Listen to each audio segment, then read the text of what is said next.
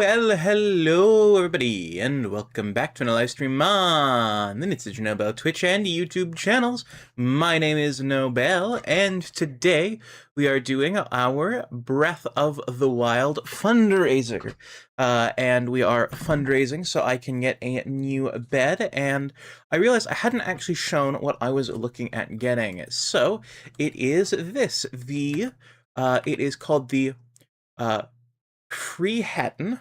It's from IKEA, and it's a convertible couch bed. So, as you can see, there are two little flappy doos on the side there. You grab those and you pull it out and up, and boom, you have a couch bed.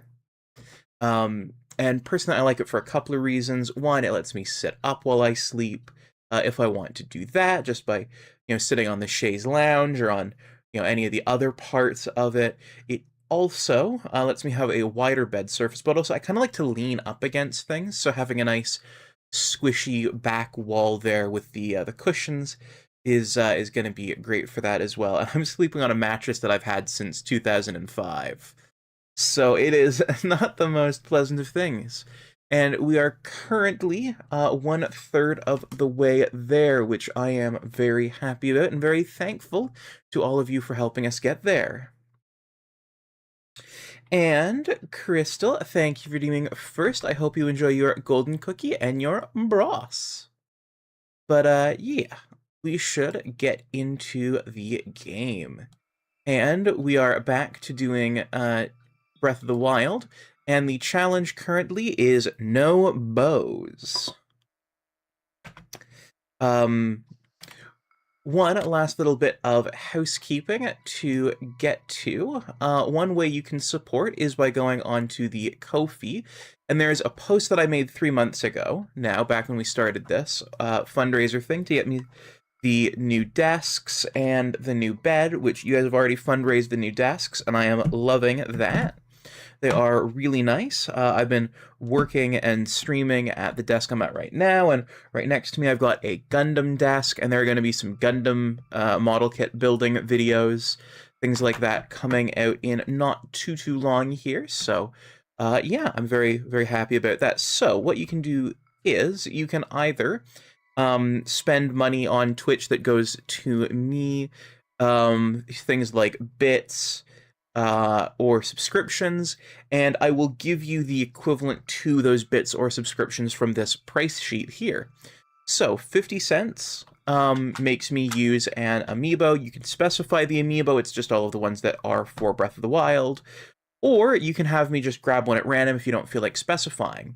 You can then allow me a break, or force me into a further restriction from the one up top for either 5 minutes, 10 minutes, all the way up to an hour. And it starts at $2.50 for 5 minutes and tops out at 30 minutes for the hour. For 40 minutes, you can pick the next objective. Right now, the objective is to try and get all of the DLC armor. Then you can actually pick my next armor set for the hour, and that will kind of limit where I get to go, and that's okay. You can send me to go fight Ganon for $40, send me Korok hunting for the hour for $45, or you can change the challenge for this stream and all future streams until someone decides to change it for $50. But yeah, all of that money is going into getting the new bed. And if we finish the challenge early and we have to start it over, that's totally cool. If, however, we raise more money than needed, there are more upgrades I do want to get for the room going forward anyway, as well as those are also upgrades for the stream. For example, I want to change out my current mic for a shotgun mic. I want to get a nicer webcam. We've got a 3D model on the way, so some hand tracking would be nice. There are all sorts of extra bonuses that if we end up overfunding, that stuff is going to go to that. And hello, Riley. But yeah, just thought I would let you all know where the money goes. Also, any money I make on Twitch is going also into that. But yeah. Alrighty.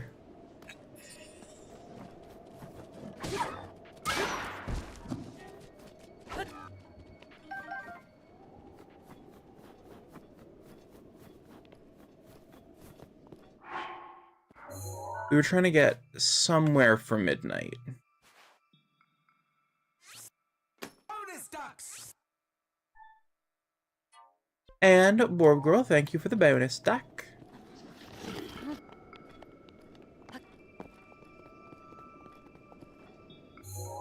I think we were trying to get to Hebra Peak for midnight.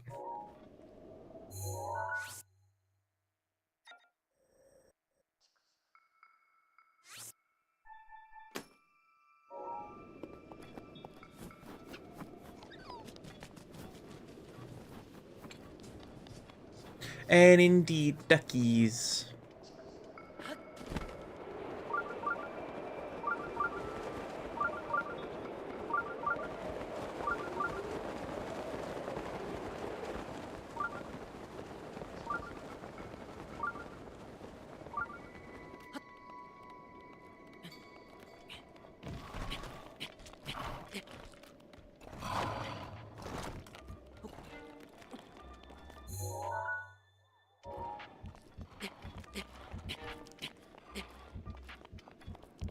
If I remember what we were up to correctly, that is.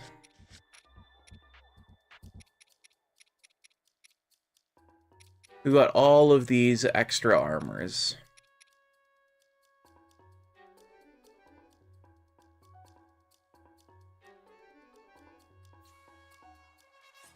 The Southern Sky... Oh, that's the only one we have left. Why do we all have to wear these ridiculous ties? I don't know why the fuck doesn't work. Okay. Oh, right, we already done that one. So, yeah, we need to go to Akala.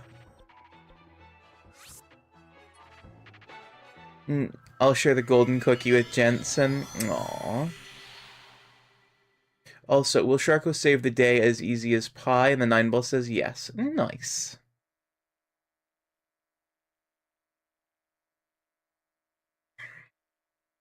I still need to set back up my old chat reader, which would read chat out to me.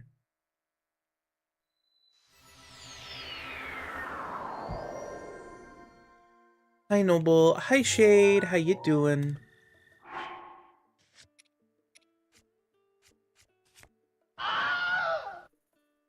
Oh, there's the Wilhelm scream.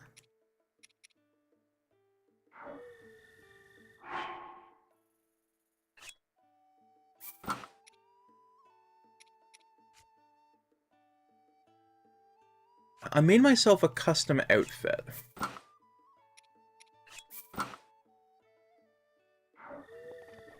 There we go.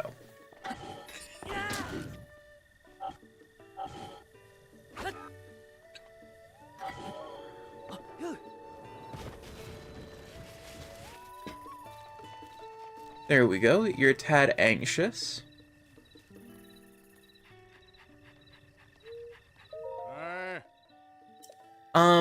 I don't know why some of them work and some of them don't. The ridiculous tie one worked as well.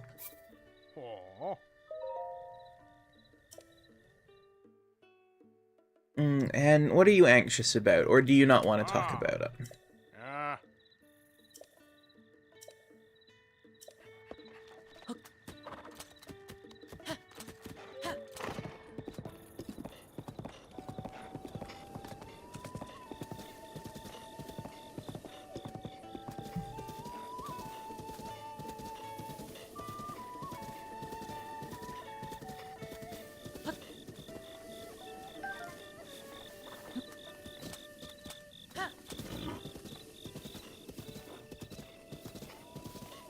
Yeah, wing hugs and snuggles sound excellent.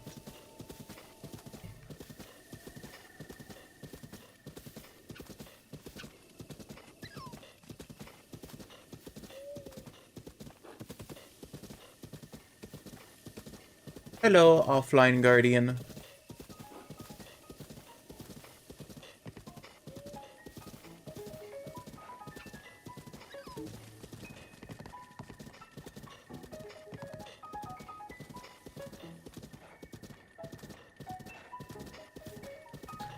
I see.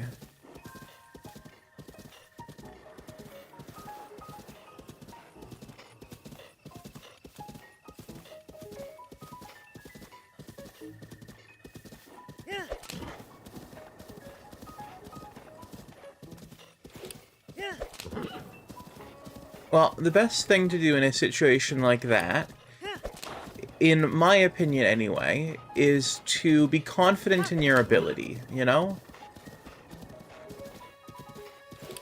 I mean, you've seen some of the 3D stuff I've put together, and I'm not particularly good with 3D modeling. You know, I'm just trying stuff out and seeing what works.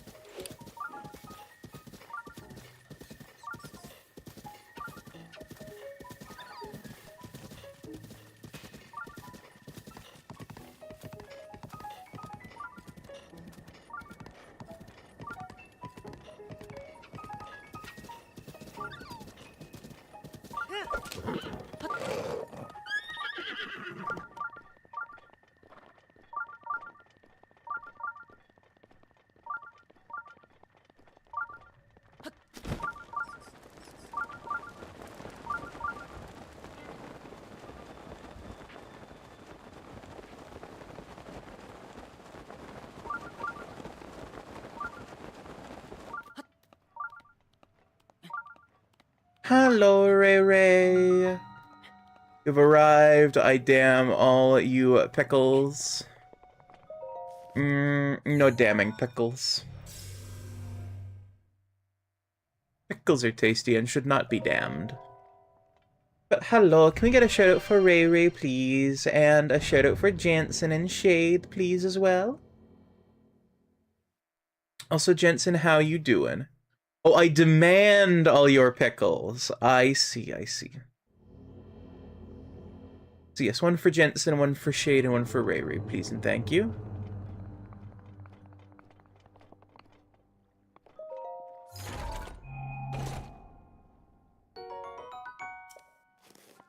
Flame Blade, very nice. Sorry, tired. No need for sorries.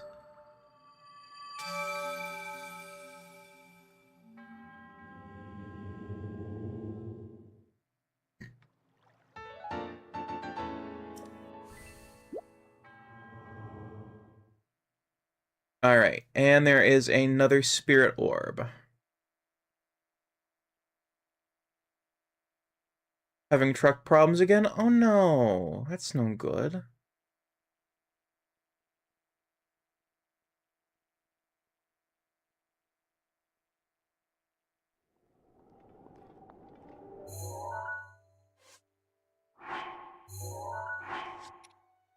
Okay.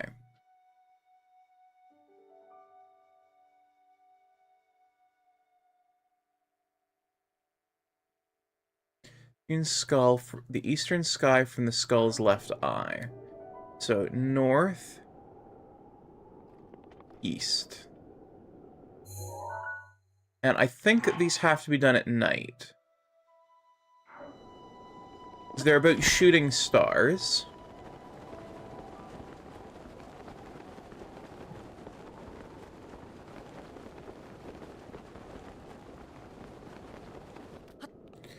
You're working on D&D stuff. Oh, nice.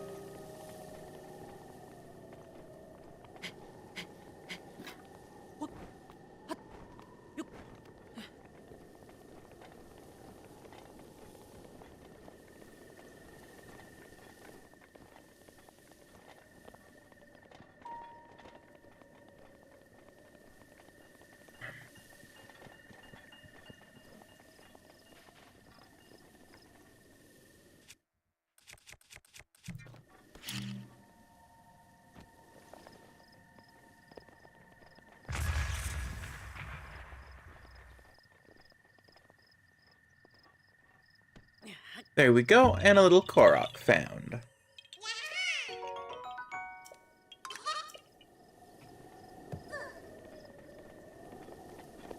I know that's not quite our objective, but see a little puzzle, do a little puzzle, you know?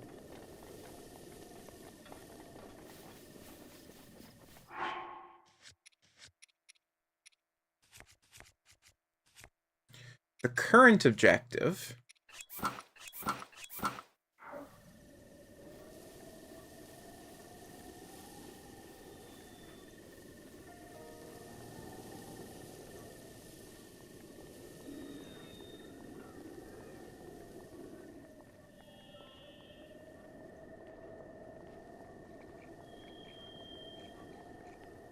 is to get the DLC armor.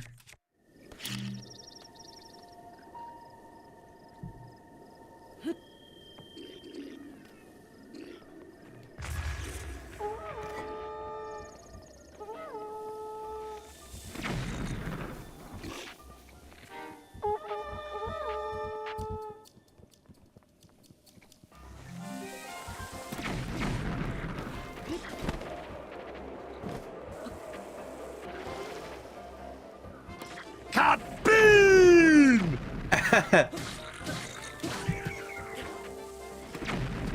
That's what the bokoblins seem to be thinking right now.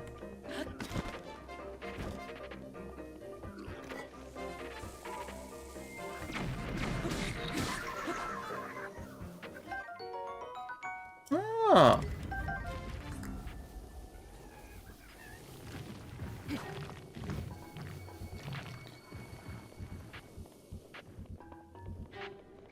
Didn't realize there's this.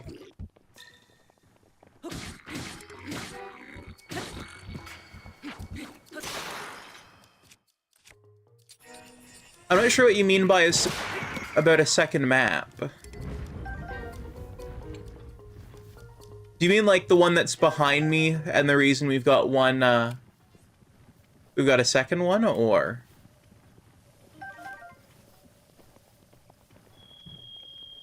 Ah, okay.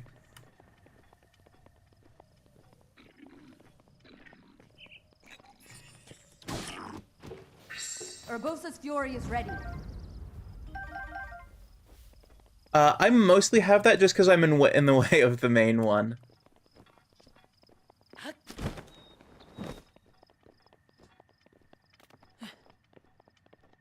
was kind of hoping I'd have a campfire here.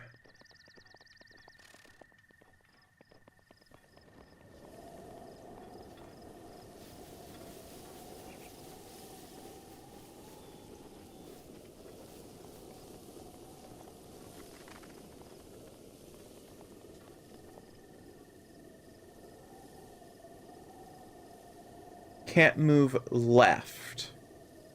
Okay, Ziggy. Set a reminder for 5 minutes. Just a sec. What would you like to be? Move left. Set that reminder. Alright. So if I want to do this, I'm gonna treat it as I can't move left action-wise.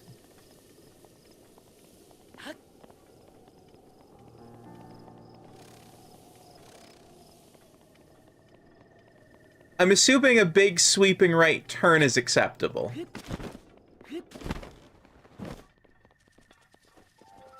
Where I basically loop back around to going left. Taking rebooting my phone for my internet to behave. Sometimes the antenna can get a little fouled up. And you are going right. Yeah, that's my reasoning.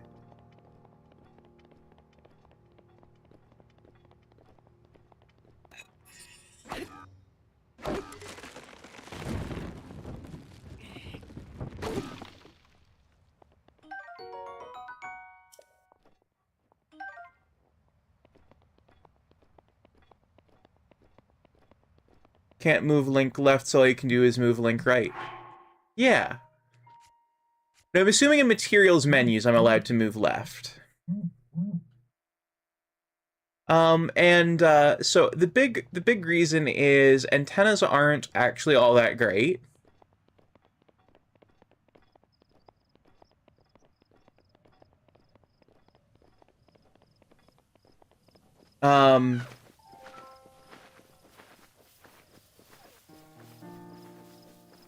So the way your phone's antenna works is that it's a really tiny coil of wire. And that little tiny coil of wire is basically listening out for any kind of signals whatsoever.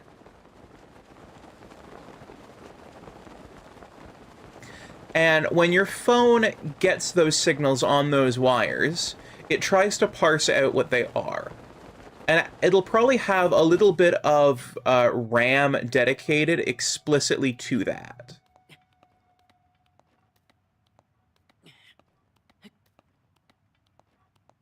And when that little bit of explicitly dedicated RAM gets too full up, you basically have to reset the device.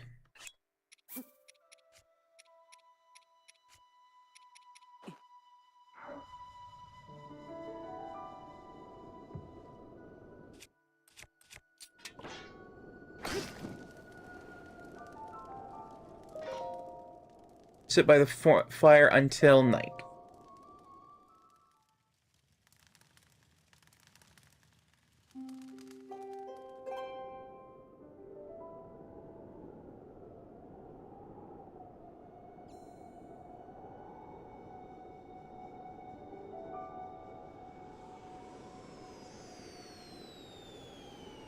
And there we go. So we can't move Link to the left, so move him to the right.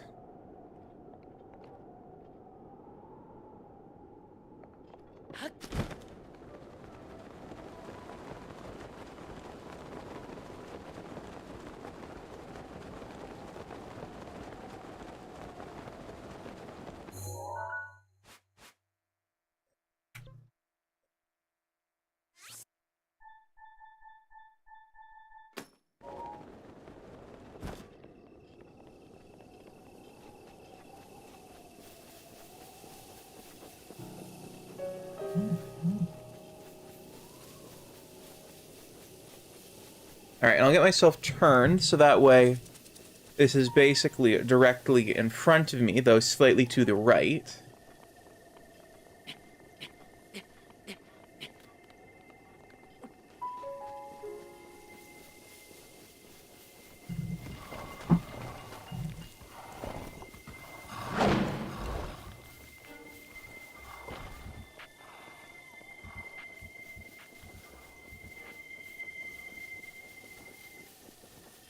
That wasn't me moving, by the way, that was the stick snapping.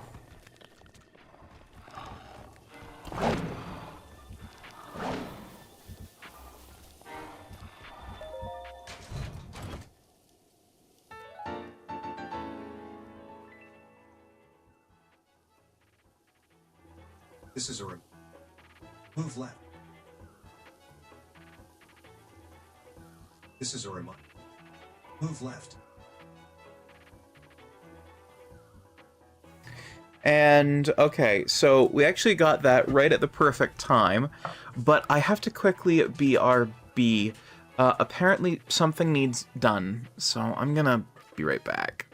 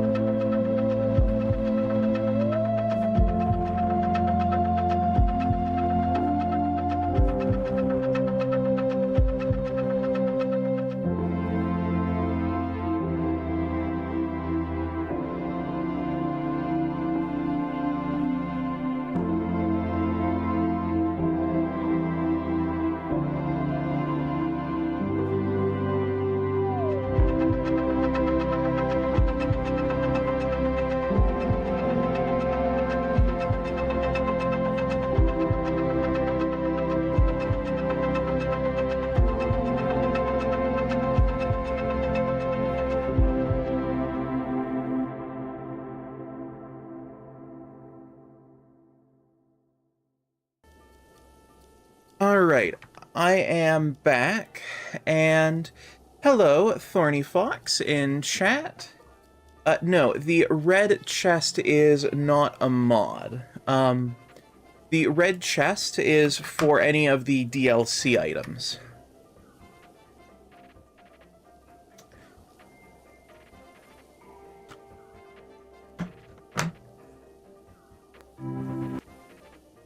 On the YouTube chat. In the YouTube chat.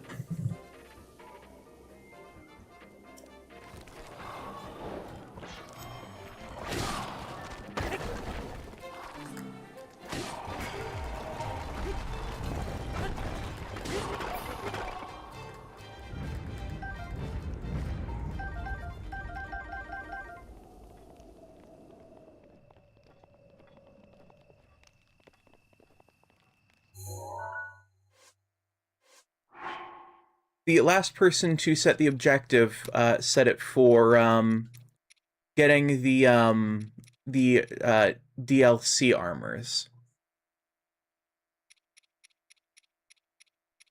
So that is the new current thing. So not ancient horse rumors.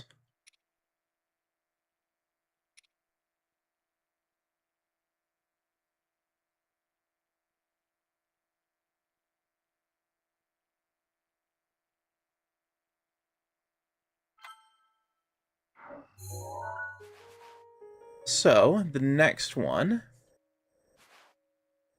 is over here at Riverside Stable.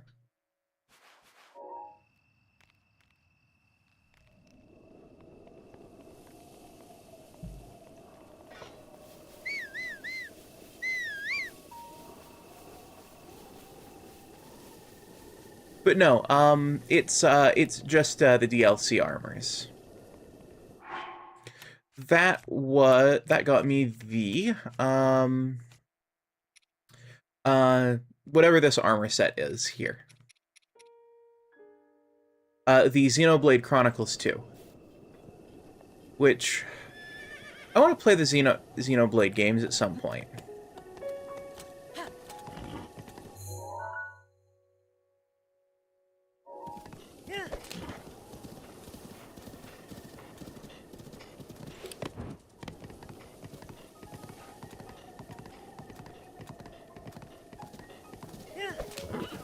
Now we've got to ride hard all the way down.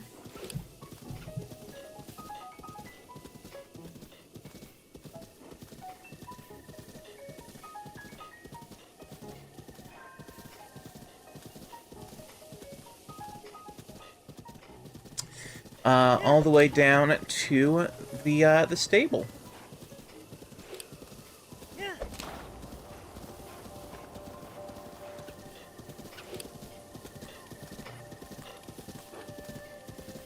I think the 5-minute things are pretty reasonable, you know? 5 minutes isn't that long of a time.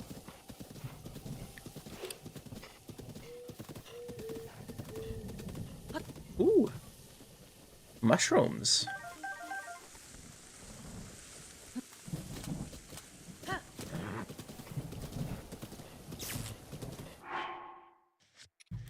I see. I need to ditch the metal shield. And the metal weapon.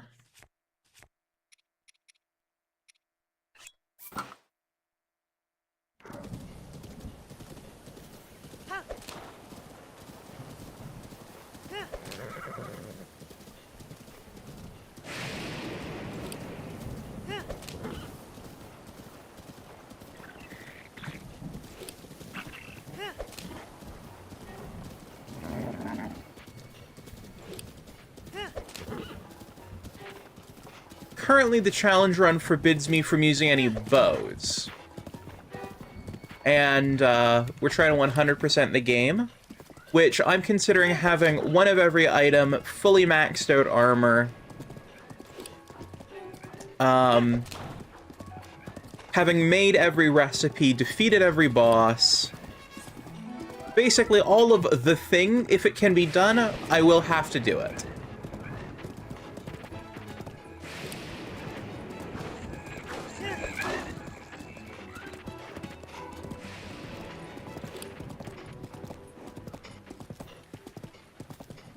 that can be done or it can be gathered, I must.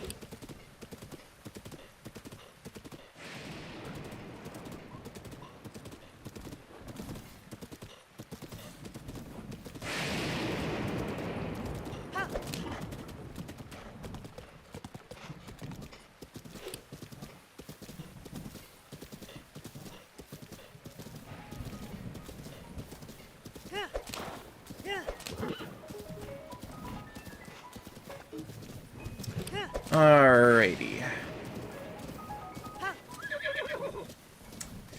Ah, pushed you too hard. My apologies.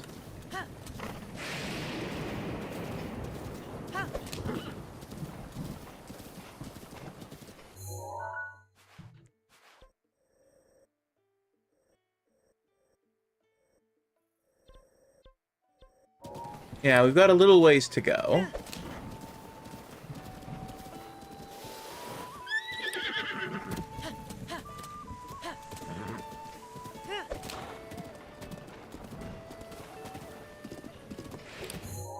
Now, what's the best way to go from here? Yeah, I think up and over. Probably through here, though there might be some guardians. I don't know.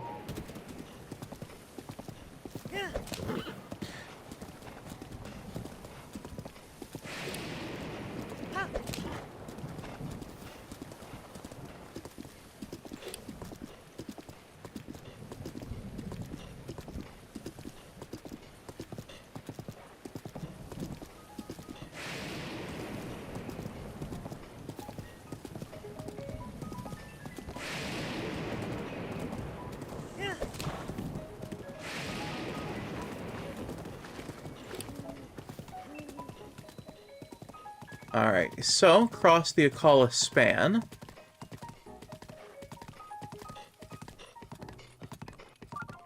Which is still standing, unlike this particular, the Akala Bridge Ruins, which we theoretically could have just gone past, but...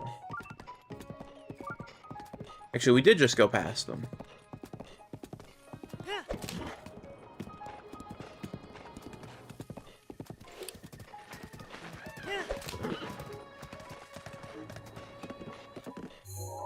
So yeah, we're gonna keep going down at this fork.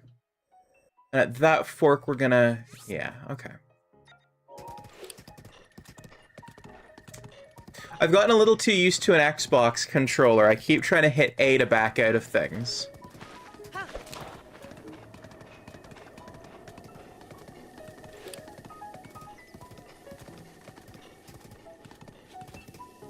Oh. Oh. Huh?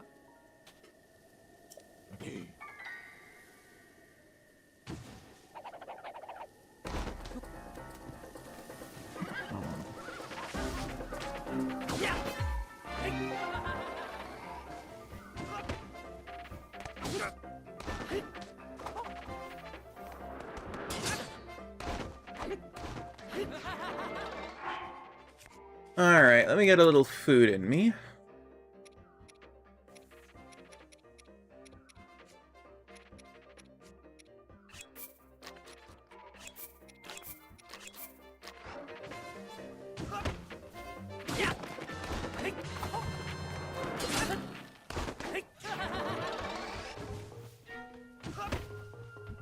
And Floofy, thank you for the ba-da-da-da.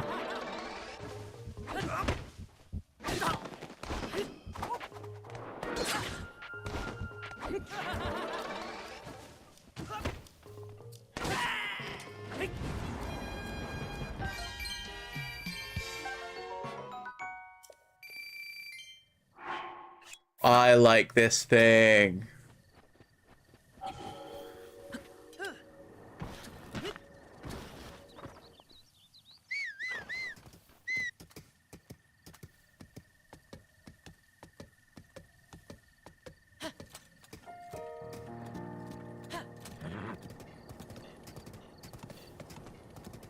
No longer disappointed there's no Zaku Boy sound redeem.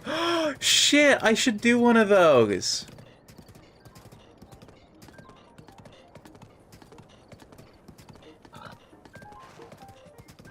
Ah, fuck.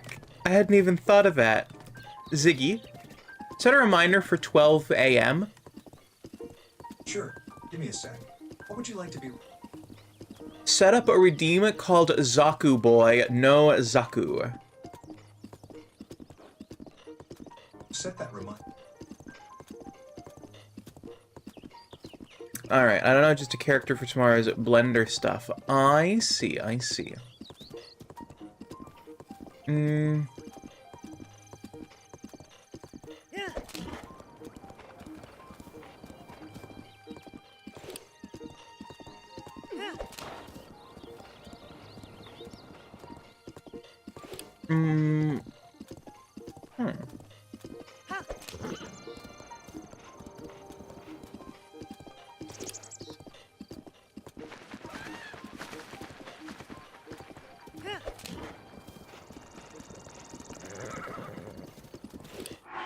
Just a thought, but why not do yourself?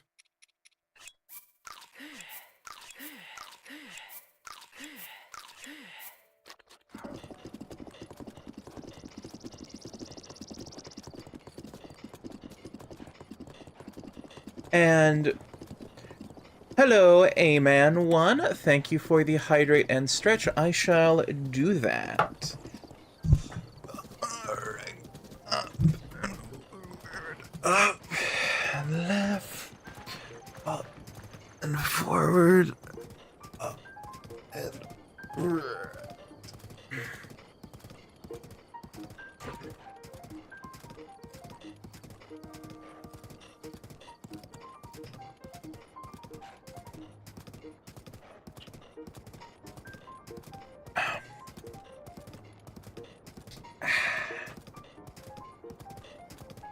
And thank you so much for the hydrate and stretch.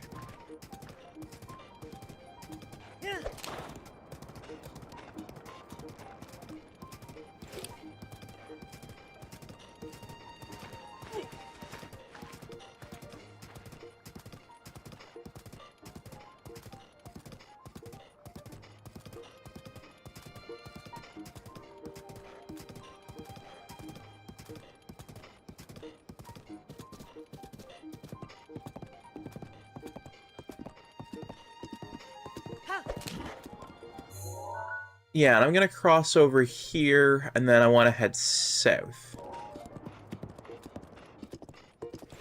How I'd model a good mouth on his bowling ball of a head. I'm doing something extremely wicked. If you're nearby, feel my presence. Yo.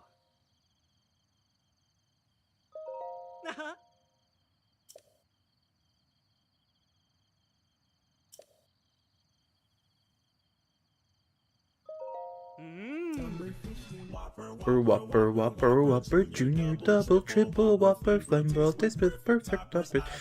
I rule this day.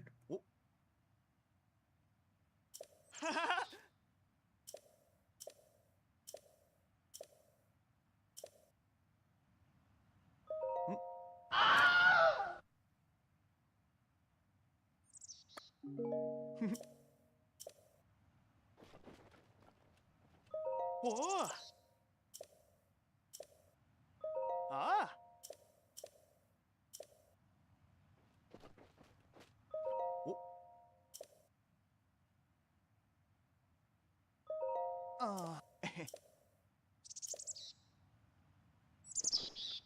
Aw, poor fella. Okay, well... Oh no! Anyway.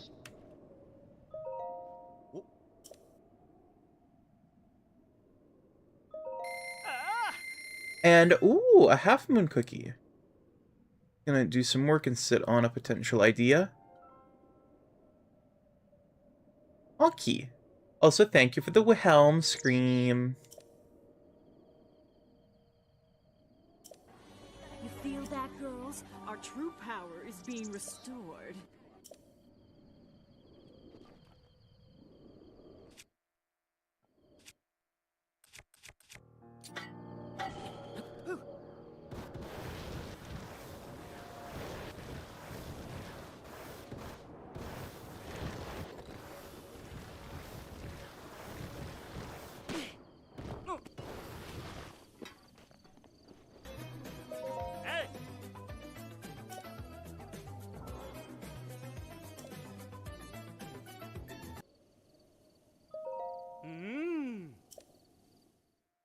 Well, I know Char laughing either.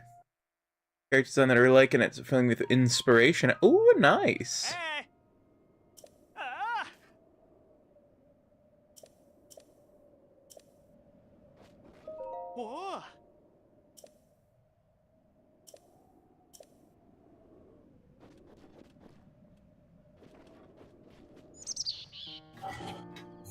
Okay, well, I'm gonna just mark this as a shield shop.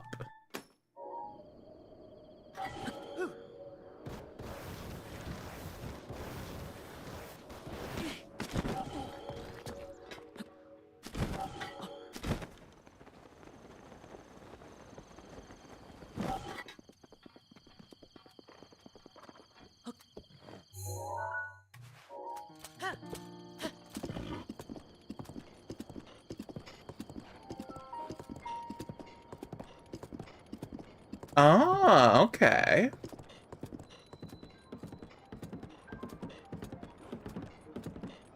Co-fronting with Looney. I'm not sure who is doing said giggling. Or how to pronounce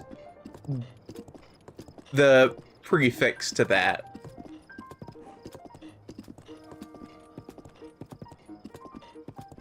My only guess is that it's vampiric, but with a DH instead of a V?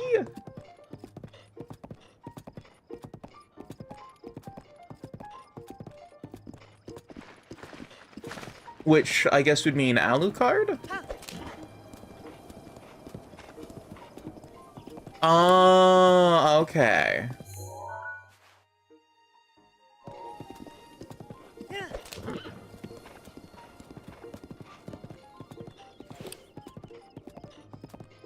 And Lunar Blade, thank you for the 1 month sub.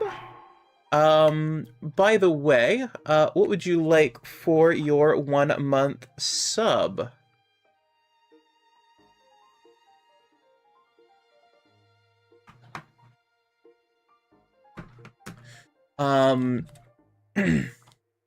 You can have, and actually, we're getting to the shill point anyway, so thank you for opening this up. So, right now, we are currently saving up, or at least I am, and I'm trying to fundraise, so we can get so I can get myself a new couch/bed, which is this little number from IKEA. So far, we're 33.333% of the way there. So we made it a third of the way, which is absolutely lovely. And ways you can help me do this is by, well, supporting the channel. Watching on Twitch sends more people my way, which generates ad revenue. Subbing to avoid the ads just gives me more money in my pocket at the end of the day, which is also nice, though I don't get those until the ends of the month. But it is all very much appreciated. Or you can go over and donate to the Ko-fi, or you can drop bits, which I get also at the end of the month. But what you can get is if you spend equivalent to 50 cents, You can make me use an amiibo either by specifying or redeeming it, and if you want to spend more money, that can get you more amiibos. You can also, for $2.50... I know, Lunar, I know, and I appreciate that, but you also get a little something for it. For $2.50, you can either open up the restrictions on bows for 5 minutes, or add a new restriction for 5 minutes, increasing in increments of 5 all the way up to 60 minutes at $30. Additionally, you can pick the next objective for $40. The current objective is getting all of the DLC armor. You can pick my next armor set for an hour for $35. You can send me to go fight Ganon for $40. You can send me Korok hunting for an hour for $45. Or you can change the challenge once per stream for $50. Once someone has done that, it can't be done for the rest of the stream, and we'll go on to the next stream. But, yeah. So, Lunar, if you want any of those as well, you can go right ahead and do that. And same for you, Anubian. If you want, specifically Lumi and Alucard, you can do that as well. But, yeah. I should get back into the game. This ends my hourly shill.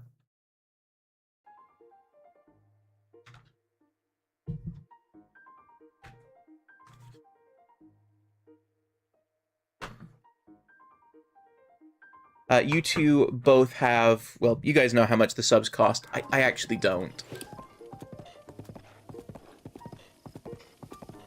I can grant you a boon. You can give me amiibos, or you can loosen up restrictions as well. $10. Then that would mean that you can either give me $10 worth of amiibo, or a 20-minute use of bows. Okay.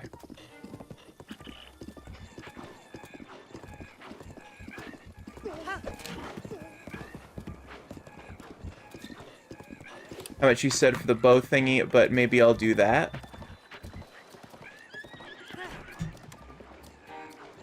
I don't have a bow equipped. Feck.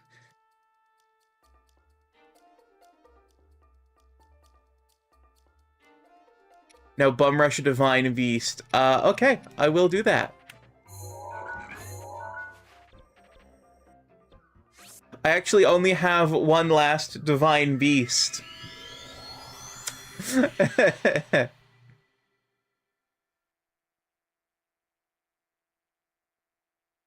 And the main reason I'm not doing it is because bow combat is necessary. Mine was 648 after tax. All right, well then, you can use the 648 thing. I don't know what the difference in prices is about. So, yeah. Ziggy, set a reminder for 20 minutes called bows.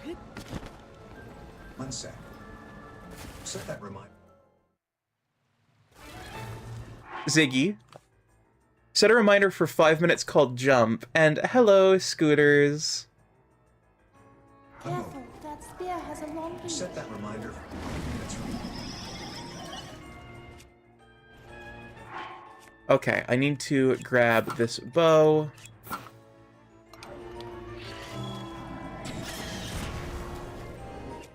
And hello, Scooters. How you doing? I hope you're doing well. It has been a while since I've seen you.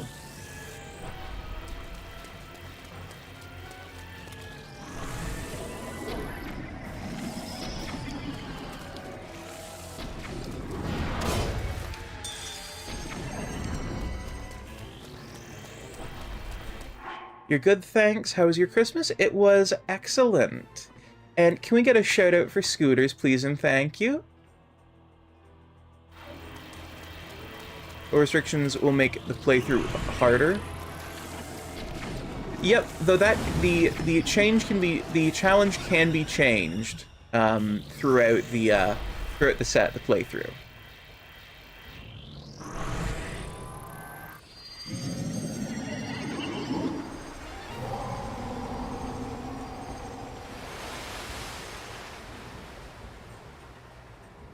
Careful, not much room to operate.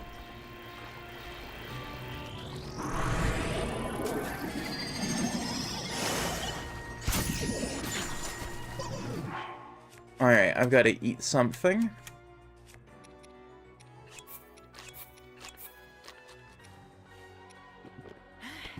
Protect yourself. How is your Christmas, Scooters? Now is your chance.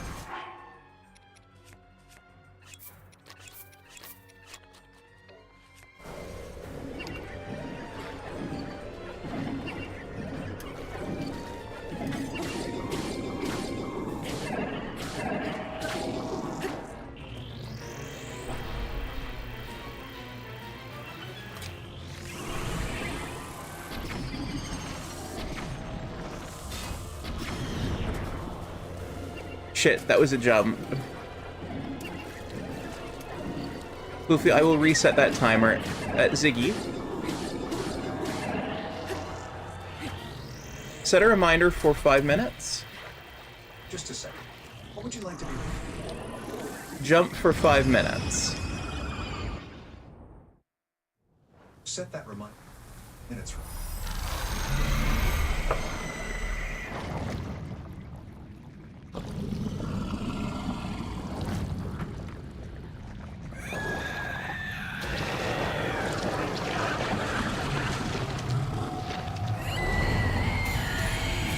And I'm glad it was good, Scooters.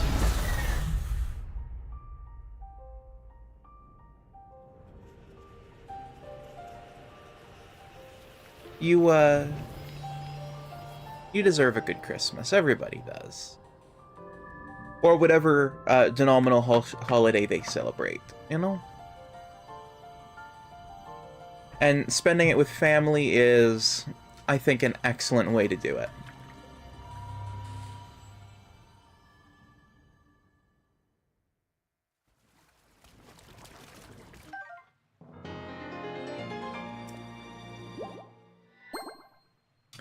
I will also get your points refunded for the jump, Luffy.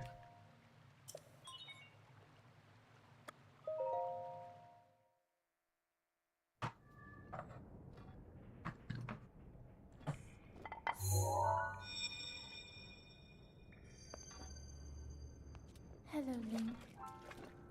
Because of your courage, my spirit is now free. And Ruta as well. Thank you. For I am now allowed by this freedom to be with you once again. And hello, Kana. How you doing? Since I am now a spirit, my healing power would be wasted on me. I have no need of it. So therefore, Indeed. I would like you to have it. And yes, it's Mifa. Please accept Mifa's grace.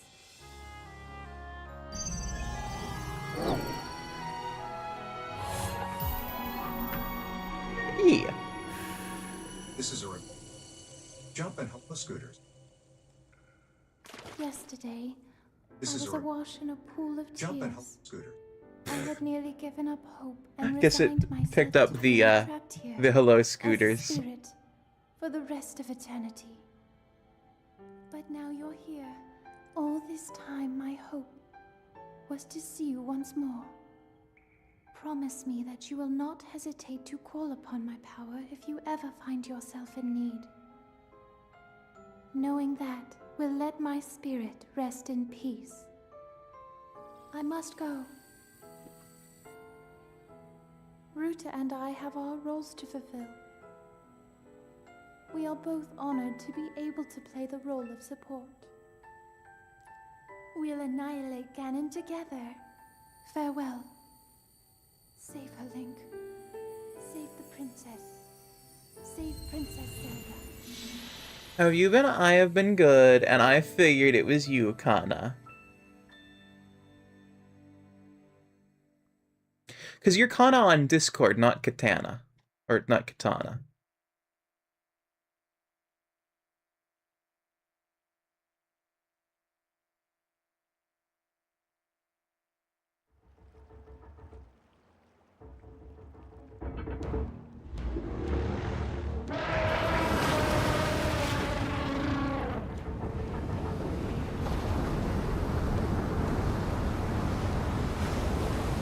There's actually still a clip of me around on the channel where I go, "Arara, little Kana."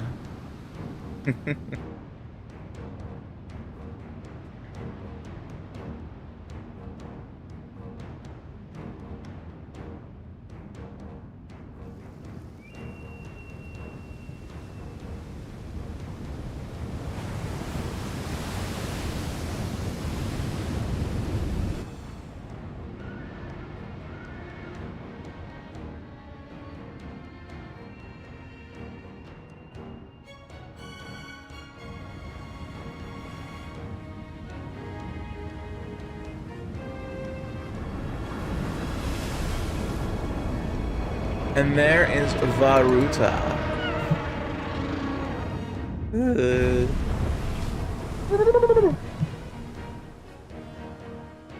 And I'm glad you like the new avatar. It's actually potentially on the way out. This is a reminder. Jump for 5 minutes. This is a reminder. Ruta, Jump for you 5 found minutes. a way to be useful Ziggy, to Link, and is that a to reminder the for 5 champions, minutes? of course. Just a second. What would you like to Our do? job will be to help Link Shark as he talk. fights Ganon inside the castle, however we can. Set that reminder. Minutes from Using your ability to drain Ganon of his power is This is it. This will be our last chance, and everyone's last hope. If we seal him away, then we can restore peace to Hyrule. And both your duty and mine will be fulfilled.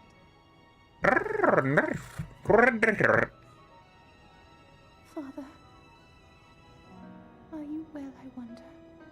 I want you to know I have always followed my heart. I'm sorry I made you worry.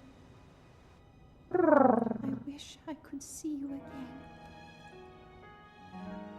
Even just once more.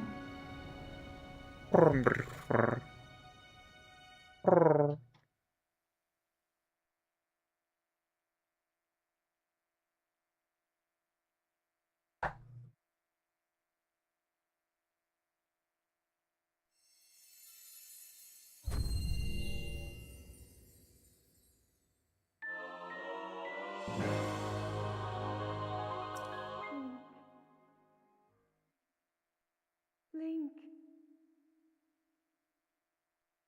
Link.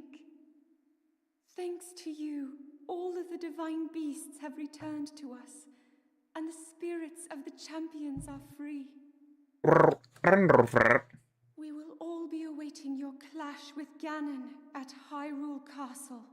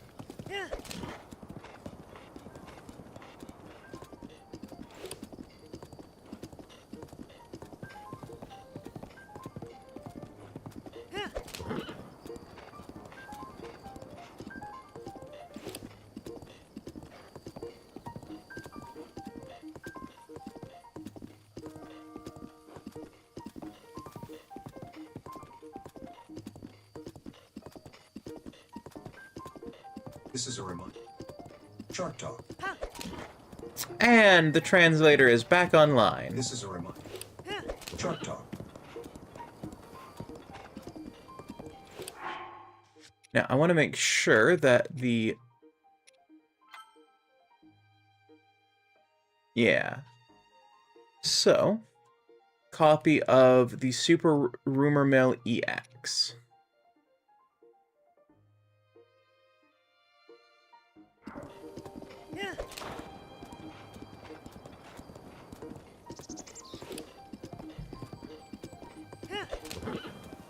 Definitely not Nintendo being a little tongue-in-cheek.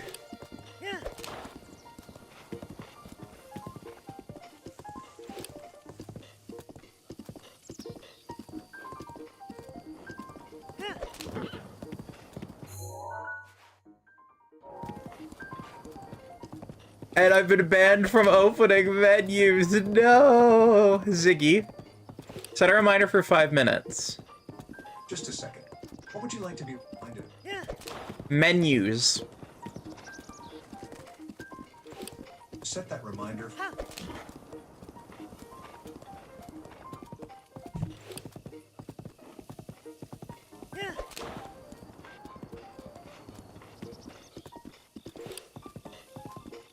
Ah, and where a menu would be really handy.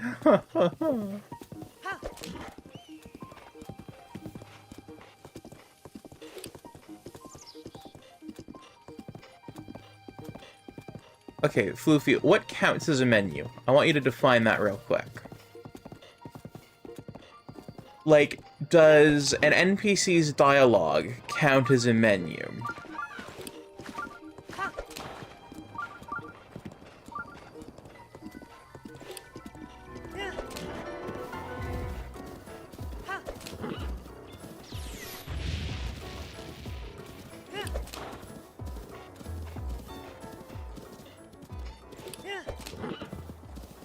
Any selection box. Okay.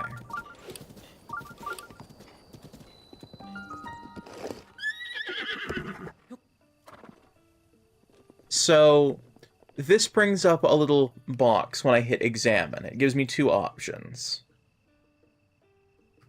Does that count as a menu?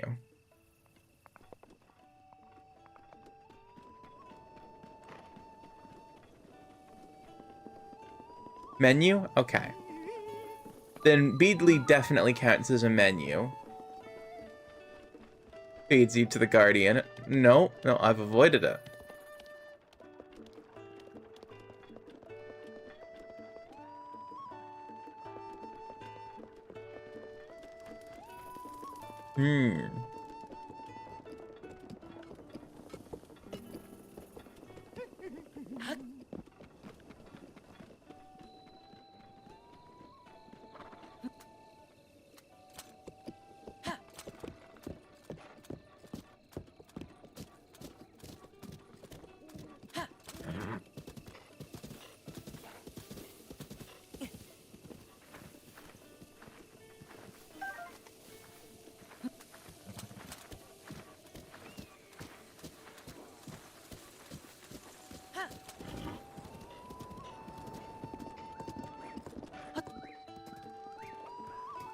I can't do any cooking, because that's a menu.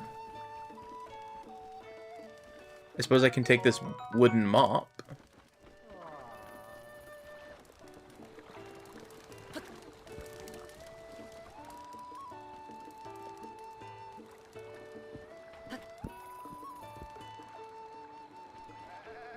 I don't feel confident enough in my ability to do that.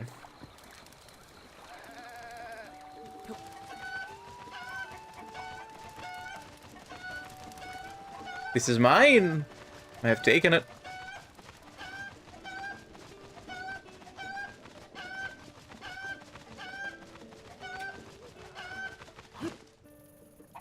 Oh. Oh, fuck, that's not what I was trying to do.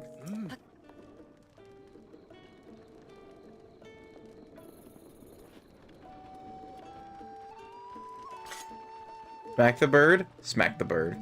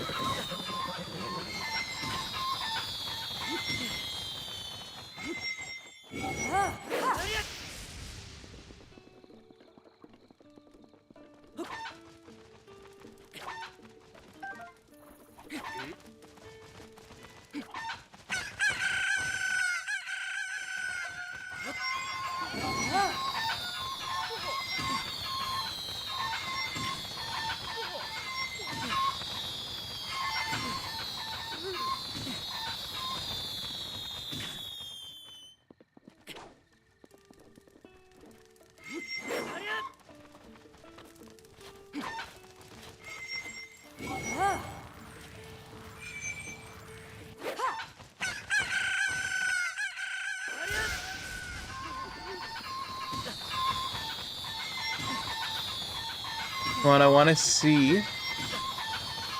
This is a menus. This is a reminder. Menus. Okay, there we go. Now I can go about my business. Okay, you might not be what I'm looking for. You might not be. Oh, why did you get smart? It's what happens when you hit the cuckoos. I wake the moment I sleep. My mind is full of rumors. This is a Rumors are reminder. gossipy. Bows. Tracy here. Fun is a folks reminder. keep up with dream Bows. rumors too, don't you? This one's so good, it might as well be a dream. Listen up, history buffs. Tidbit about a brave soldier who tragically got wiped out during the Great Calamity. Regards, who protected the royal family. Amongst Hyrule soldiers, only the best had the honor of guarding the royal family. Apparently, the equipment they wore can still be found somewhere in Hyrule Castle. Maid spoke of treasure near the dining hall, in the guard's chamber, and on the second floor.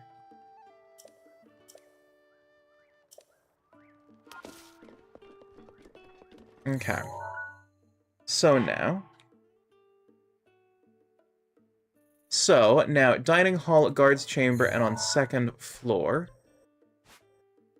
of Hyrule Castle.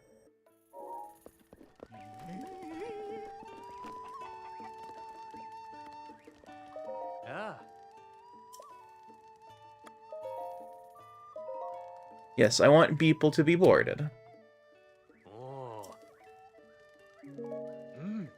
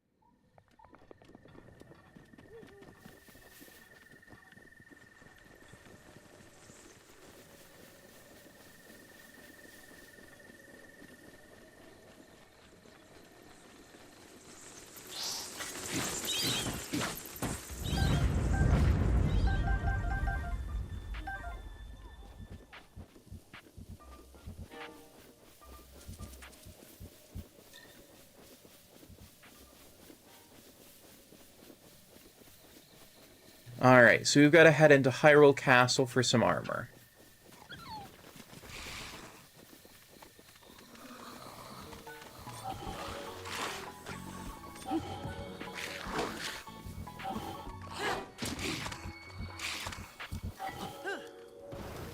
There we go. And Lunar, thank you for the head pats.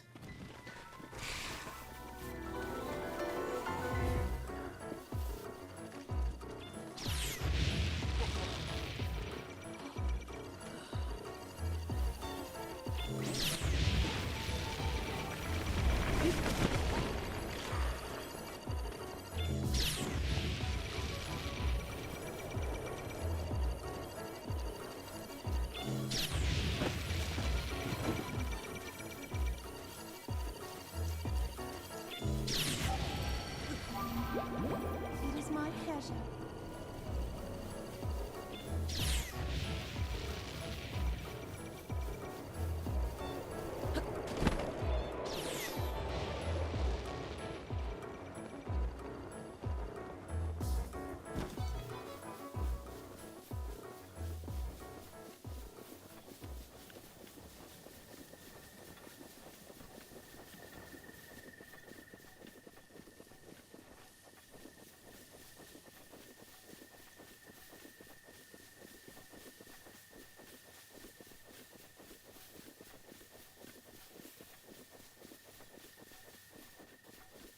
Alright, well I made it out of that one's range. Never understood the Guardians. What's the lore behind them wanting to vaporize Link? They've been corrupted by Calamity Ganon.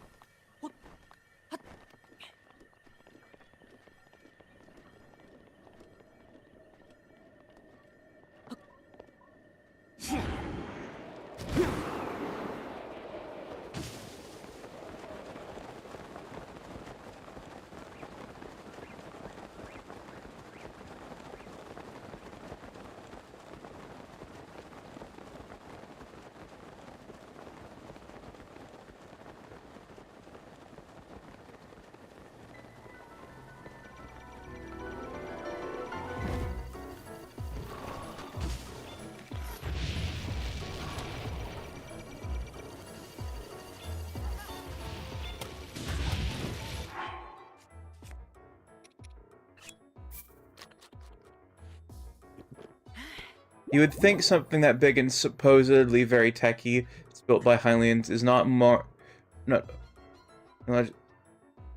easy to fuck with their minds. Yeah.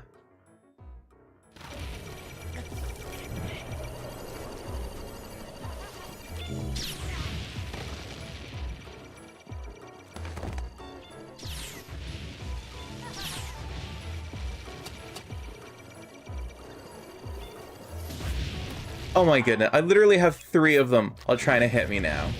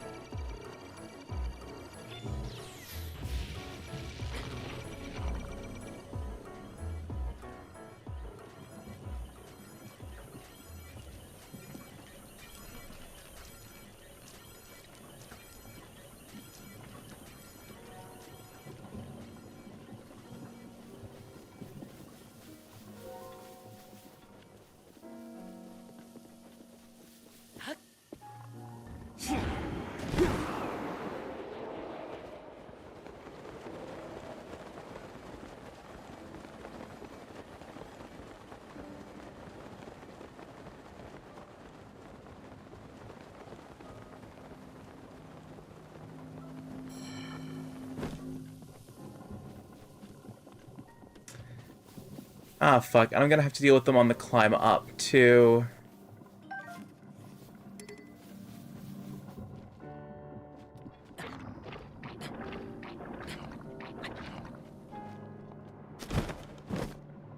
Fuck it. I'll take my chances running through the Plague Slurry. I'm not dealing with those.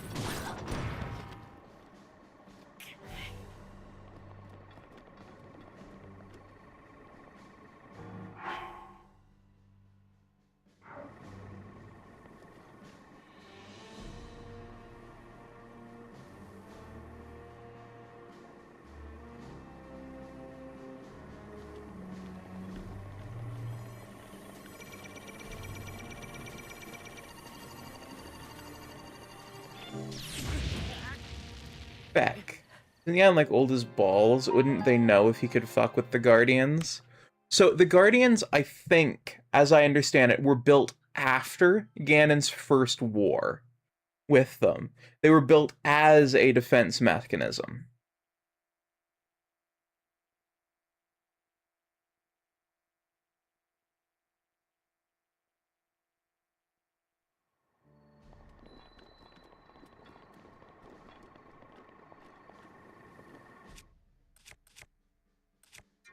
I don't think they are actually Ganon proof.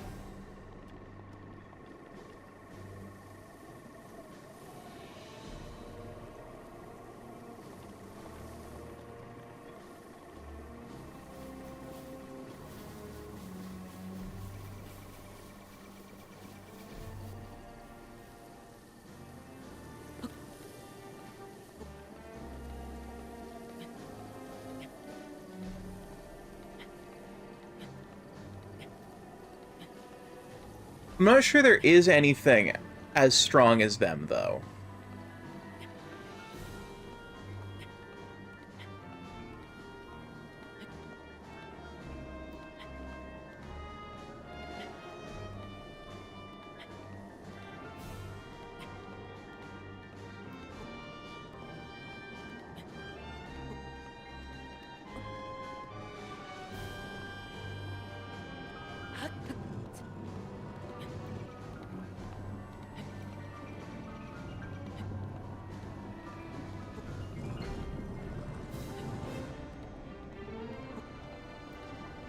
It's possible that they never really got field testing up until... Oh, I'll be right back.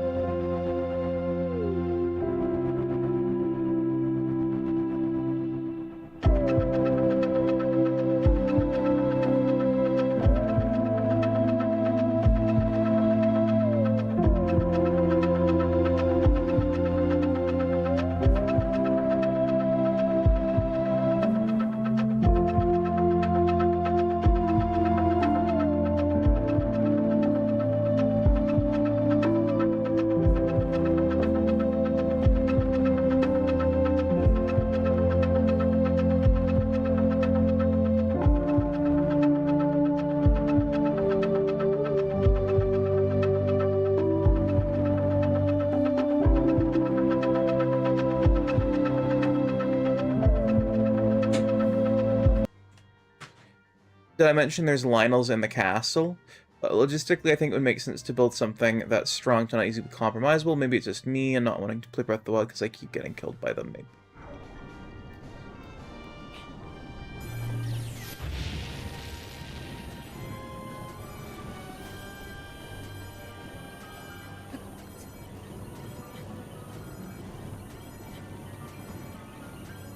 That's totally fair. I just always figured there wasn't anything strong as him to test against.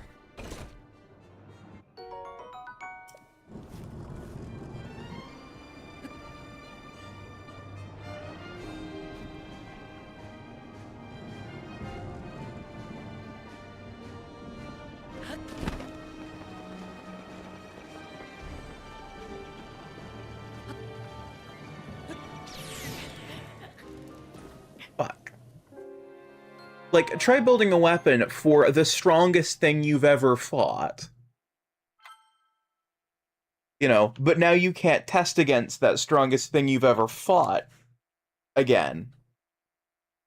So you build the strongest weapon that you can, but you can't A/B test on it up until, you know, like, you actually fight it again.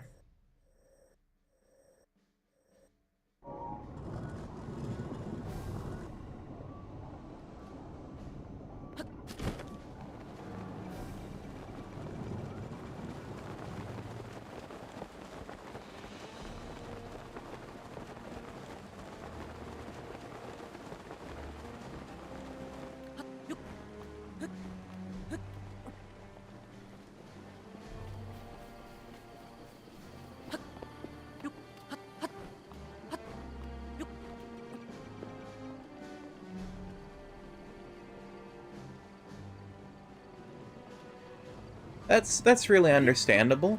Also, can we get a shout out for Lunar, please? I'm not sure if I've asked for a shout out for Lunar, but can we have one?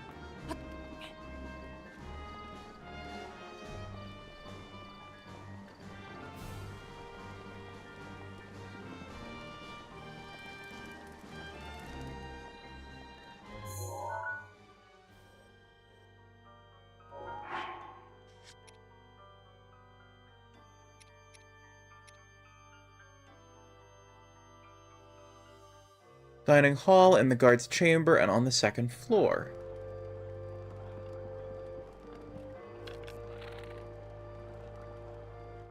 I can't use bows.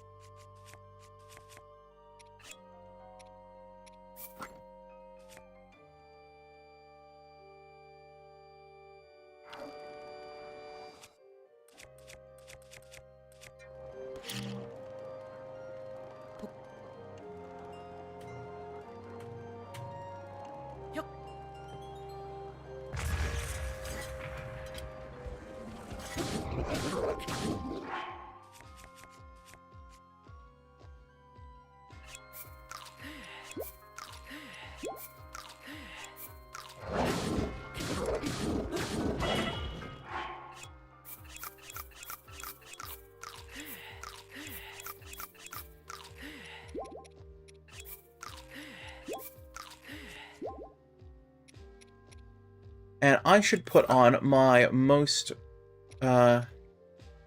durable gear. Apparently this combo. I thought the restriction was lifted. The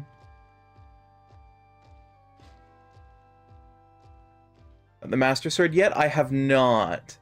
The restriction was lifted for 20 minutes.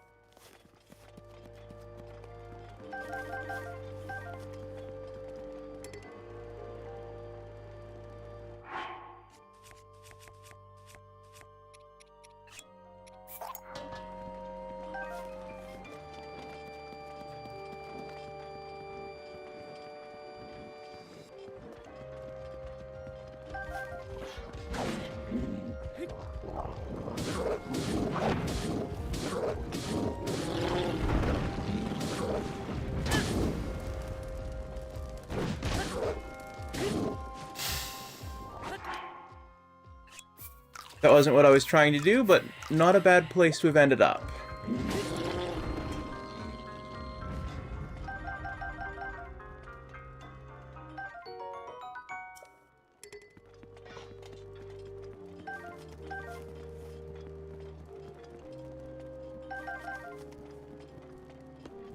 And this is not a bad place to load up on food. Can I use mine to do that, or is the 20 minutes both of ours? No, it was just the one of yours. You're free to do that as well if you'd like, though I don't really need a bow at the moment. And the cheese will help 45. Thank you for the follow and welcome on in to the Hedron Cocktail Lounge. Hope you enjoy your stay here.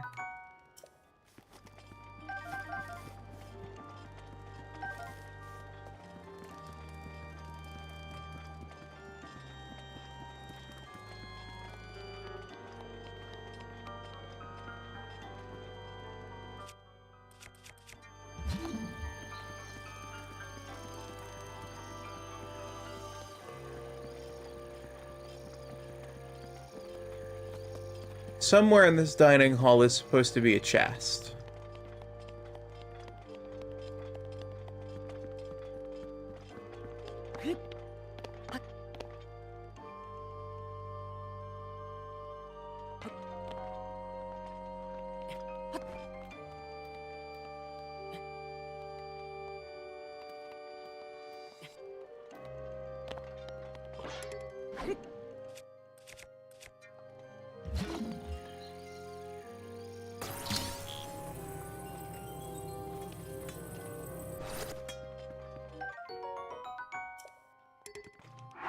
$32 is not bad.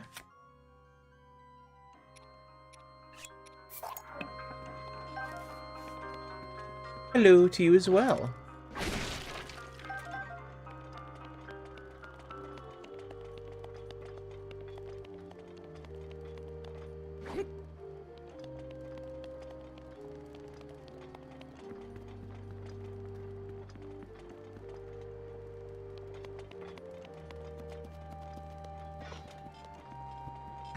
Mifa's grace is ready.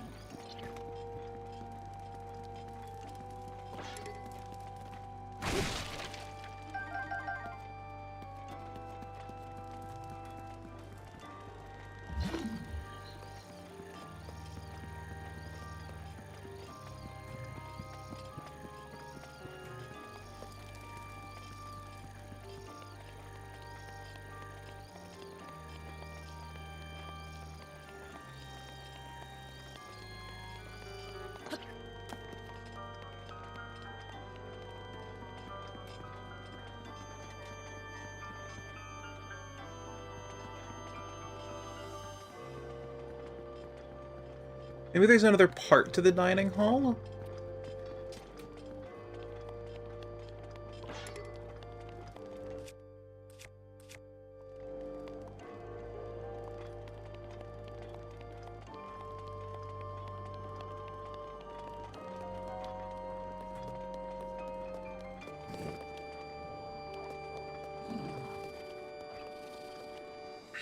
Urbosa's fury is ready.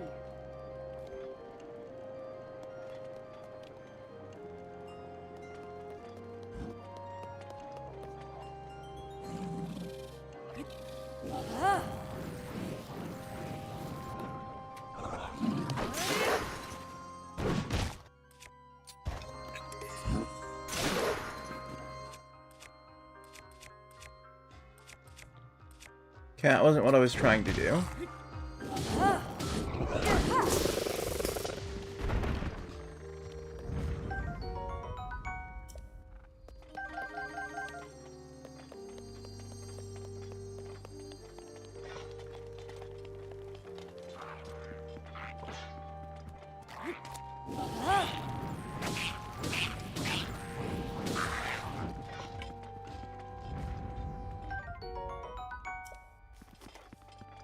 That's not that good. We'll take the bomb arrows, though. But, yeah, how you doing, Cheese?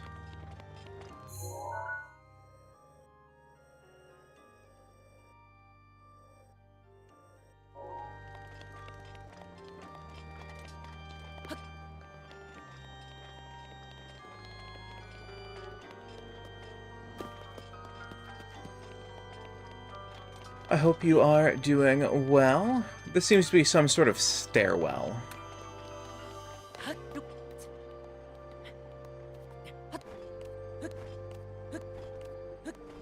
Isn't quite what I was looking for.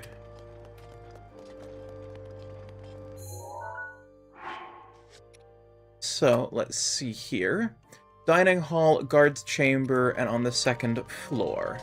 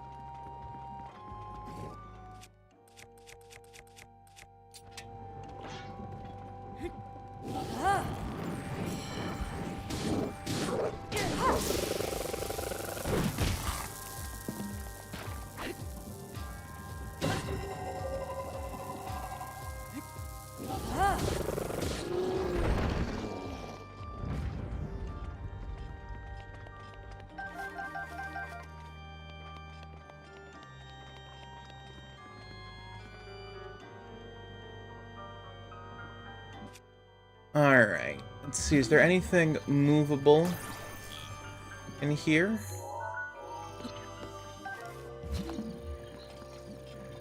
Anything stasisable in here?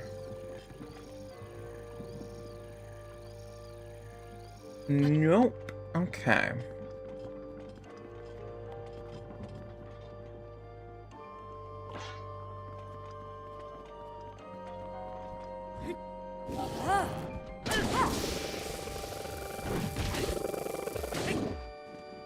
Crazy thoughts such as...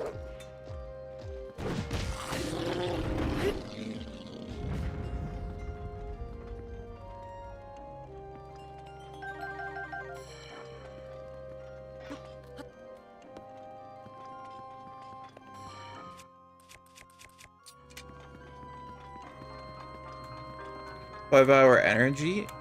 Yeah.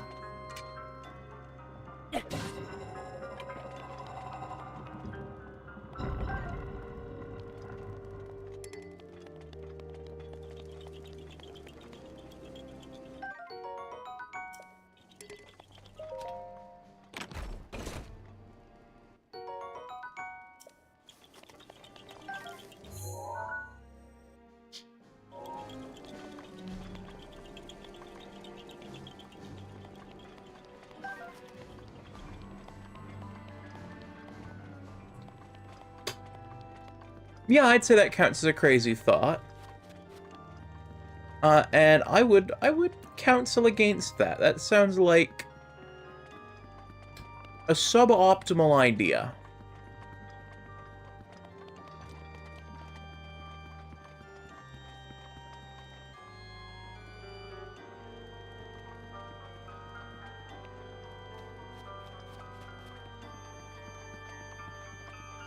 It's a bad idea. I would go with suboptimal, but I can't say bad is a wrong description of it.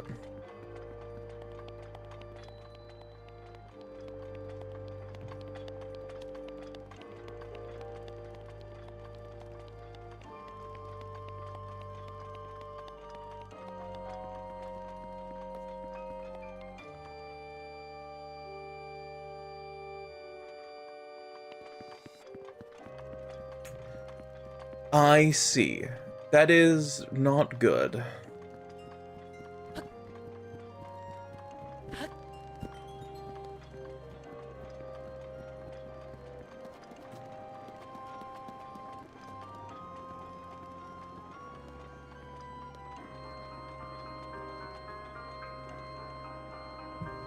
I'm upgraded to extra large coffees.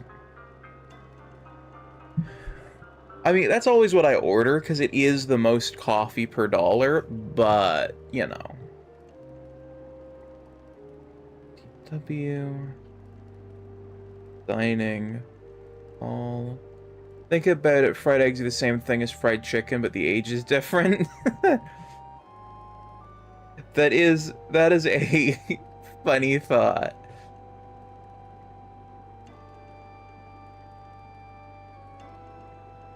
And no, it's not. You're not doing it bad.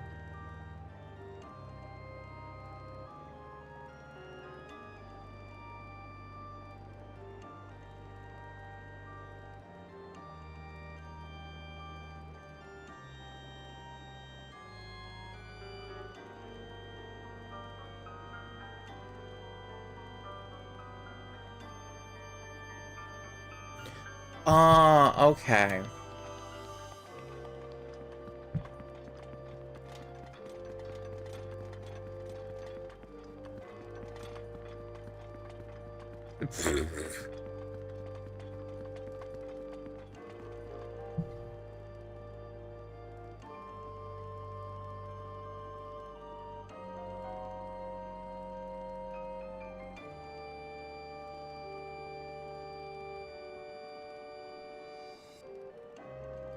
Goober. Barbosa's fury is ready.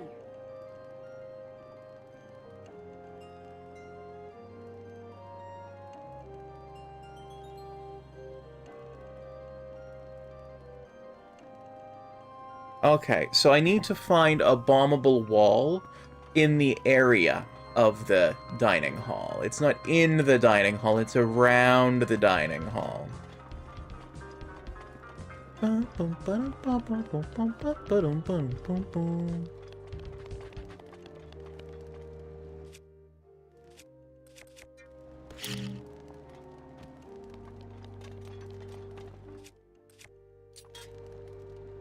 Where...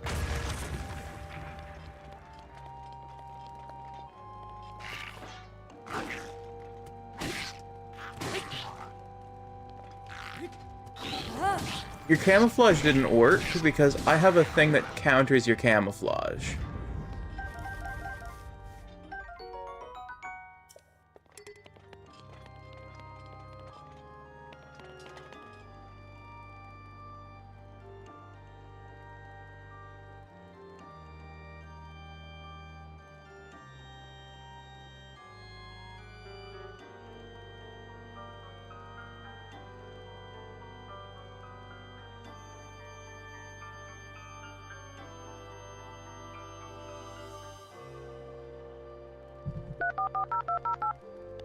But I have the Champion's Ballad DLC.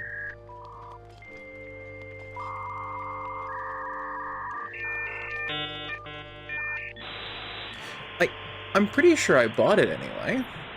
We're gonna take a very quick break while I check to see if I actually did buy the Champion's Ballad DLC. California Girl were unforgettable. And my brain is honestly doing something similar. So I'm just going to quickly see.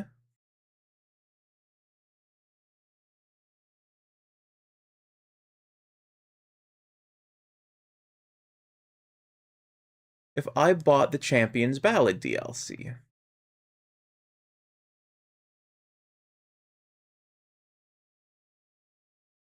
I'm pretty sure that I have.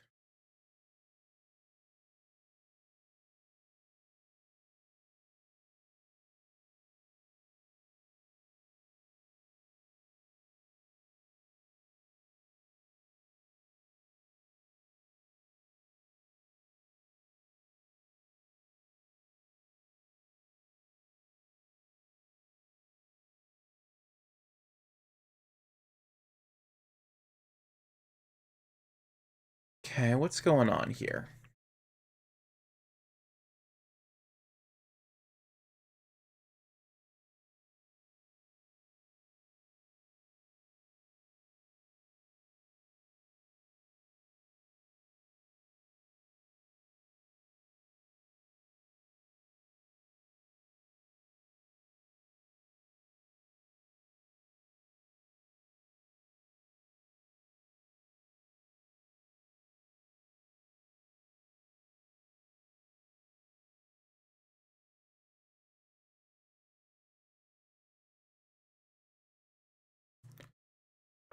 Okay.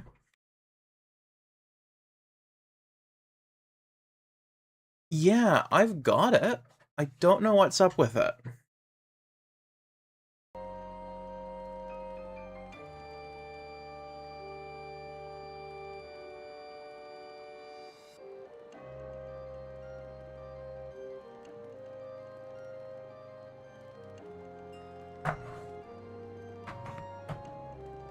And I've gotten other DLC chests.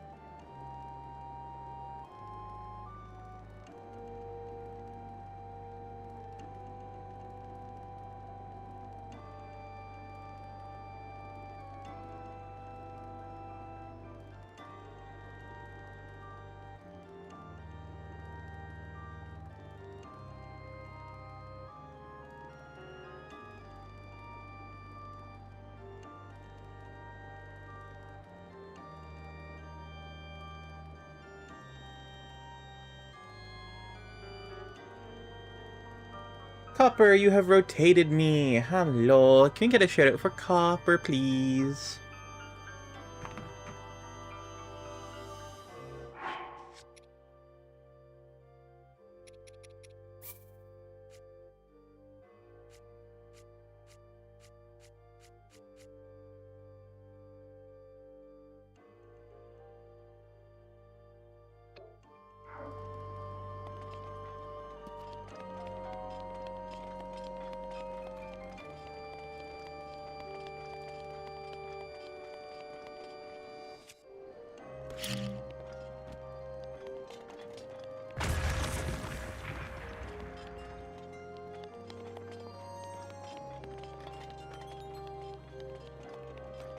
Maybe it's just another wall.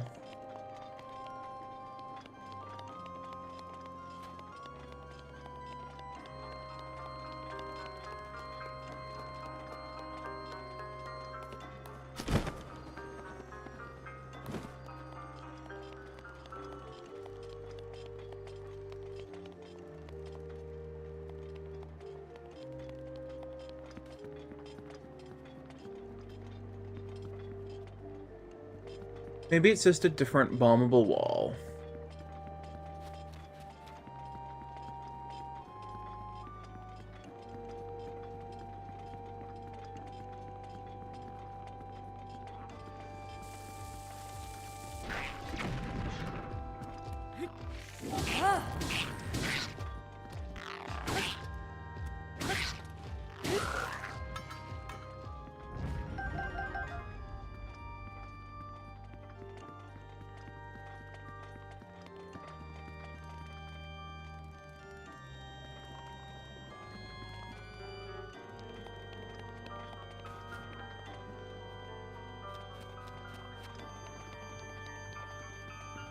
Thank you, I need more clips. You do. We need more cute copper moments.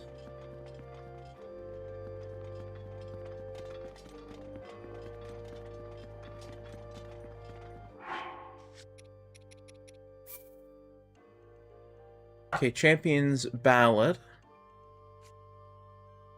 Yeah, we've gotten all of these. They're all available and installed.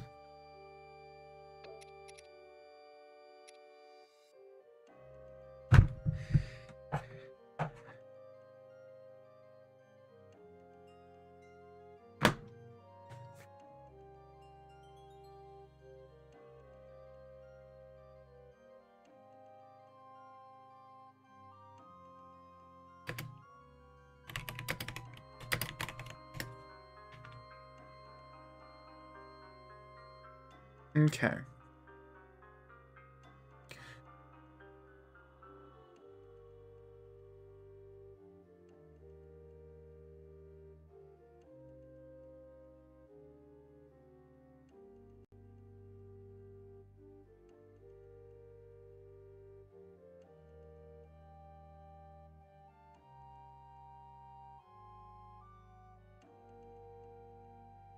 Okay.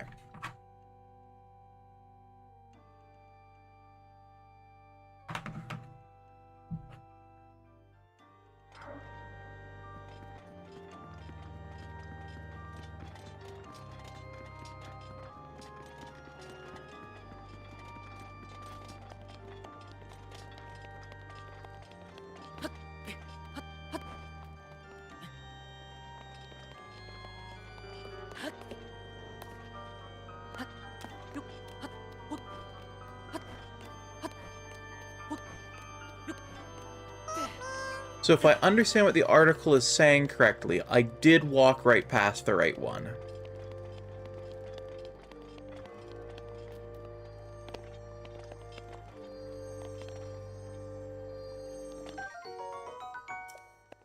No, that's a rusty claymore.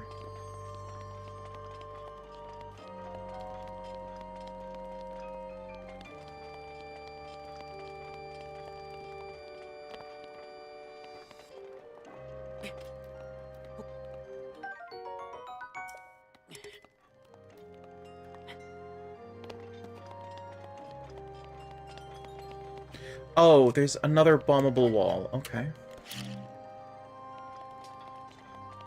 Clear. Lick, lick, lick, lick, lick, lick, lick. Hello, Scratchy. There's what we're looking for. The Royal Guard uniform.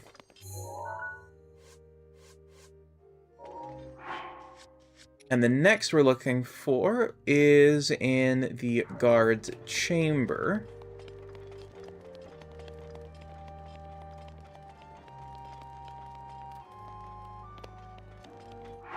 But I suppose we should wear the appropriate attire since we're doing this anyway.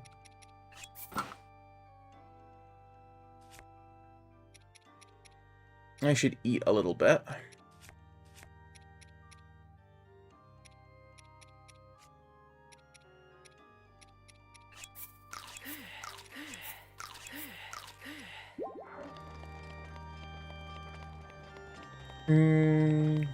Camp.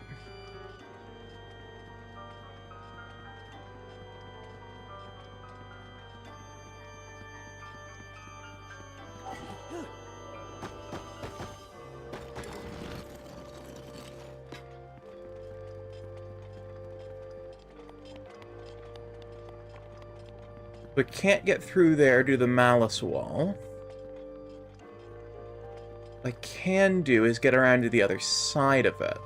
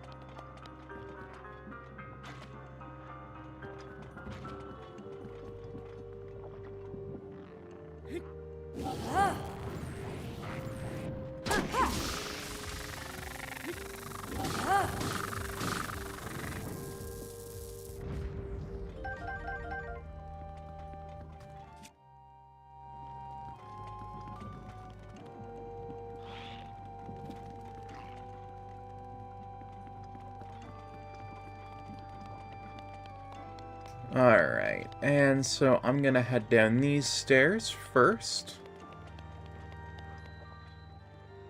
Okay, and we're looking for a room labeled Guard's Chamber! Huzzah!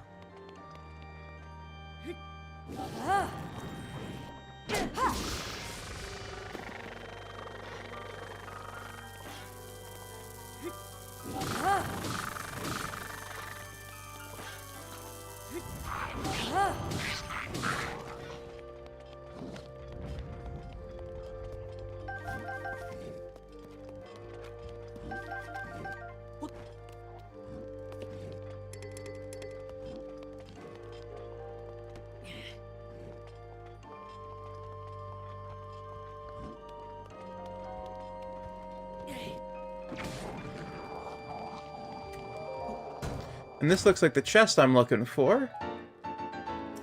Oh my goodness. The Royal Guard boots. Yes, okay. I love the way those look.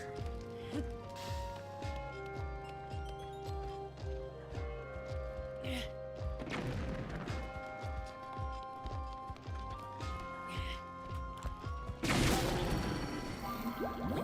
is my pleasure. There we go.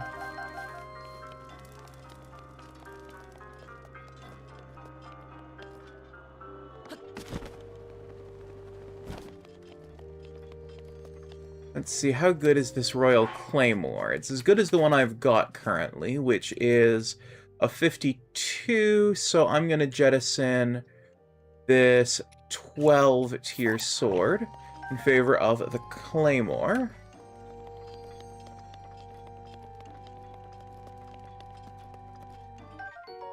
Ooh, a toasty silent shroom. Nice.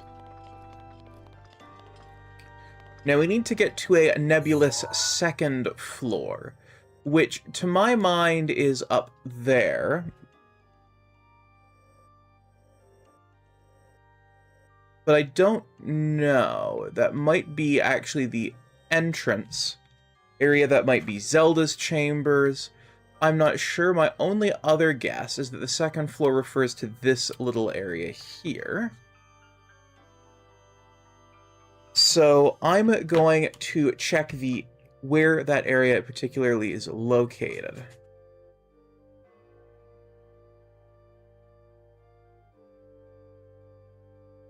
Oh shit, it's the second floor of the fucking sanctum. Shit.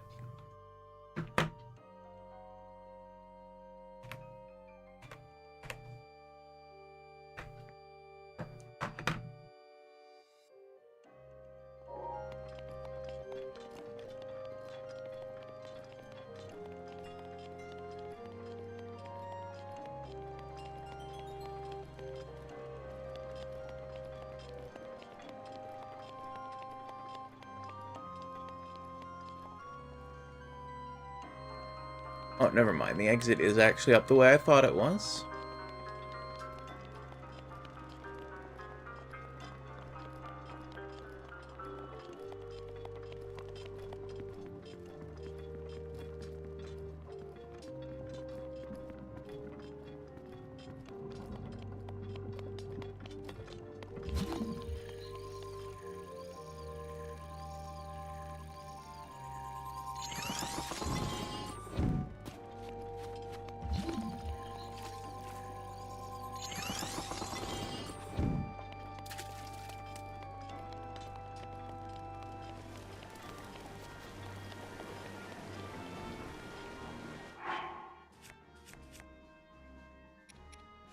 Alright, I'm gonna do myself a little favor.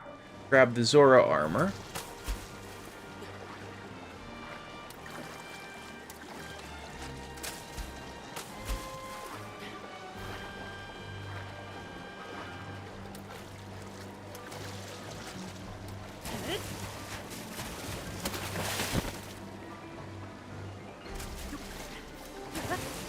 This is gonna let me shoot myself up.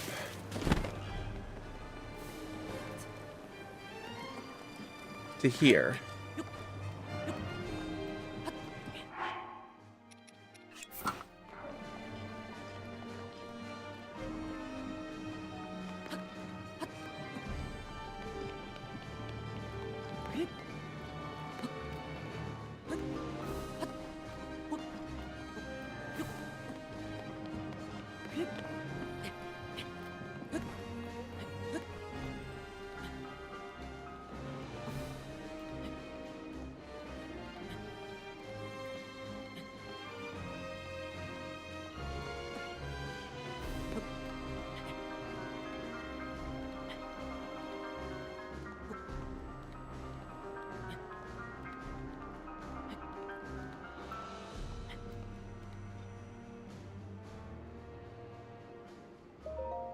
Oh, hey, look, a little Korok seed.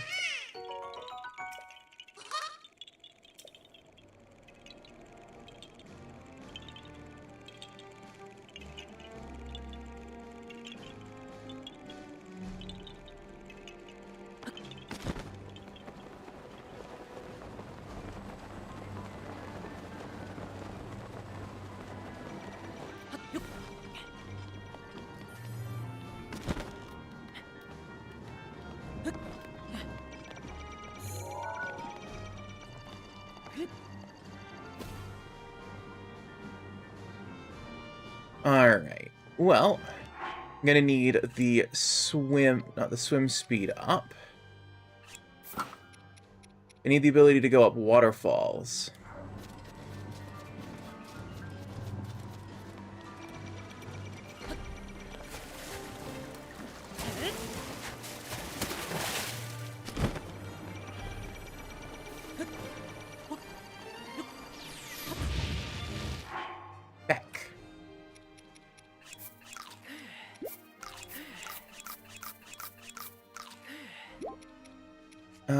Let's see, I've got some of this. I got some fish I can eat.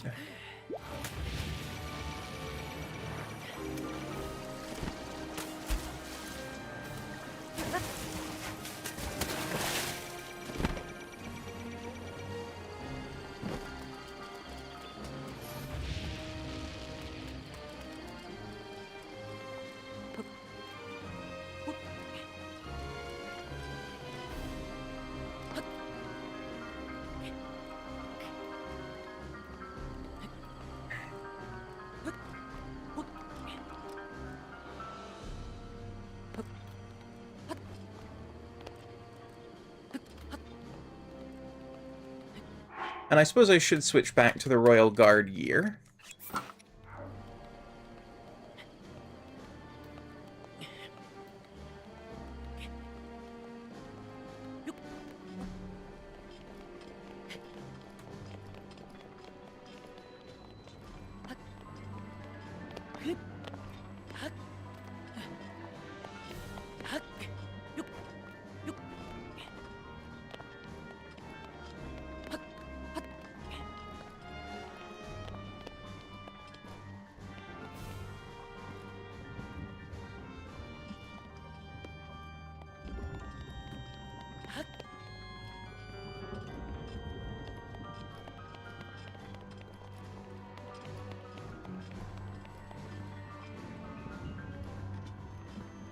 There we are.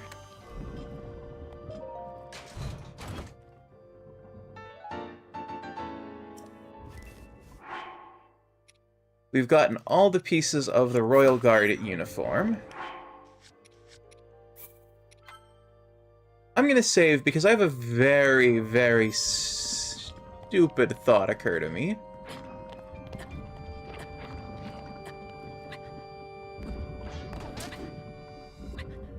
Well, that was potentially the least bad way I could have expected that to go.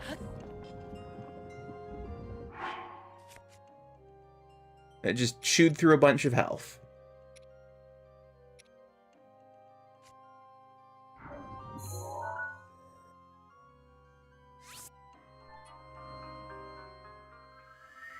Let us leave the area now.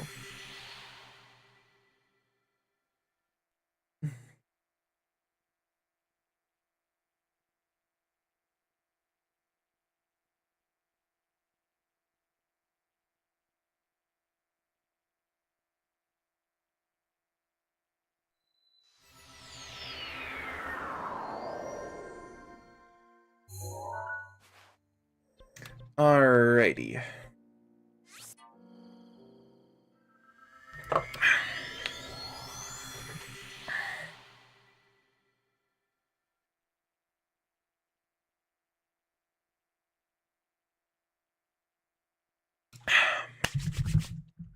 Well, it is time again for the hourly shill, right as we completed a set of armor.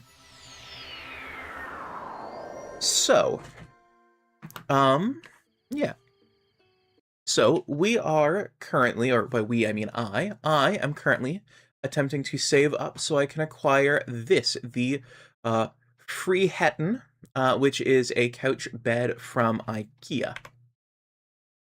The little flappy doos that you can see on the side there, what you do is you grab those and you pull them out and pull it up, and you've got a 2-person wide bed, or you can leave it in and treat it as a couch, or a 1-person wide bed. This would be great for me for a number of reasons. For one, I like to sleep sitting up sometimes. Sometimes it's just the most comfortable position to sleep in. A chaise lounge is nice to sit on. And, I like to sleep with a firm barrier up against the side of me. And so I'd probably end up spending a lot of time sleeping leaned up against that. With the chaise lounge and stuff, I could store a bunch of plushies on it and things like that, and it would be absolutely lovely. And I'm sleeping on a bed that I've had since 2005, since I was 5 years old. I was a wee baby Sharko, basically, when we got that.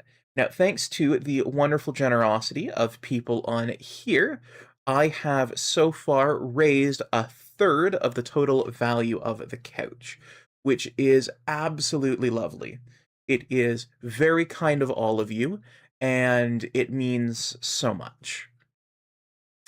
Now, if you want, you can spend bits or follow with a sub or something like that to send some money my way for that. But additionally, you can go over to the Ko-fi that puts the money in right away and gets it put up on the tracker right away. And if you do that, you can get rewards in the game. You can make me use an amiibo for 50 cents. 50 cents per amiibo. So if you want to, say, put in, $5, then that would get you 10 amiibos. You can put a 5-minute restriction on me for $2.50, and they go up in increments of 5 minutes, all the way up to 60 minutes. That's 1 hour for 30 minutes. You can set the next objective. The current one is finding all of the DLC armor for $40. You can pick my next armor set for the next hour for $1.35. You can send me to go fight Ganon for $40, and I'll have to climb all the way up the castle, taking the proper road, not just my hodgepodge climb. For $40. You can send me Korok hunting for an hour for $45, or you can change what the challenge is. Currently, it is a no bows challenge, and you can do that once per stream for $50, and it is safe until the next stream. So if you are really itching to get one in, but it's the last hour of the stream, what you can do is you can say, hey, have this apply for next stream, and it'll get it protected that stream, you know? But, yeah. Anywho. Back to the game.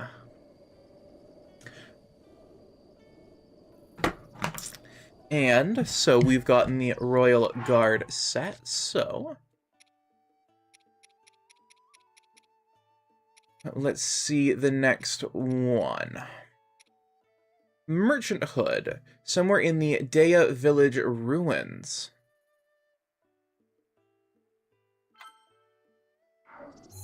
I don't know where that is.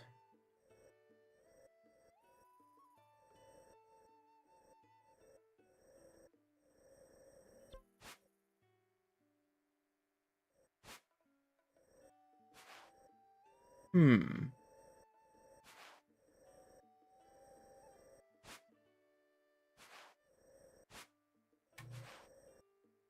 guess if I haven't marked it, then it won't be obvious. So let me look up where the Dea ruins are.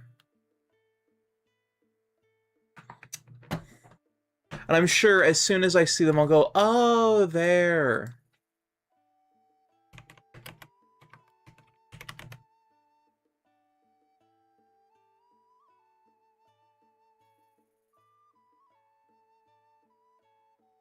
Ah, okay. They're near Dea Lake. I didn't check where they were on the map.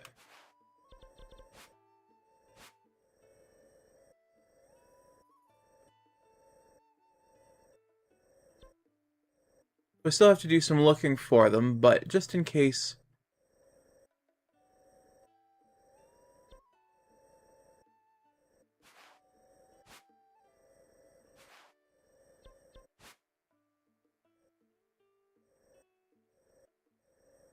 Just in case I do have it, I'll still have I have found Dea Lake. I will have to scan the map for it manually.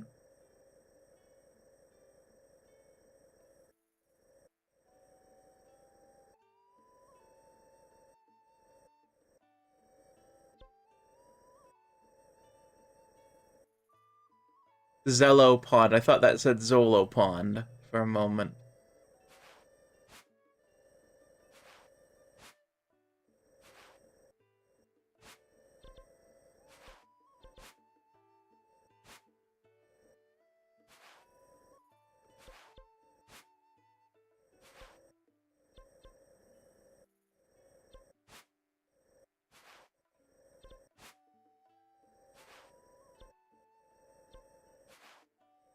Okay, so I don't have it on the map, so let's see where it is located. Okay, it's in Western Nicladia.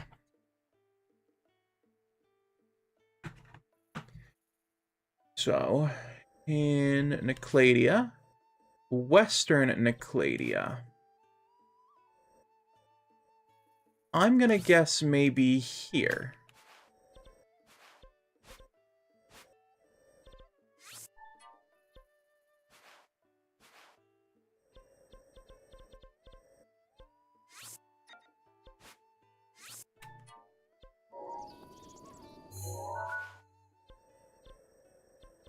That one up there is for the Hebrew Mountain. I've already done the thing there.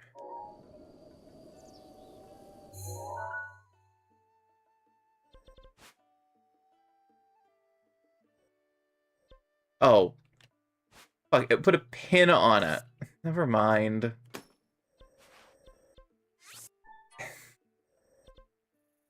Okay, Sharkaway is not always that smart.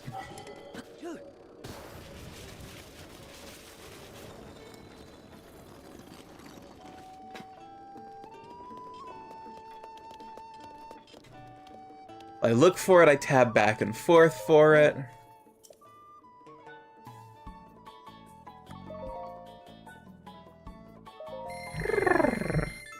Thank you for the head pat, Lunar.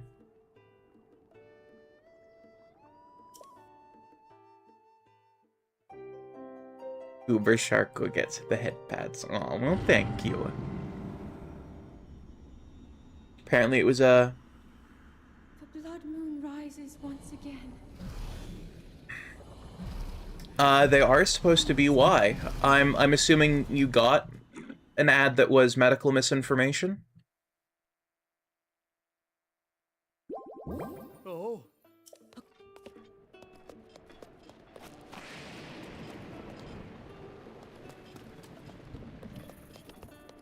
Yeah.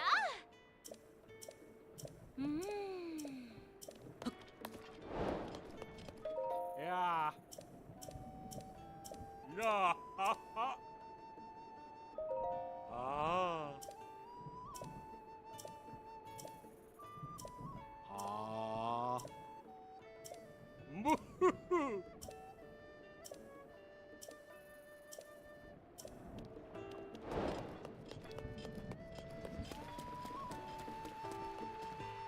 About the parasite that caused 9 on YouTube. No. Yeah. So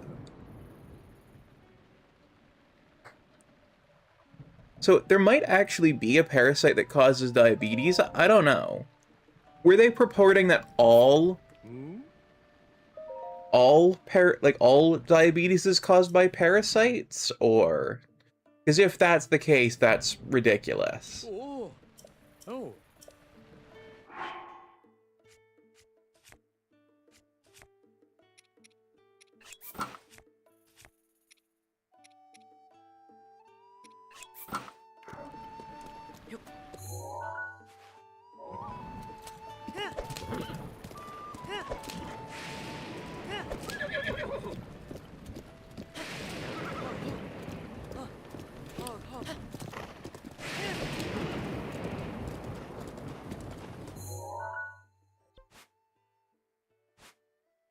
Okay, I'm gonna have to take this road. I'm gonna have to rough ride and then take the Proxima Bridge.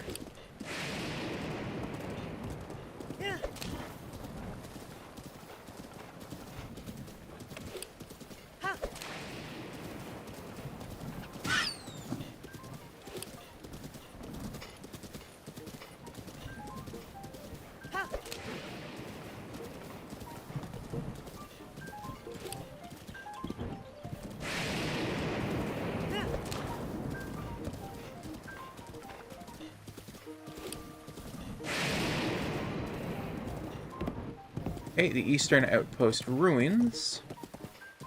Now...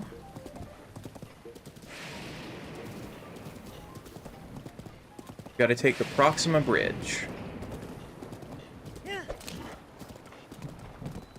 Ziggy, is there a parasite that can cause diabetes? Research suggests potential. Studies show diet. Though it's unclear if parasites directly susceptible.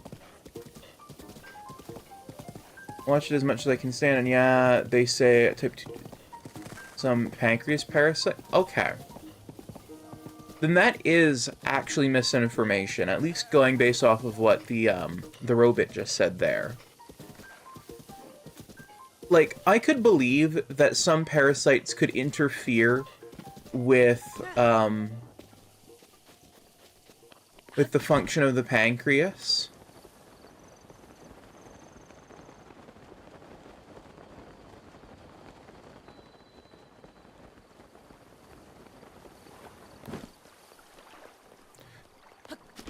enough to induce diabetes, because there are parasites that can induce an inability to digest meat. Neva's grace is ready.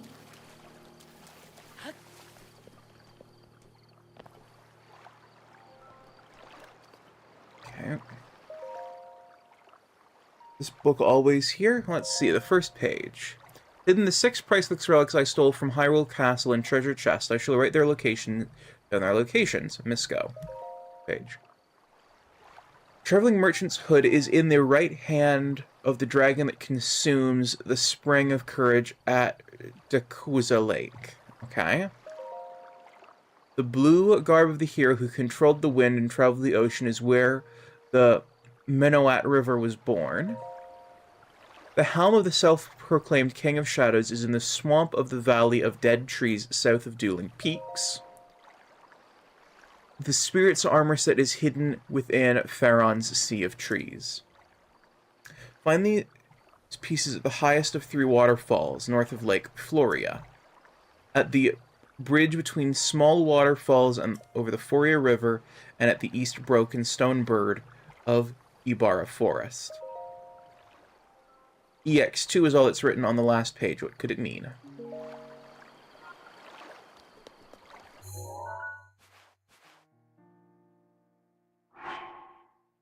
Okay.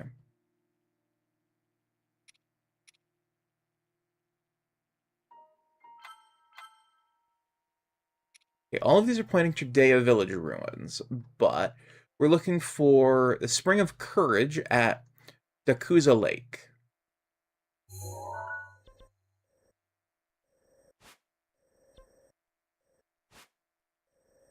Okay, Dakuza Lake. This is where we want to go next. So I guess it wasn't too far off.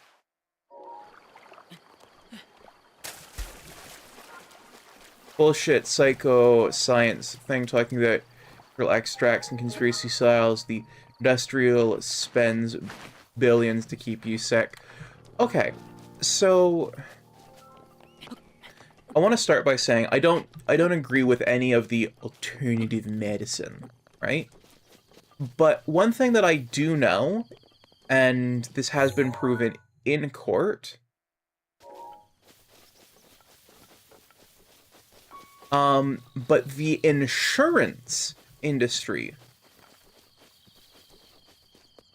specifically the insurance industry, would rather sell you higher priced medications that will not cure you but will manage your symptoms than they will spending less money to cure you of illness. This has been proven in court. Multiple insurance companies will do that, where it's like, this thing is either treatable with this medication or curable with this medication, and a lot of insurance companies will only cover treatment. For them, their business model is entirely built on keeping you ill, right? But for drug manufacturers, for researchers, for doctors, there is actually more money in getting you well, which would include curing you.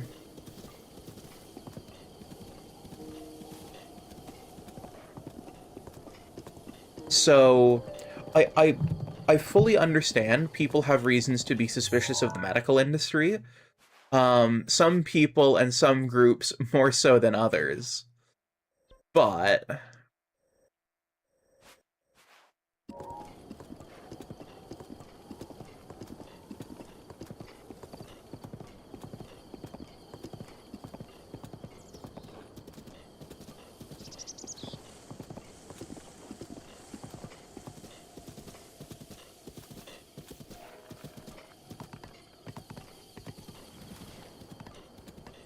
this particular person being suspicious of the medical industry, I think, is laying the problem at...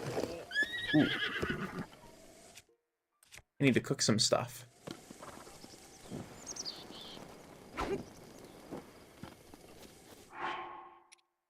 They're blaming the wrong part of the industry. you know?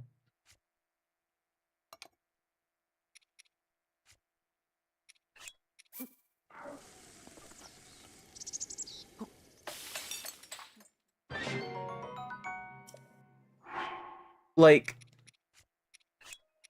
because here's the thing, if drug manufacturers currently manufacture a treatment for something, right? Like, an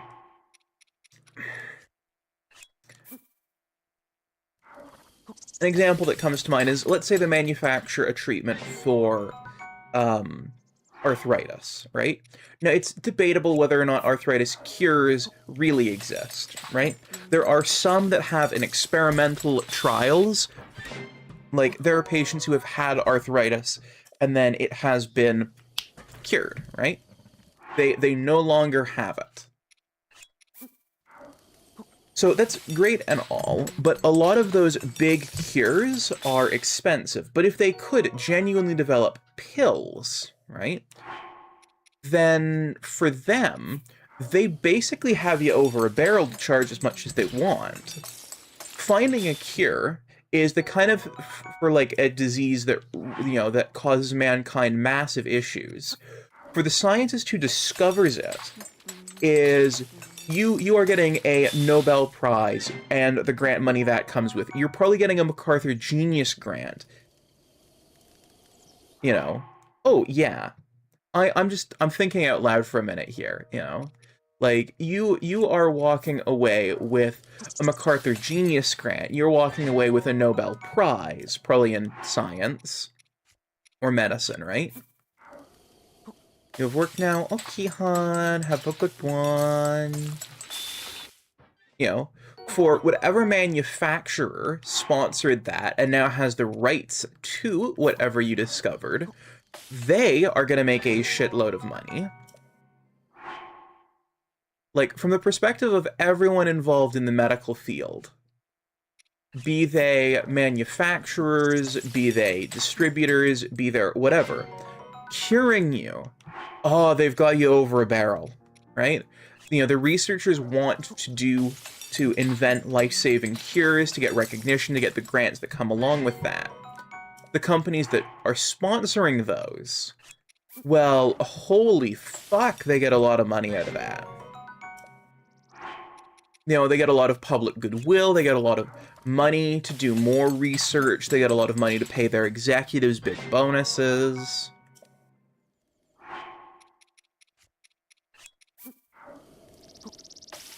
So, the incentives are set up such that if cures are discovered, they are the most profitable thing you can have.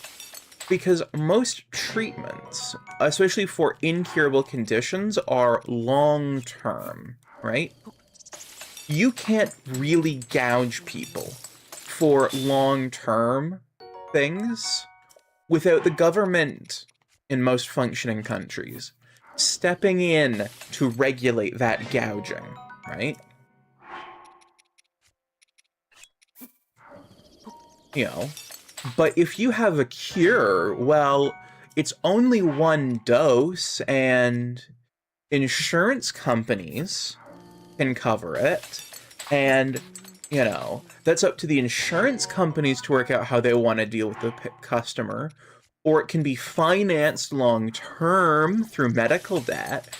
There are all sorts of ways that a drug manufacturer could make oodles of money. You know? Like, even if they said, you know, we want, you know, like, if you were to finance a one-time use cure, right? And I'm gonna go with something a little bit absurd, but still not fully unreasonable. Let's say they want to charge $95 for the next 18 months for this drug, right? They give you once, and it's a one-time cure. They've made $2,000 off of you.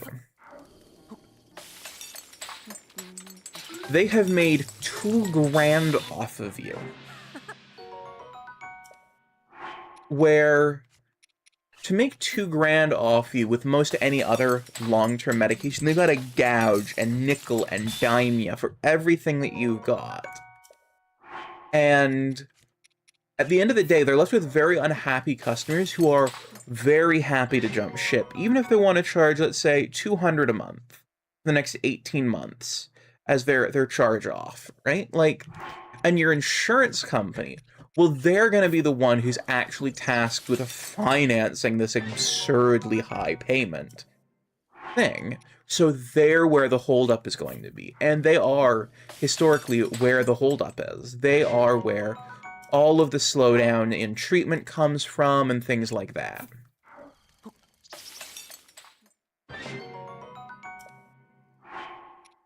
So.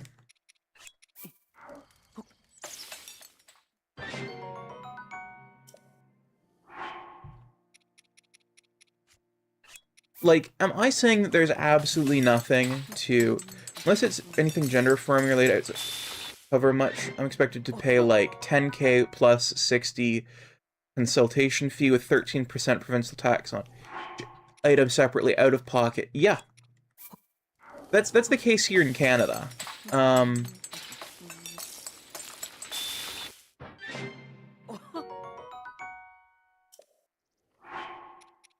And one thing with some amount of the gender-affirming stuff is it's relatively cheap, which is why a lot of them are willing to cover it. Specifically for any sort of MTF treatments. Like, let's say I was buying what I'm taking out of pocket, right? Which is... I'm taking E, right? Because I'm a trans femboy. I would be paying about $30 a month for those, which isn't bad. When we look at upping the dose, it would probably be somewhere closer to $60. Now, that is not bad, all things considered.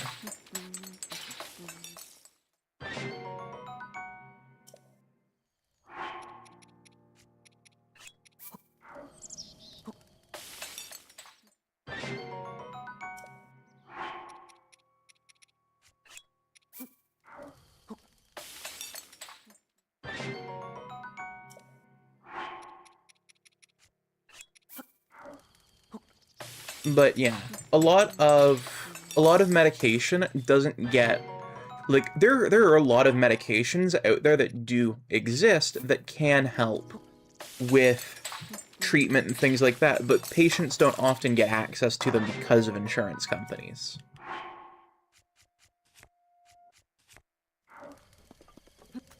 Alright, I've got almost 3 pages of food. I'm gonna call that good.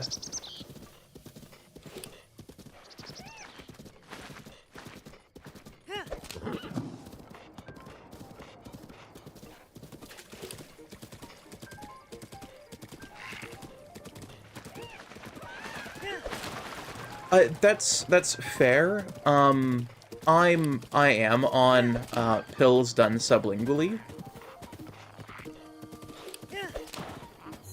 Because I can't do injections.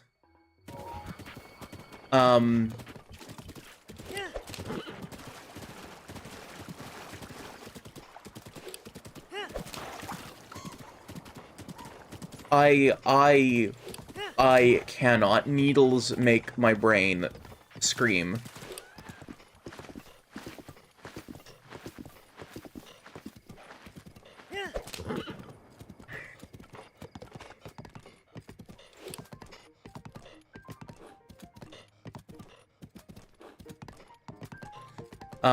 I have some amount of medical trauma responsible for that.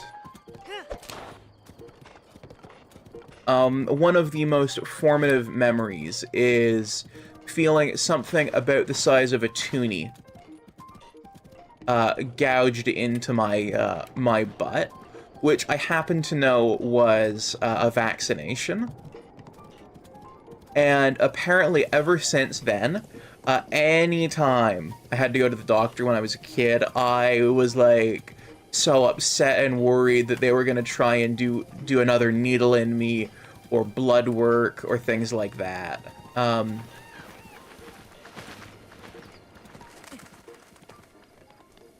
It actually still affects me as an adult today.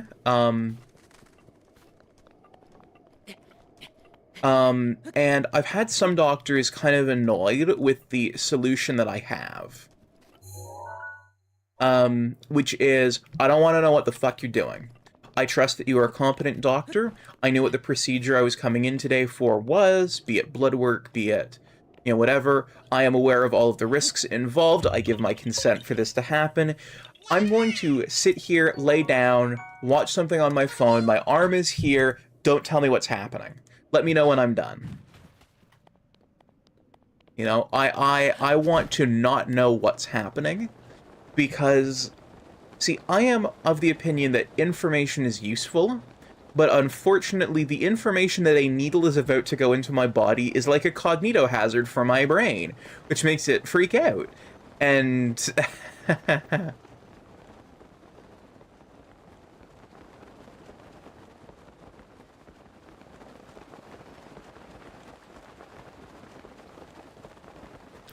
now, it was one of this thing's hands.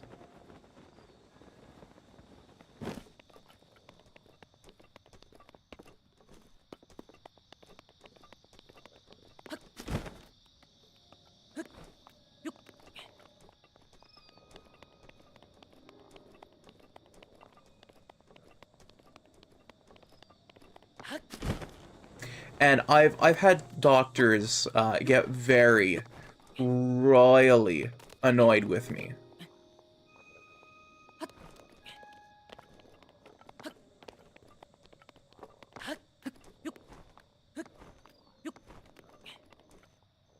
Over that, and they're like, well, you're an adult, you shouldn't be acting like a child. I'm like, I'm sorry you feel that way. I have this bit of medical trauma, and I recognize vaccinations and whatnot as a very necessary part of herd immunity.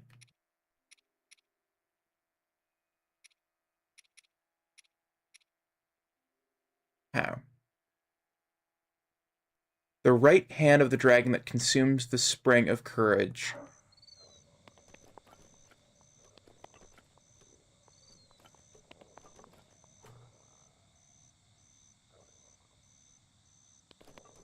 Okay, so if this is the dragon that consumes the spring of courage,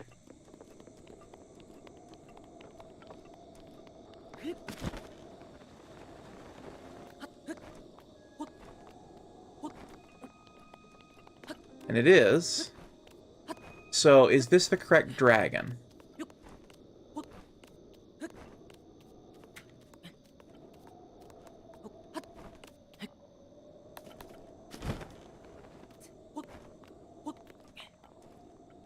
You know, I've had doctors give me a hard time about it. You know, oh, you're acting like a child, blah, blah, blah. And it's like, well, I have medical trauma relating to this. You know, my job for society in this instance is to come in and get vaccinated, or, you know, my doctor ordered blood work and I'm trying to be a good patient. But I need certain... Oh, there it is. I need certain things from you, and one of them is to not know what the fuck is going on.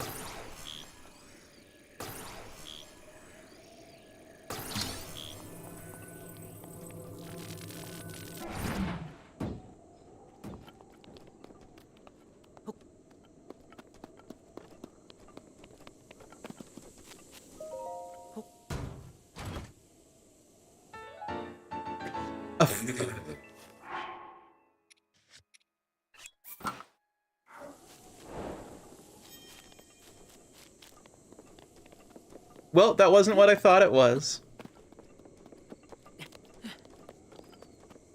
You know, and my response the few times I've had doctors give me a hard time about that is, I'm sorry I'm not your ideal patient, but I am the patient you have today. So, you have two options. Either you can deal with the ensuing panic attack that is going to happen if you attempt to inform me of what's happening. Or you can do what I've asked, which is to not tell me anything. And it's your choice. The ball is in your court. I'm walking out of here with the procedure that I need done. The question is, how easy are you going to make it on yourself? And the few times I've been blunt about that, they've very quickly smartened up. Where the Minota River is born. Alright, so where is the Minota River?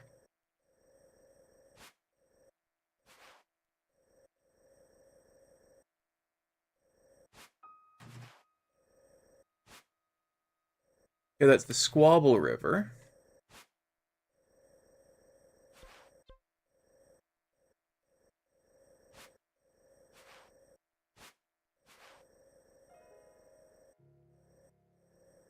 Like Hylia.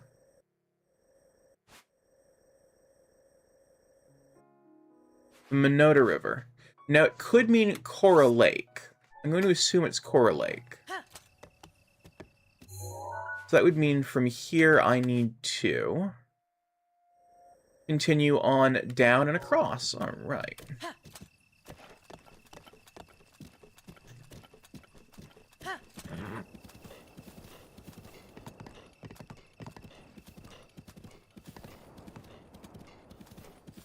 Now, I don't know if it's childish to not want to be not want to be vaccinated, but not want to hear about, you know, the process of getting vaccinated or getting my blood drawn or whatever.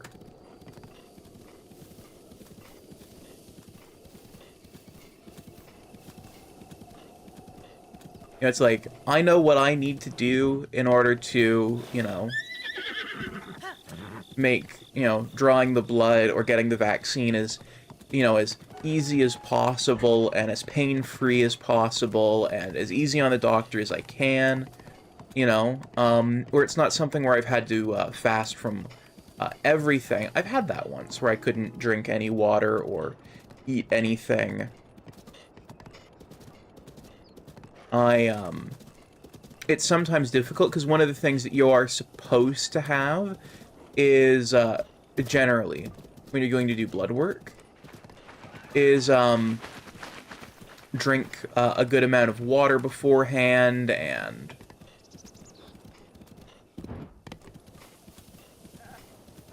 you know, the main reason for that is just because it gets, more fluid in you, which then makes taking fluid out easier. Moving your arm about and stuff like that.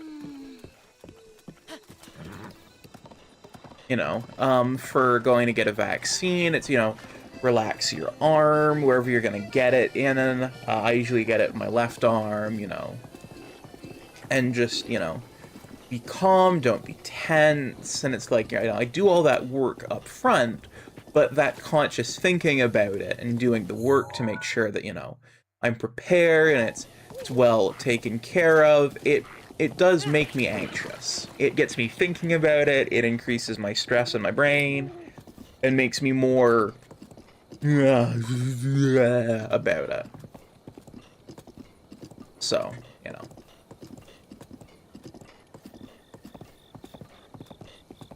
By the time I get there, I'm very worked up about it, and the easiest thing is just like, I don't want to know what's going on. Just, how's the game? You know? What's your sport? How were the kids last night? You know, just, you know, simple chit-chat type thing, or, you know, I watch something on my phone, or whatever. You know, I don't want to know what's going on, you know,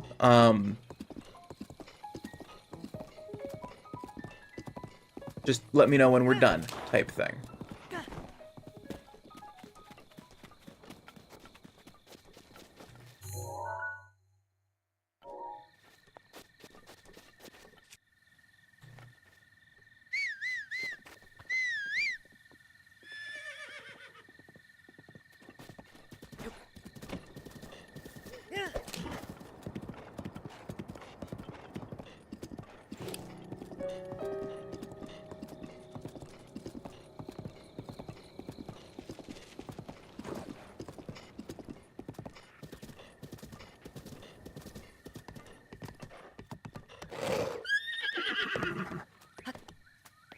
You know, the reason I got from one doc about why they didn't particularly like it was that, in their opinion,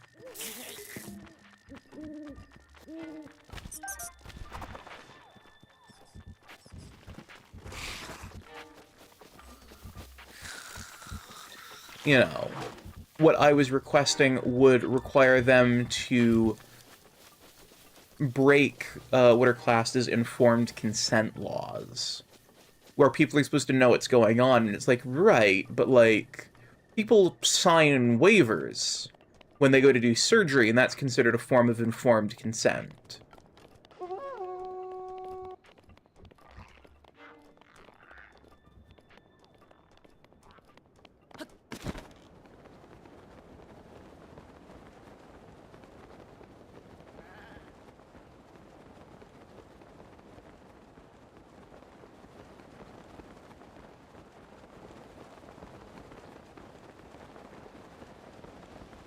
But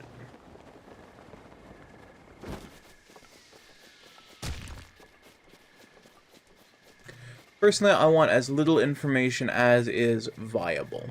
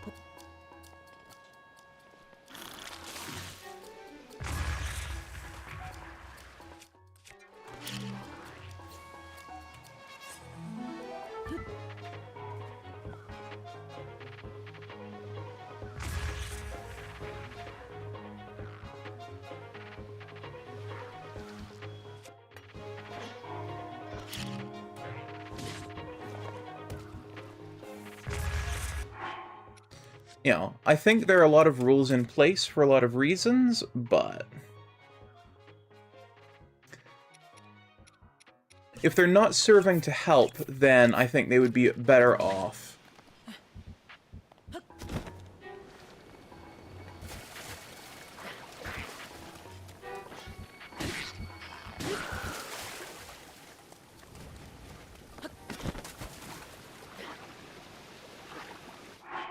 Okay, I think I need a higher swim speed. to overcome the water.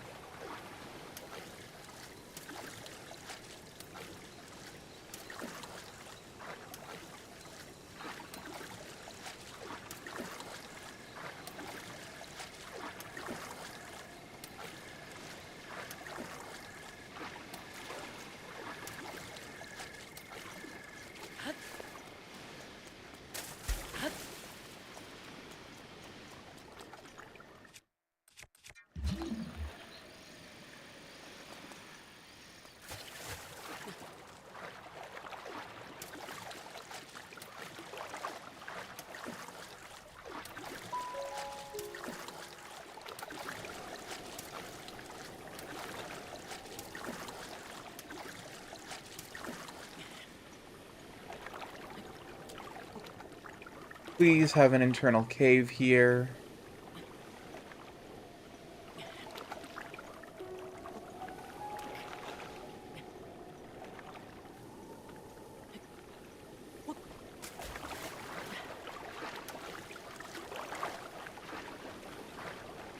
No, okay, I think I need to move by ice then.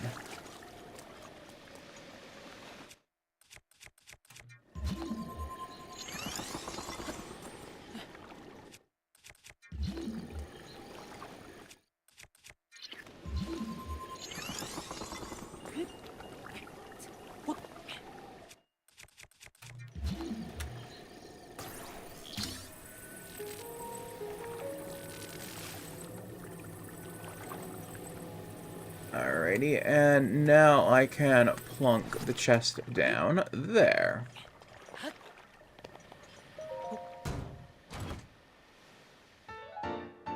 And there we go.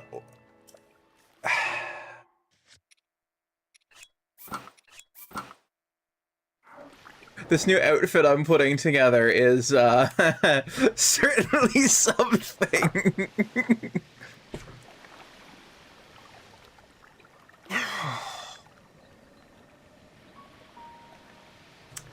I really need to modify this chair at some point.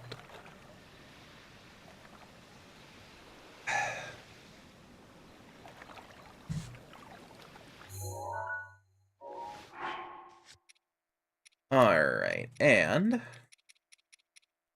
let's check the next one, which is...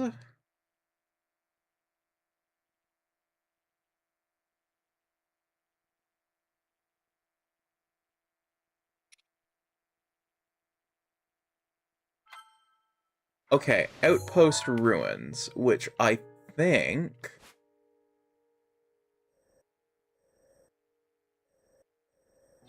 Huh.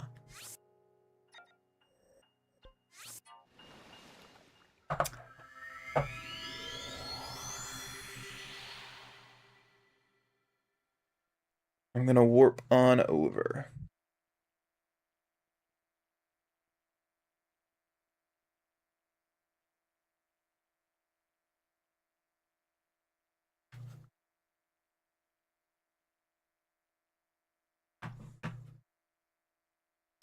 And it is time for our little hourly shill.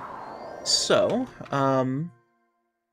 currently, we are trying to save up, and by we, I mean me, are trying to save up for this couch bed from IKEA, which is going to be nice for me since I've had the same bed since I was 5, and it's not all that good. And you can help in a couple of ways, either by watch and stream, which is very much appreciated, and I thank everyone who does so. Secondly, you can subscribe, or not subscribe, you can subscribe, you can send some bits my way, and that all helps as well. Additionally, though, if you want to get more rewards in the game, you can swing on over to the Ko-fi, where you can, for 50 cents, get an amiibo. You can give me either a boon or a restriction from the challenge for 5 minutes for $2.50, working your way all the way up to 60 minutes. That's 1 hour for $30. You can pick the next objective. Right now, we're trying to get all of the DLC armor for $40. You can pick my next armor set for 1 hour for 35 minutes. You can send me to go fight Ganon for $40. You can send me Korok hunting for an hour for $45, or you can change the challenge for this stream and the rest of the streams until someone else does it again for $50. So yeah. Just thought I would shill for that, but it is time to get back into the game.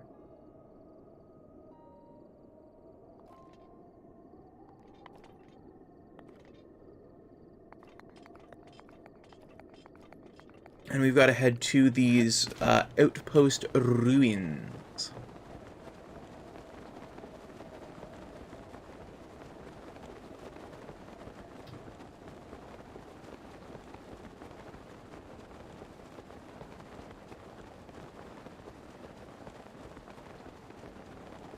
All right.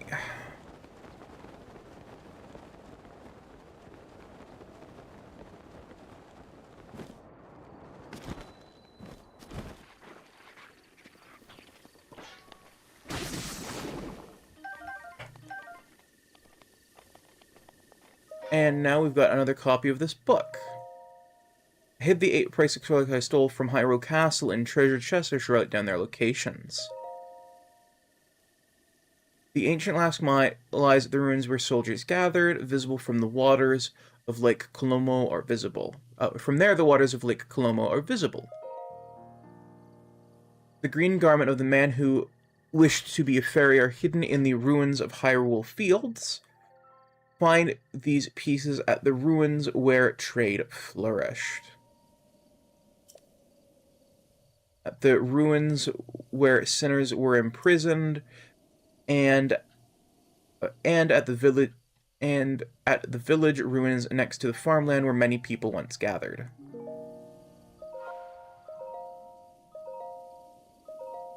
there any more?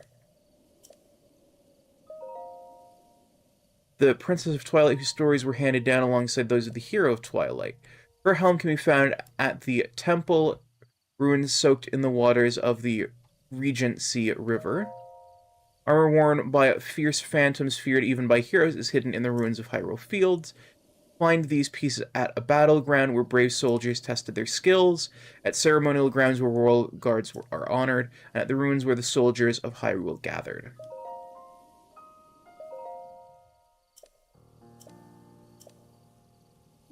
Alright. So then...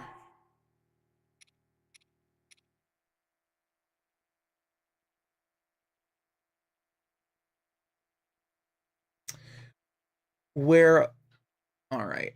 At the ruins where the waters of Lake Colomo are visible. Ah! My eyes have been googlied.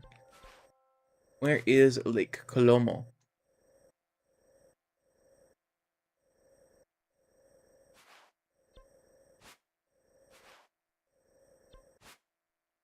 Ah, Lake Colomo.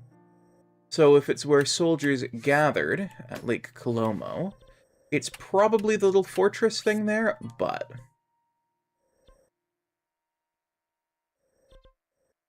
I don't know for certain.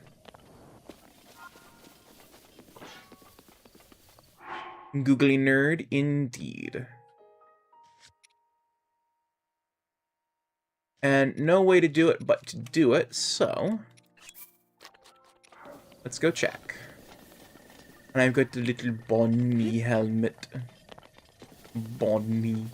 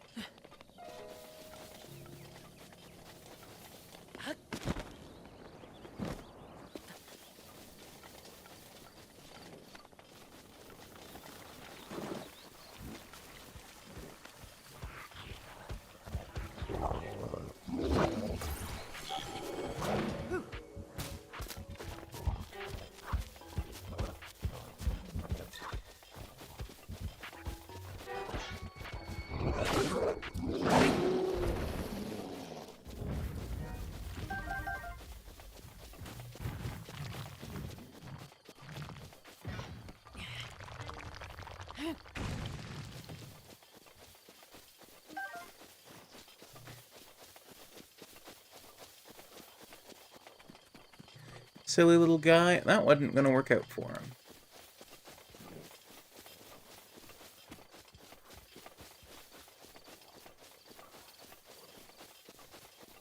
Now, I suspect it's this ruin here.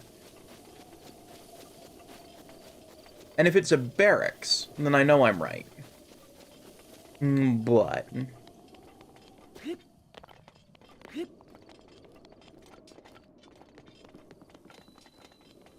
Garrison, okay.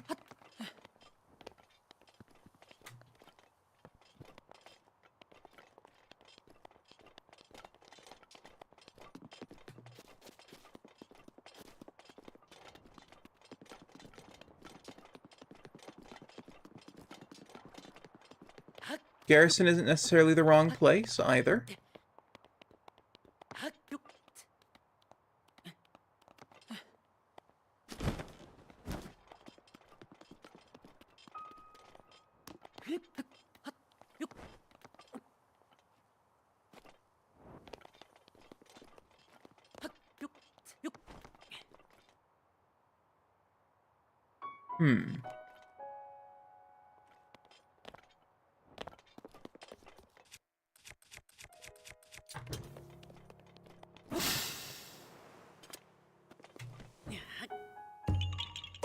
Okay.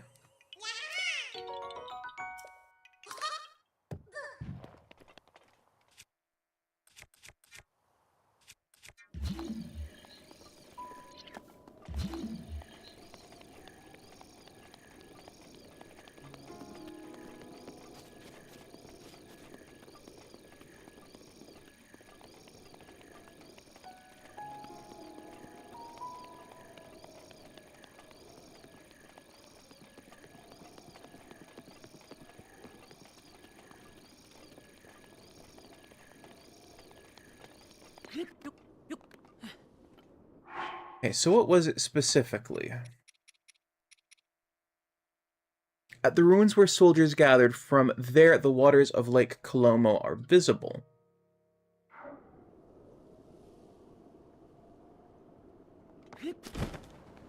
Okay, well, a garrison would be a place where soldiers gathered.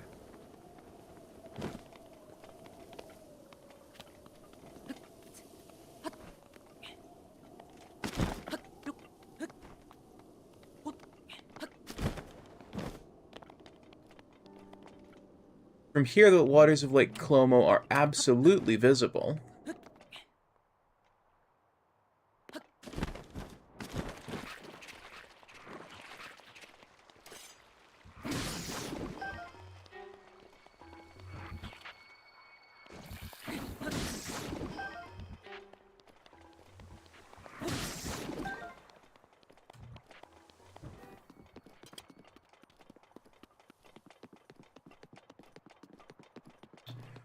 So somewhere around here should be...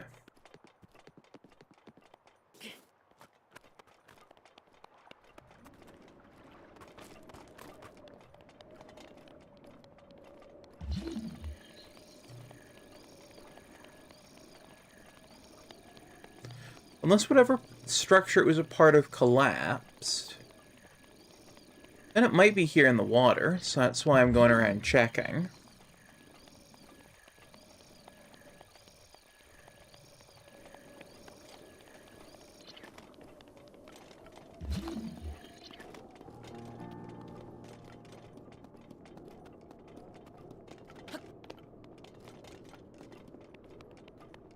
So there's a watchtower there, and there's more of a watchtower here. Still standing as something of a tower.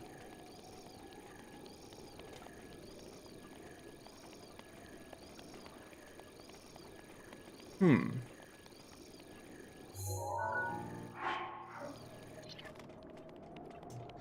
gonna be right back, chat, but I'm unsure of where to go. I'm just gonna use the restroom on my BRB.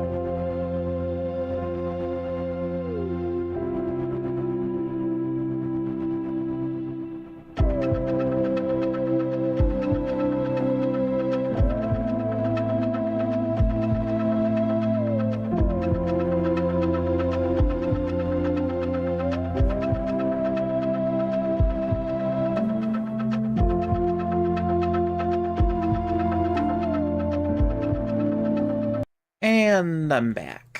Sorry about that.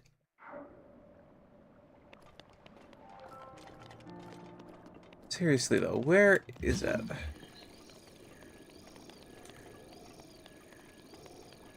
Okay. I'm gonna try and check the interior of the structure again. Maybe there's something I missed in here.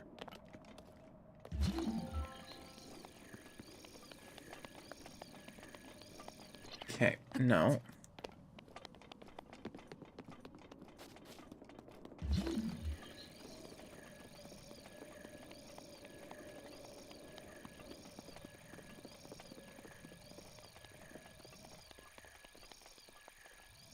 Gonna make ramen. And the 9-ball says that it looks good from here.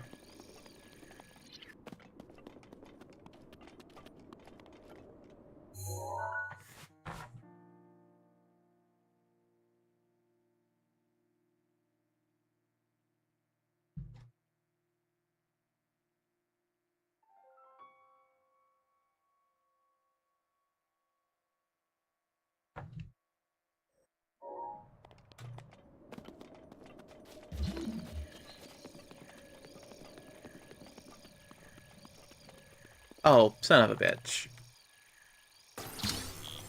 Alright. There we go.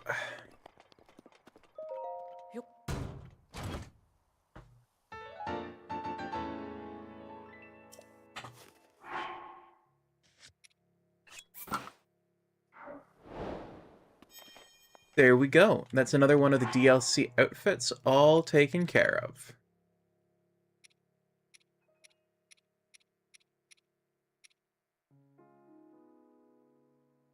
Alright. So, in the ruins of Hyrule Field, find these pieces at a battleground where brave soldiers tested their skills, at ceremonial grounds where royal guards are honored, and at the ruins where the soldiers of Hyrule gathered.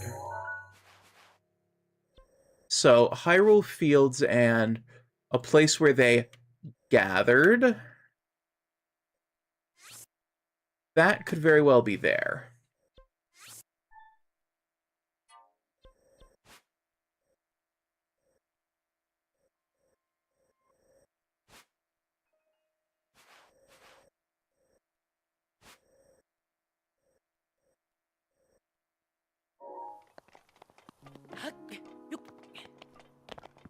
Why do modern movies always have constant high bass noise constantly for every single bit of action? Because people want to make use of their subwoofers. And apparently, having bass so loud that it literally starts to rattle your television, is a good way to do that. It's actually a problem of modern sound mixing. Movies historically were not going to be played on very good equipment.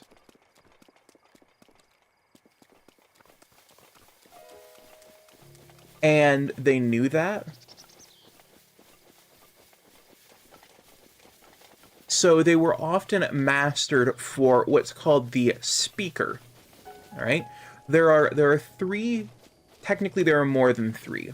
There is the there are tweeters, which are speakers that specialize in really high-pitched sounds and often sound a bit like shit if they're not made well. You've got the woofer, which is the one that specializes in being low. You've got the speaker, which specializes in being in the human speech range, and so is probably the most versatile out of all of them because it can handle semi-high-pitched sounds and semi-low-pitched sounds without problems. And then you've got the subwoofer, which handles all of the super low stuff. And see, traditionally, most theaters would have, because most theaters would put on plays, they would host lectures, they would do things like that, and so they would have nice big banks of speakers. And if they were hosting live music or things like that, they would most often be loud enough inside of a theater hall that you didn't need anything more than that. But to boost a normal human's voice for plays, for speeches, for lectures, for informative presentations, whatever, a bank of speakers was nice. And very often, those amphitheaters, which is what they're called, would be converted to also have movie functionality. And so, what were you going to have? Well, you'd have speakers. And so, most of the time... Oh, little acorn thing. It's neat. Oh! Oh, I'm sad I broke it, but that's neat.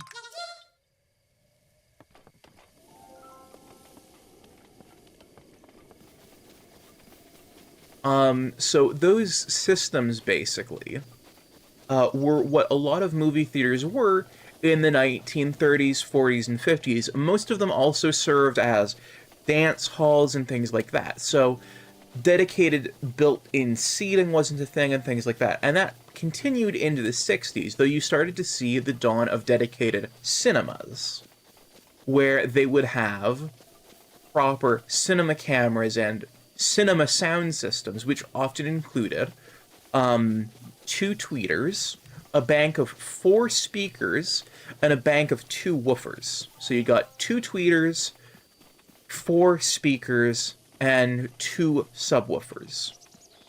And the subwoofers would be at the front, bottom of the stage. The tweeters would be up in the back.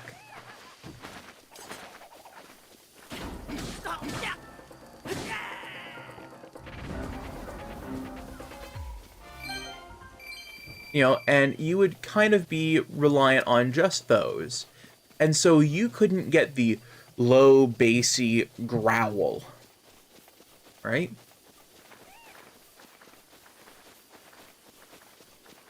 So instead, they were focused more on making things sound good in the mid-range, which meant you couldn't have these intense, growly, deep vocals.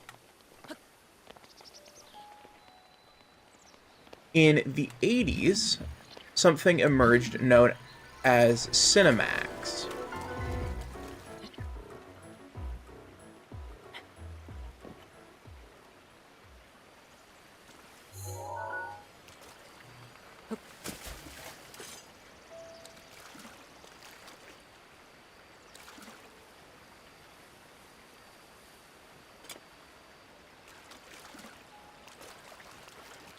So Cinemax was a new protocol that was developed for creating what's called surround sound.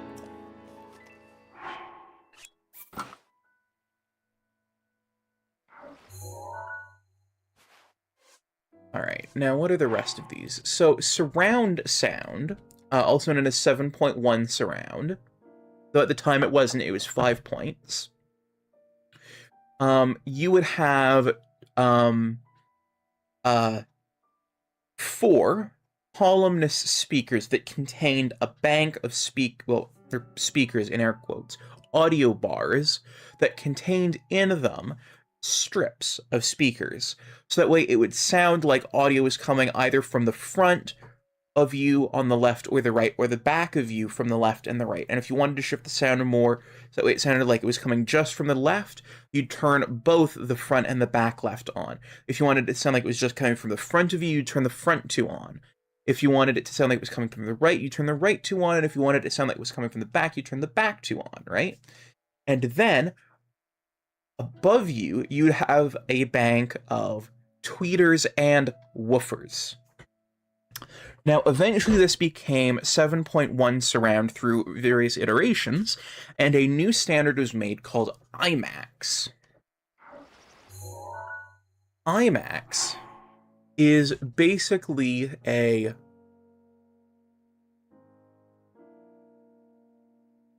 Homegrown brave soldiers tested their skill.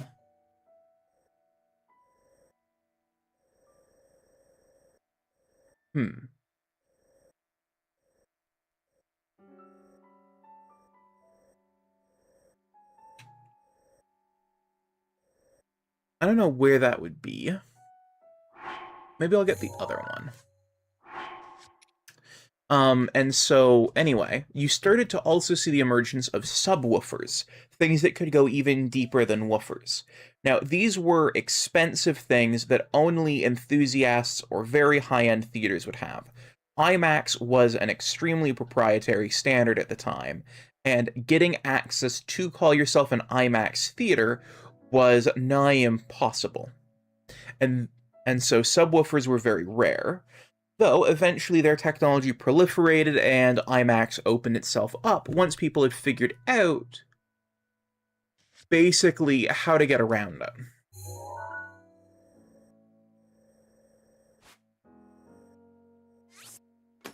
I think that might be the next place I need to go.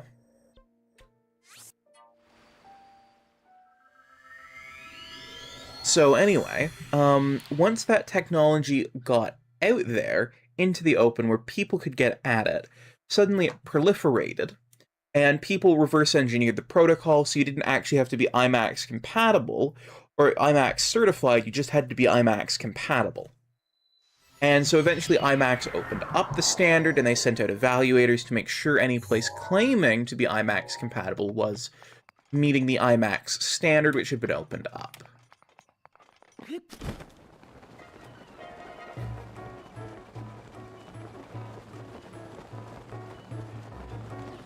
After all of that goes down,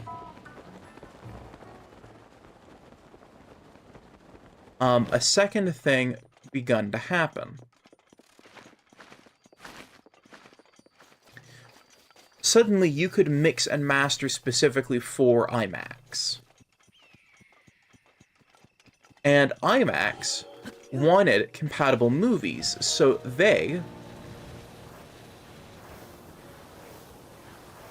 would sponsor movies to create IMAX versions that were mixed and mastered for IMAX specifically. Because, hey, they just spent all this money and time developing this format, and now they've got a bunch of people who are compliant with that format. So, it makes them even more money.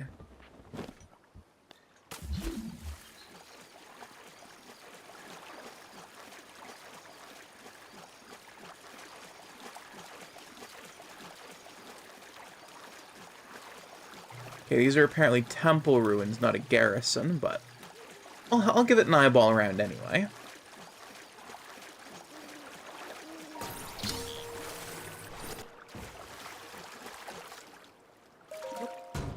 Okay, well, that's not the EX chest.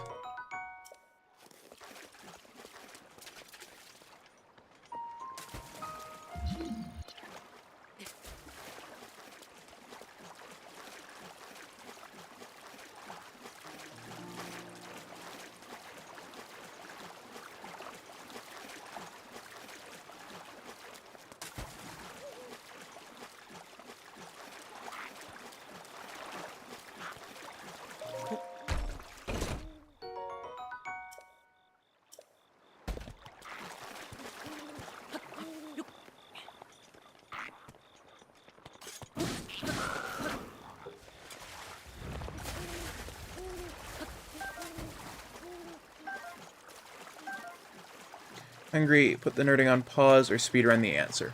I will pause the answer.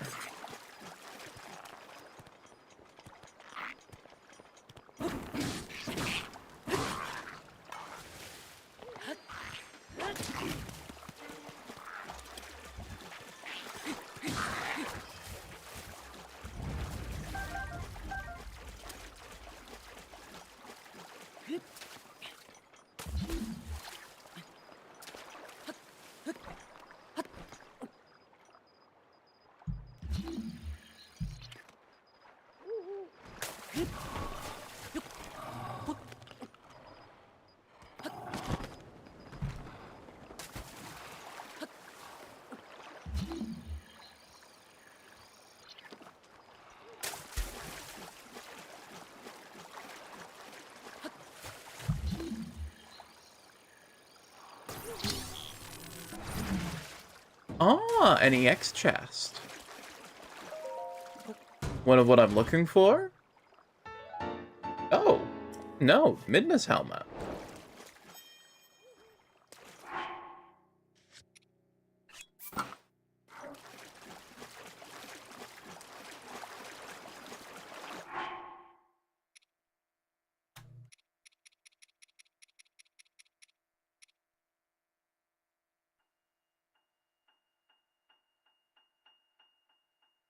Alright, well, I am going to check where this is.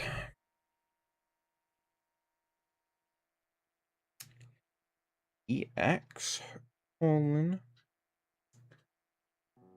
treasure, phantasm.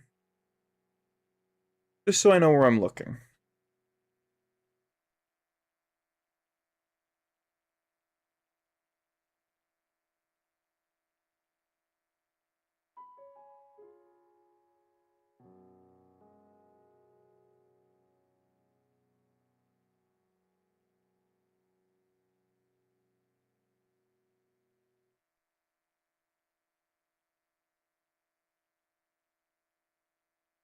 Okay, the Colosseum ruins.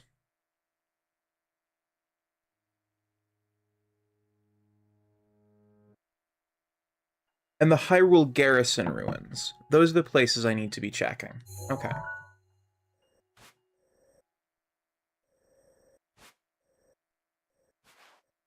Which, that's the Hyrule Garrison. And I always forget about the Colosseum existing.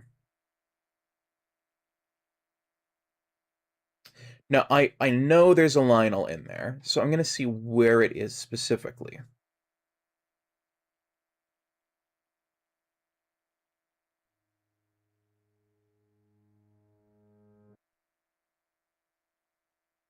Northwest wall on the ground floor. So somewhere along here.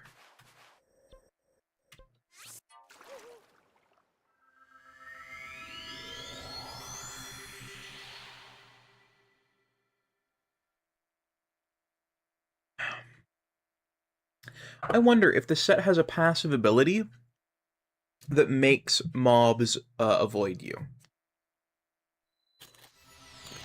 That would be nice.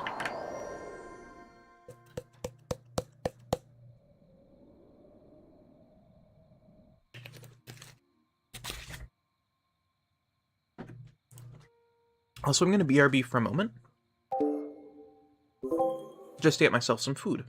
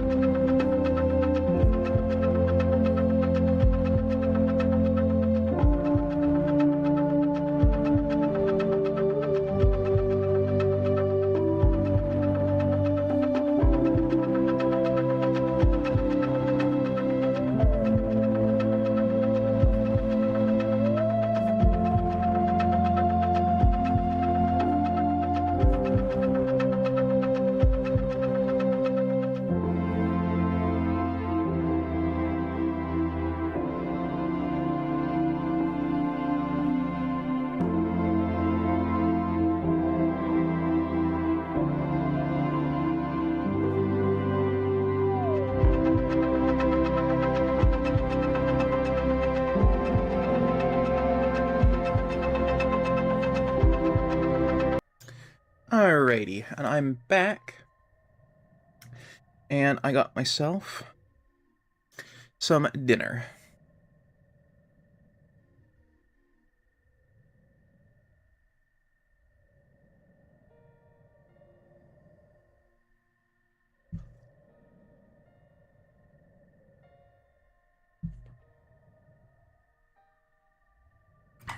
Got myself a couple of these absolutely lovely buns.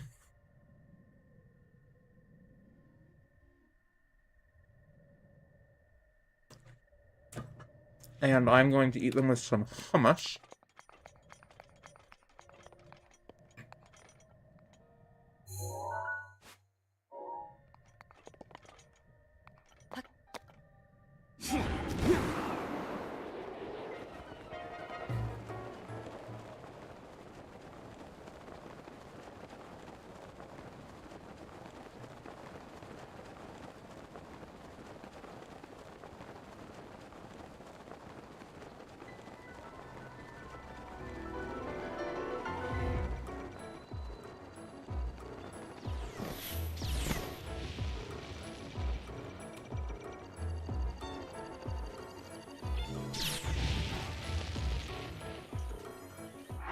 Okay, there is a guardian here. So I am also going to look up where this ruin is. Where this one is. So...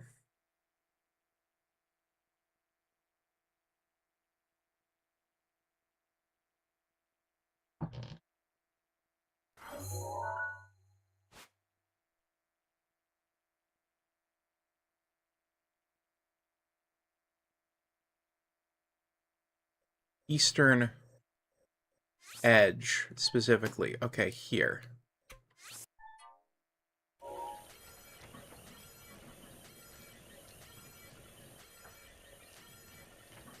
Noble, there's a guardian here, which is code for I'm in danger.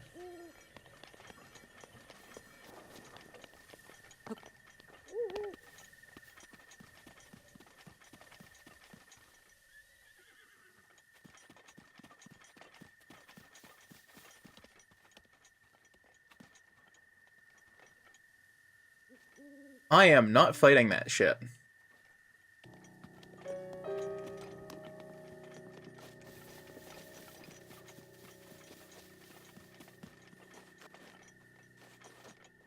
Okay. Over here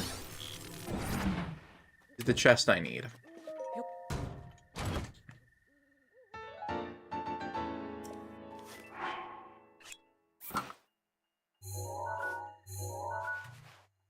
And then the helmet should be in the Colosseum, and I made the pin there. And welcome back, Copper.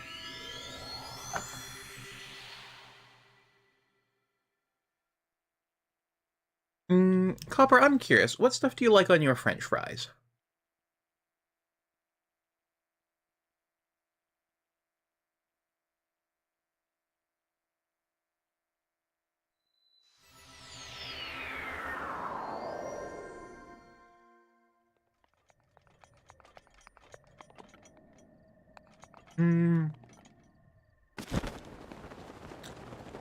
Shoestring fries.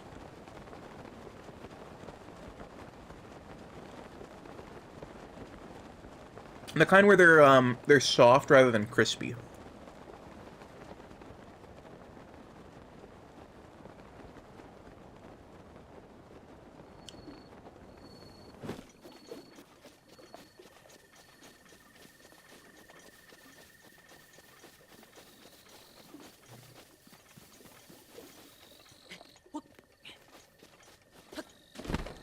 That's fair.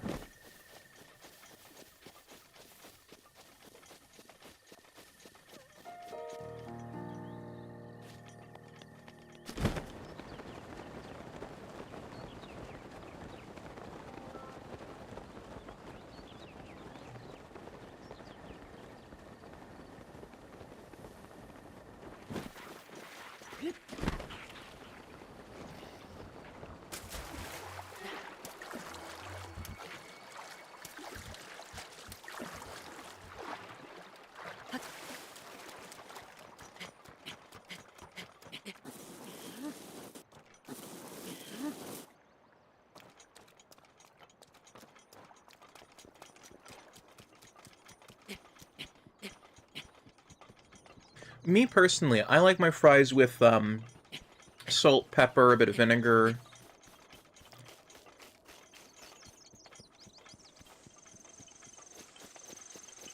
You know.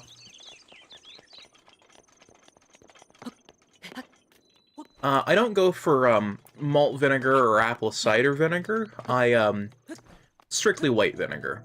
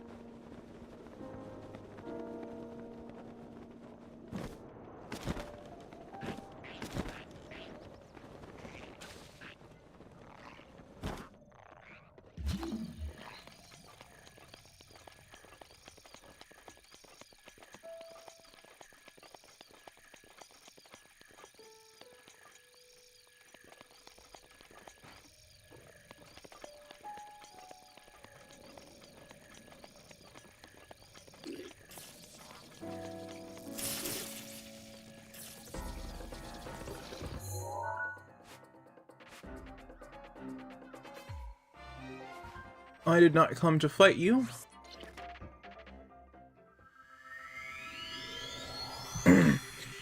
If you want to tell the story, I am all ears.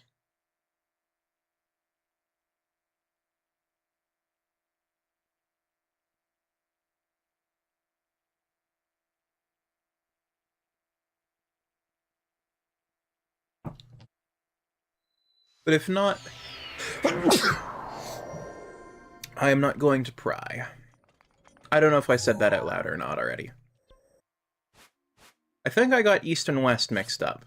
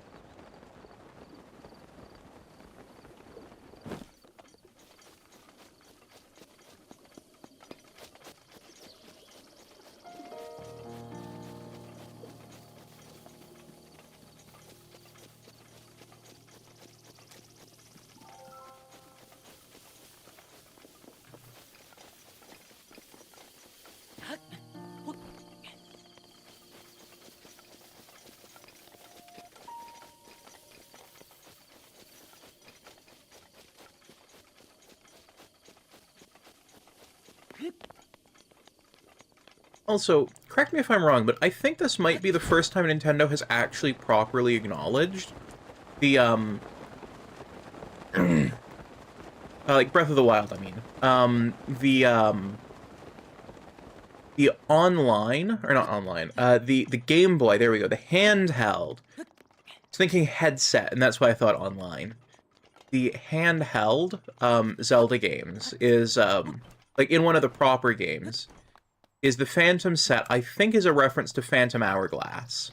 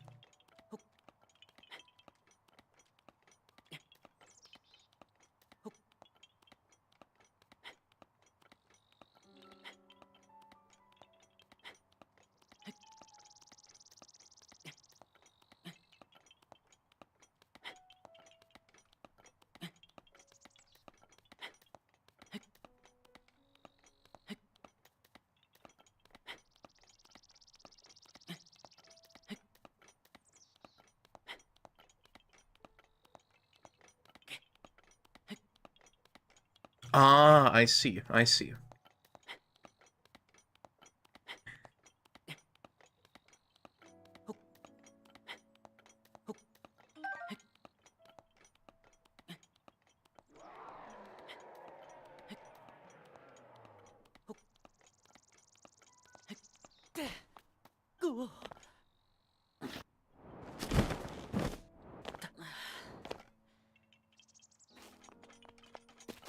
That is really sucky. That's perfectly understandable. The few times I've had to deal with stripping wallpaper,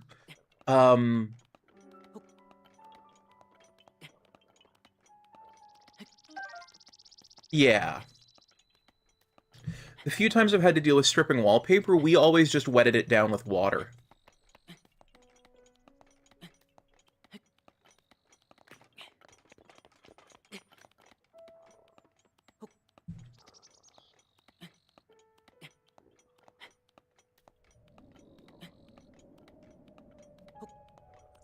Yeah, I cannot imagine that as a pleasant experience.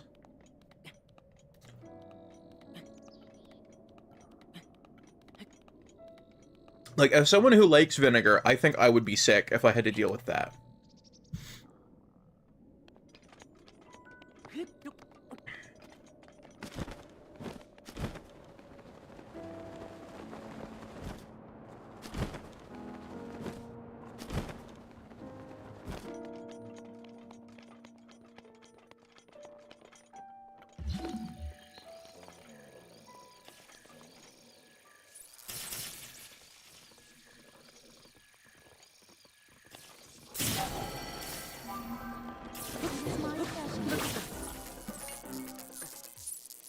Well, that was bullshit. Yeah, I would have just, I would have solved that problem if I was trying to strip wallpaper.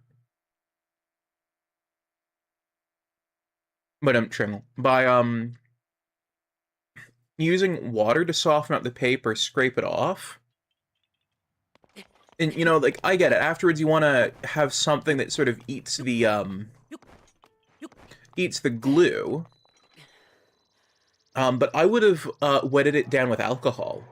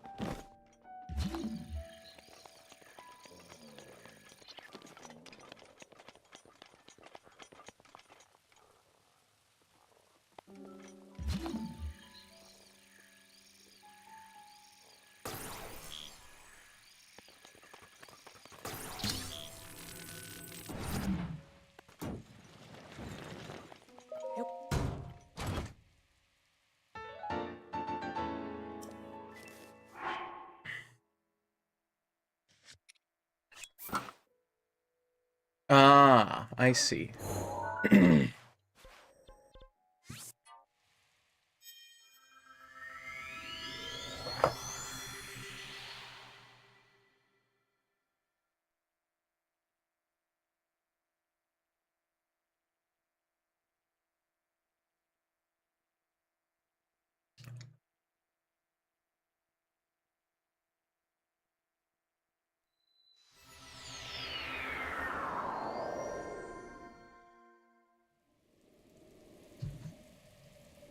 Yeah, with the whole room rework, one thing I'm thinking about doing, just since renovations are on the mind, um, is I want to add wood paneling for about the bottom third of the wall.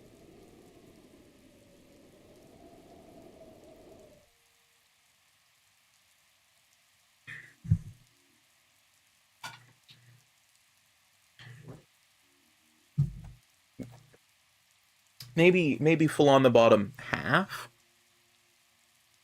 Adding a nice little bit of trim to it. And it's going to necessitate different trim on the bottom as well.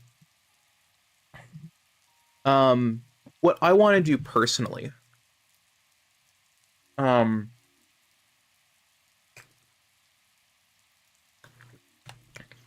is get an actually nice wood for the trim, for the walls.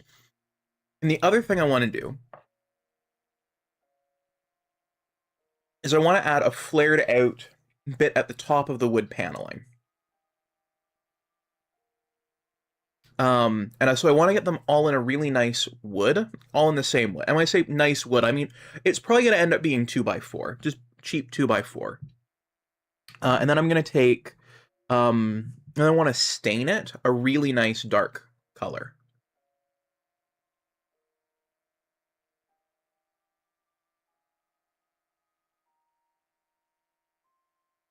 It's probably going to end up ripped down to being like really thin sheet stock by the time it's done, and getting, you know, the little decorative design put on it, as well as the little tongue and groove system, so that way it all locks together. But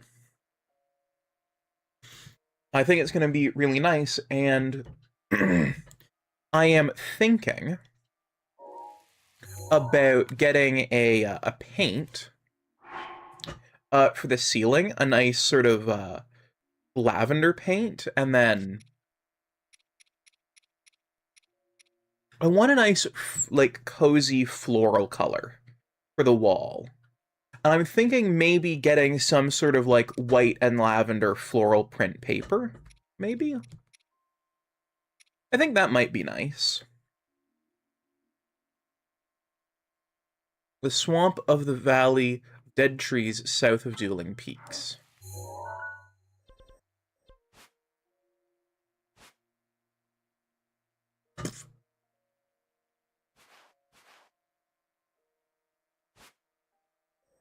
Back out to Dea Lake, eh? Well, we can get the horse this time. That way I'm not teleporting around and I can actually just ride my horse somewhere.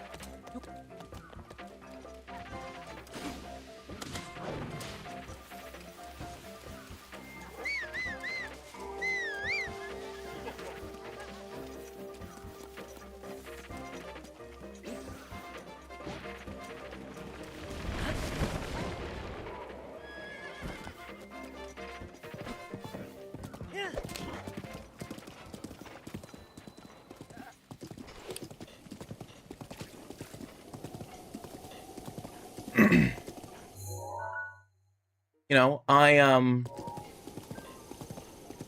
want my room to be nice and cozy, and so the people who last occupied this house before us, they had a very cold color scheme. In this was the old master bedroom that had been converted into their son's room, and now we're living in it. And I'm occupying the old master bedroom. And the trim is all painted black, so is the door. And the walls are all this cold, bluey gray. And, like, that's cool, if that's what you're into. But I want a warmer, cozier space.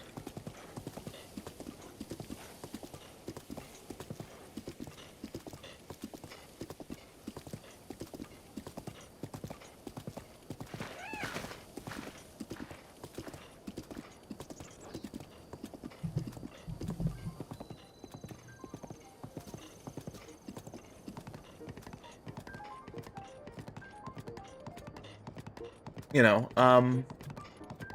there are a couple of black bookshelves in here, which, that's fine.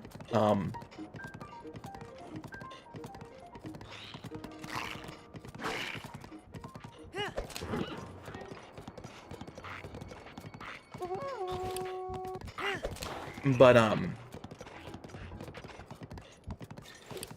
thinking about ways to try and make them look nicer.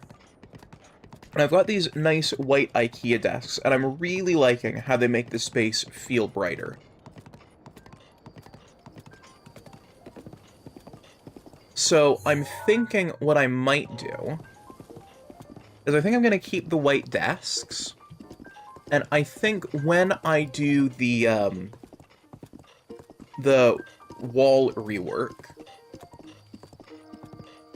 I might save some of the wood or get some plywood, and do up some molding for around the edges of the bookcases, for the floor, for the sides, for the top, and where the corners meet, as well as to add sort of like an apron to all the shelves.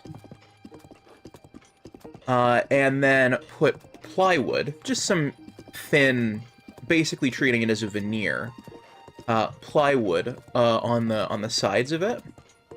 I might even just buy veneer for it, if I can find big enough sheets at a reasonable price. And then stain and finish that to give it a nice, warm brown tone.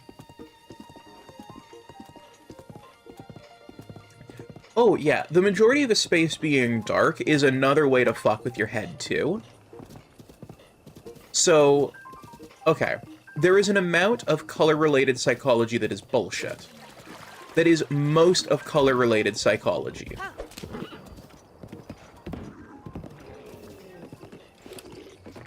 But dark colors, where you spend a lot of your time, has been shown to statistically increase rates of depressive feelings and all sorts of other stuff.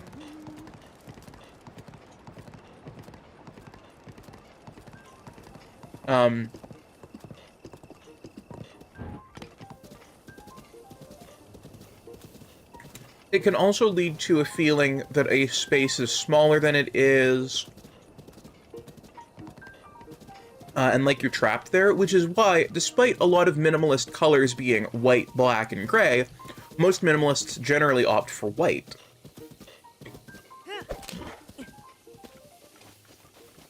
Or a light beige, or like one of that suite of colors.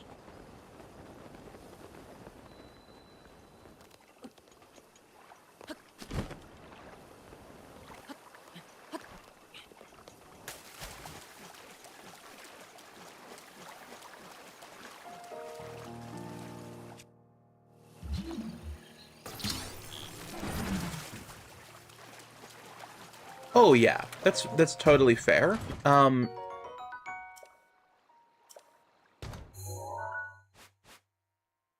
The thing that you actually need, though, and not you specifically, but the thing that you actually need, that the minimalists don't tend to recognize, is you need a space that feels cozy. Oh, it's this. This is why I've come here. Never mind. Already been here. Okay. The swamp of the Valley of Dead Trees south of Dueling Peaks. Okay, the reason this fucked with me is because there's Dueling Peaks. Now, the swamp of dead trees.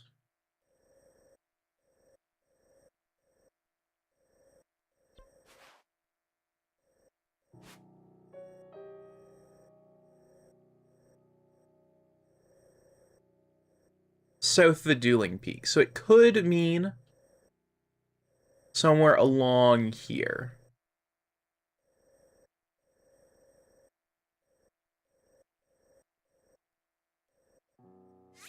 Maybe even here.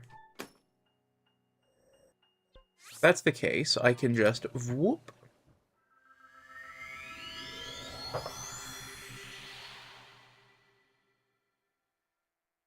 Working in the ICI sector, literally everything is white, white, gray, black. There's no like colors in the IC.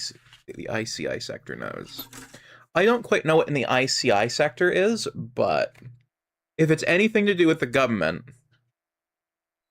or big business, yeah.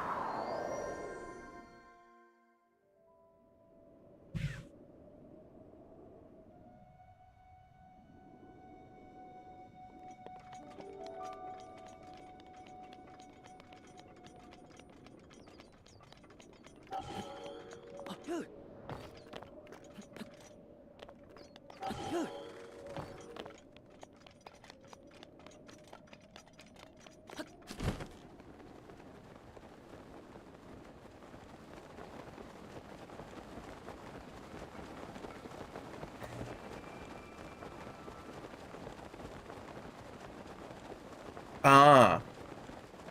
Yeah, it's funny. They pick those colors because they're minimally offensive. Right? Like, you know, who the fuck has strong opinions about white or gray or whatever, right? But because that's the bulk of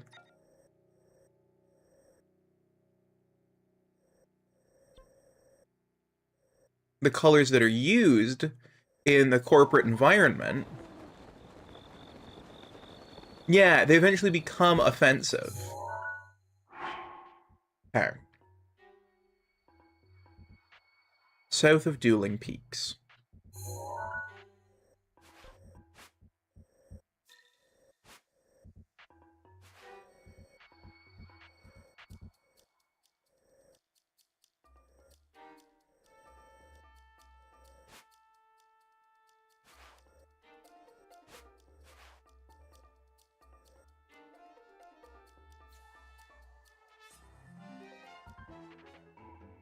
Yeah, I'm with ya.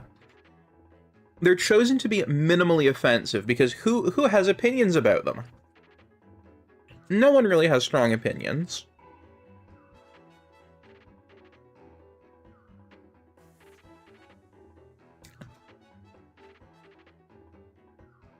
But because they're the colors of corporate life, they very quickly become some of the most hated colors.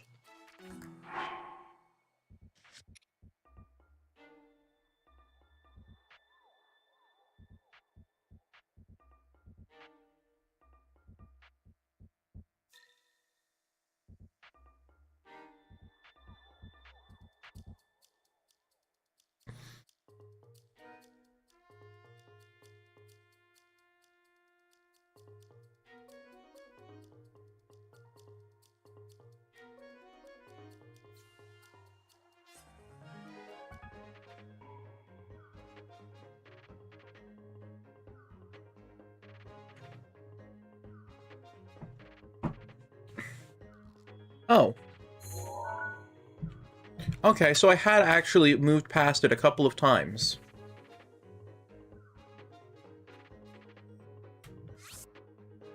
So I thought there's no way.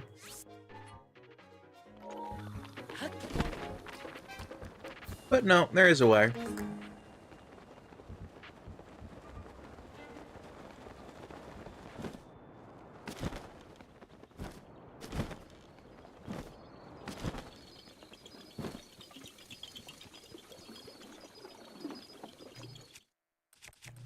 I wouldn't exactly call this a swamp.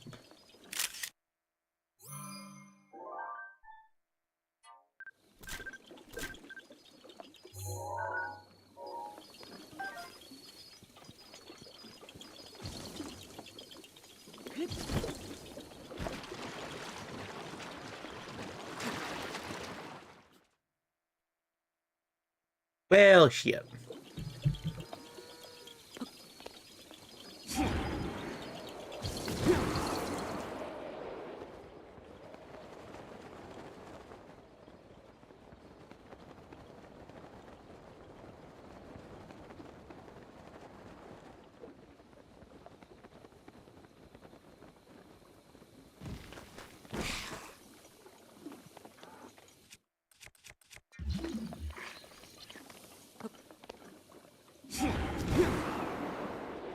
Yeah, there it is.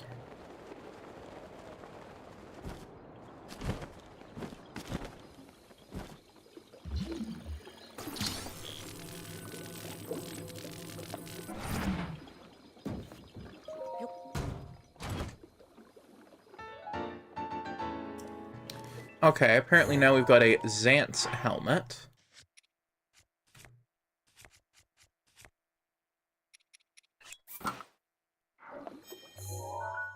Alright.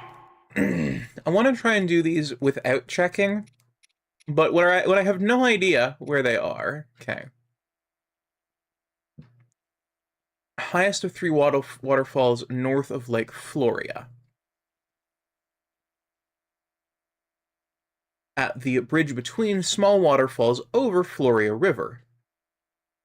At the Broken Stone Bird of Ibra Forest. Okay.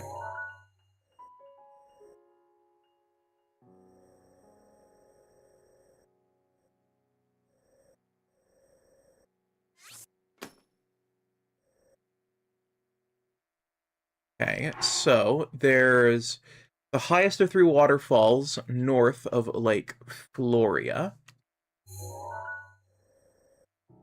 There's Lake Floria, and that should logically be the highest of the three waterfalls at the bridge between small waterfalls over Floria River.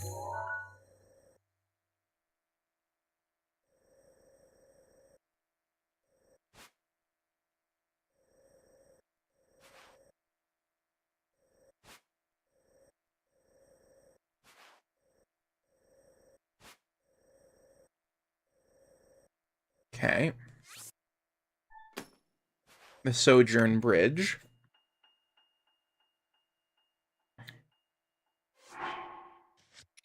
And at the Broken Stone Bird of Ibra Forest. Okay, so this is Ibra Forest. So somewhere in here will be a broken small bird.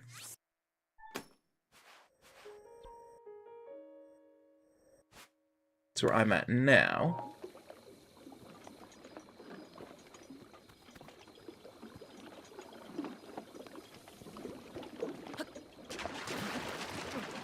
Alright, well that didn't work out so well for me.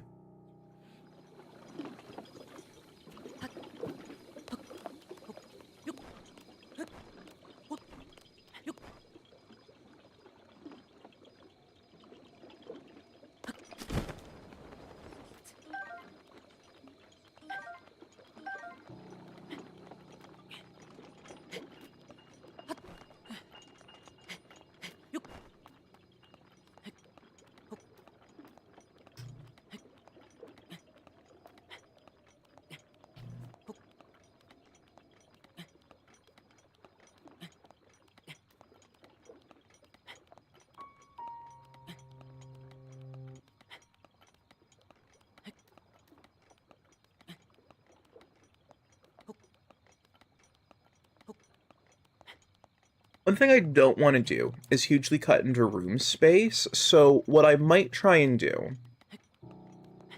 is see if I can get the wood paneling to be about...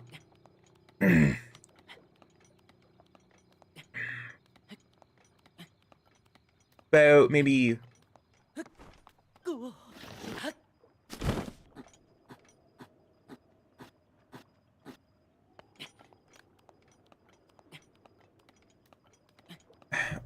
fairly thin. I can't think of a number off the top of my head, you know, but like...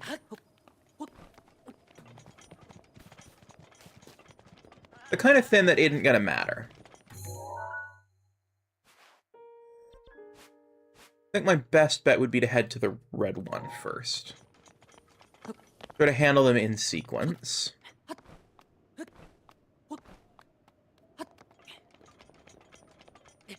1/8 inch. 1/8 inch would probably work, yeah.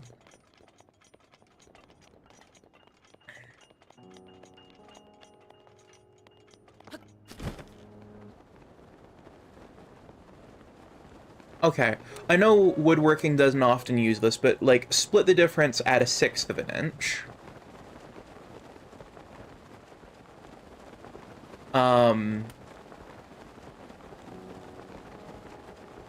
You know, rip a whole bunch of 2x4s, 2x8s, 4x... whatever.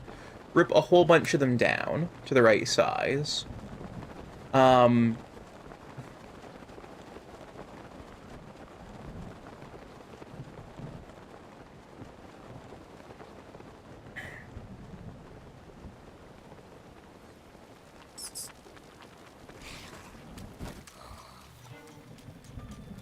knock the one edge down to 1/3 of an inch. Oh, I've got a fuckload of metal on me, don't I? Oh, apparently just my sword.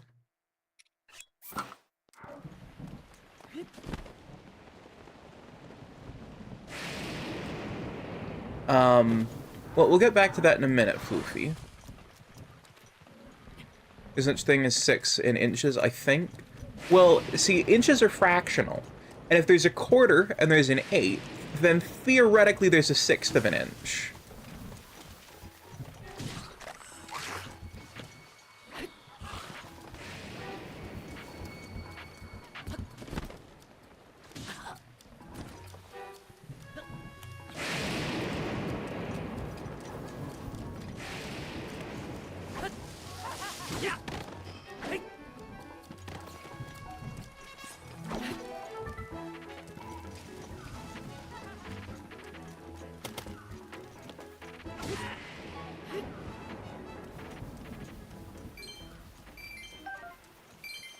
Inches are only used by having fractions?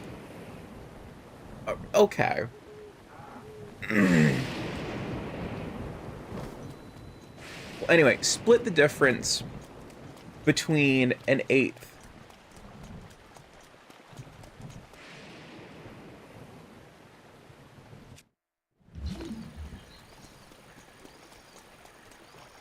Split the difference some way.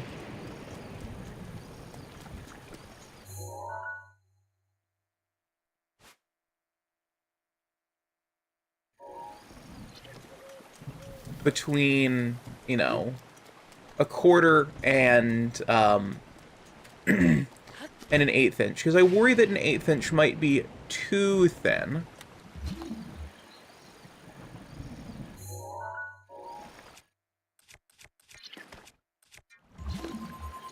Suppose I could always get a 2x4 ripped down so I've got an 1/8 of it.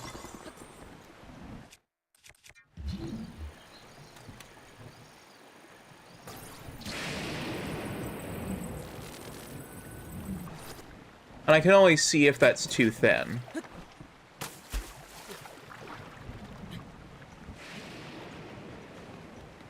I guess it's too thin for what? It's a decorative piece.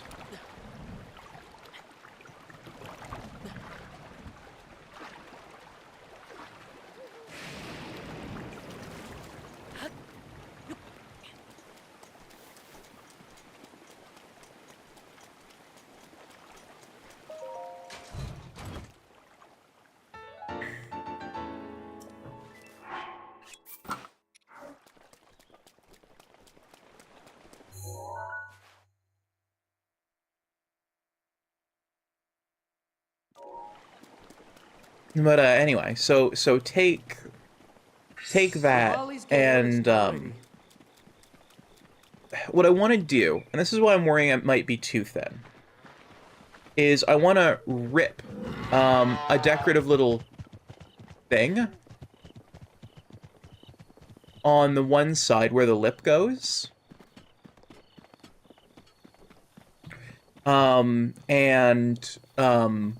That's going to be called the groove from here on out. There's this little decorative bloop, and there's a little indent underneath it. And on the other side, a thin down cut. So it would be basically taking a 1/16 off. Oh, right.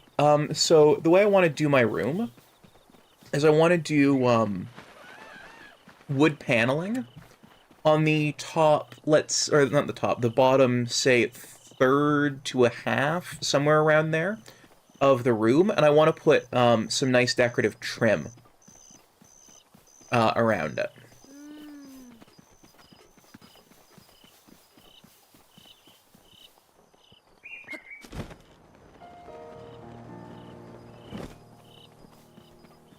So I'm working out roughly how I would do that. So, what I would probably do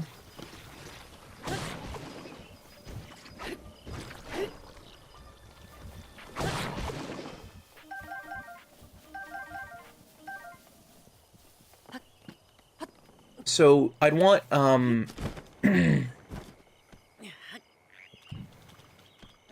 no, frog! I wanted to pick up the frog! Oh.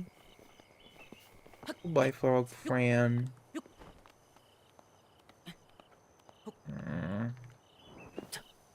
Dumb rot got in the way of frog Fran.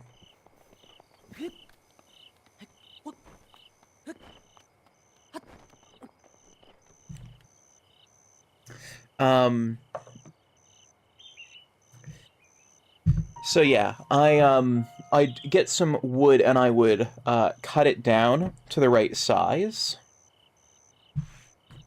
And the particular way I would do that is called ripping. I'd rip the board down.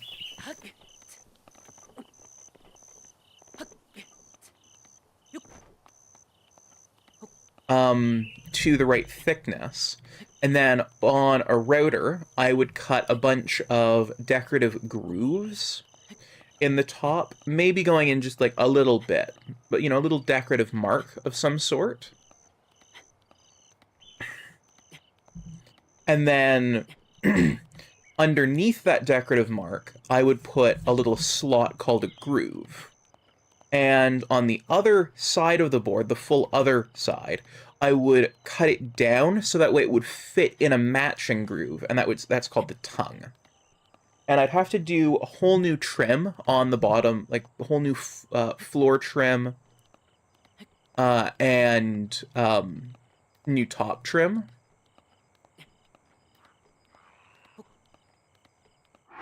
Oh, that's because the ridiculous people behind woodworking in Canada still use the imperial system.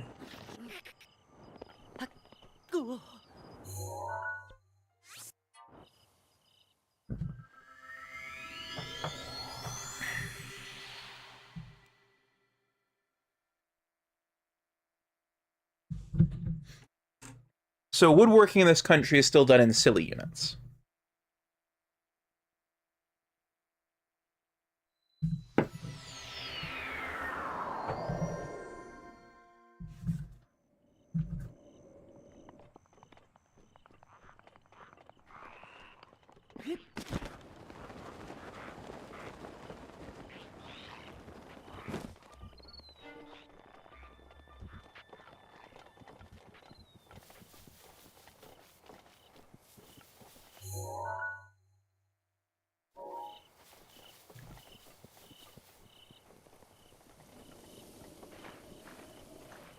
Woodworking in most countries is actually still done in silly units. Because woodworking is a very traditional thing.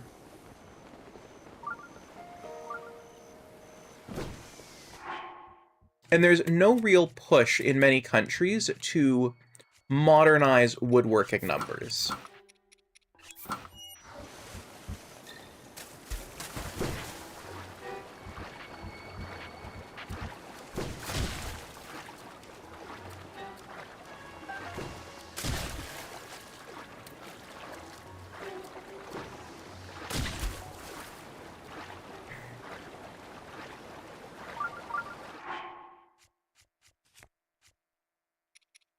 So woodworking is still done in silly numbers.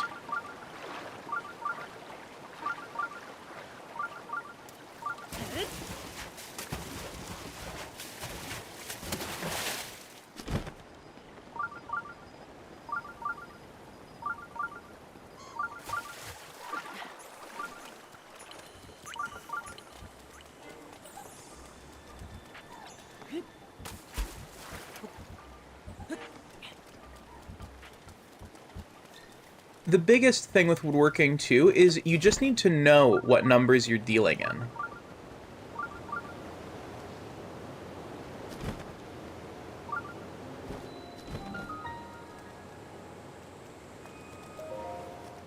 if you know, okay, this is what this is, and this is what that is, then you can reproduce stuff. And since the US and Canada share a lot of the same electrical, woodworking, and other bits of important infrastructure, Canada usually just uses the metric system to describe an imperial thing.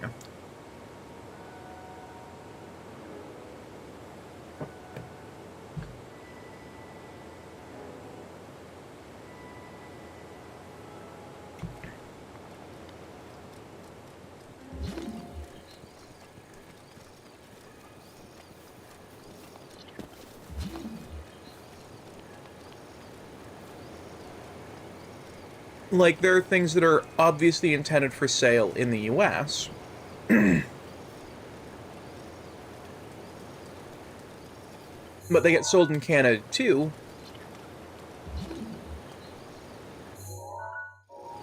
And so you'll see a measurement like, it's so many, like, it makes sense. It's like 5 cups or whatever.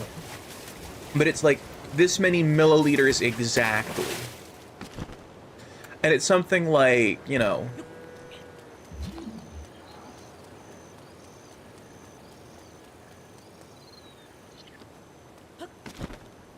point something something point something something milliliters. Or 800 and something something milliliters. Or, something something point something something, or whatever.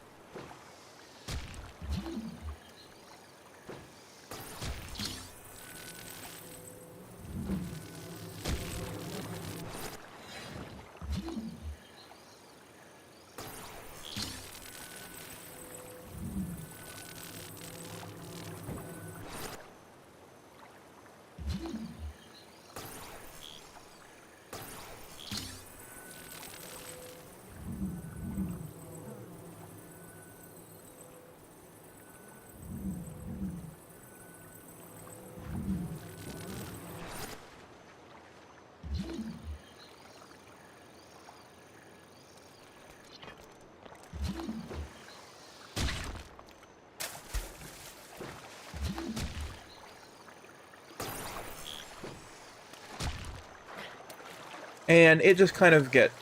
and sometimes find stuff by tenths of an inch. Yeah, so a third of an inch, you could just say is, 3/10 of an inch.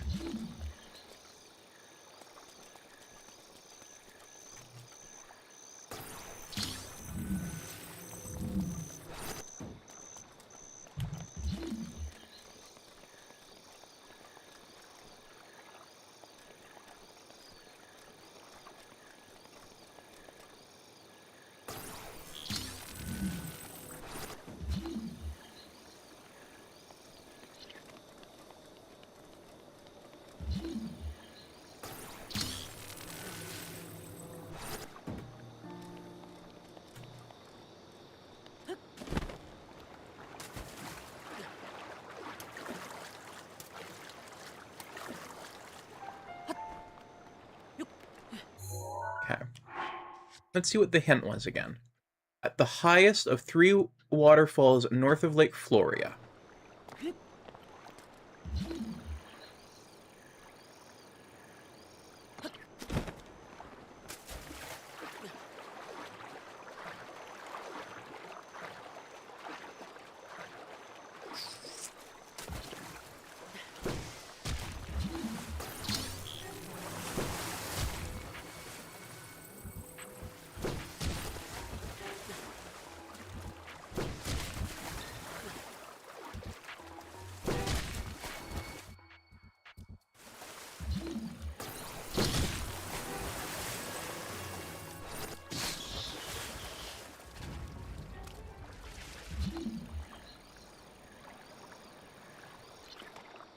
Yeah, well, there's still one more.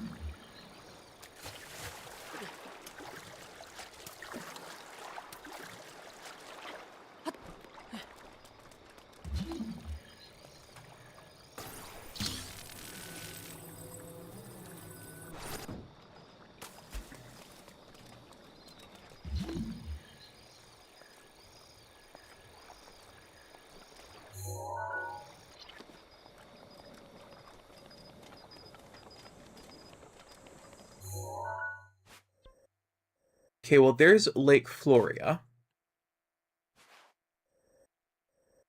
So of these, these are the Floria Falls.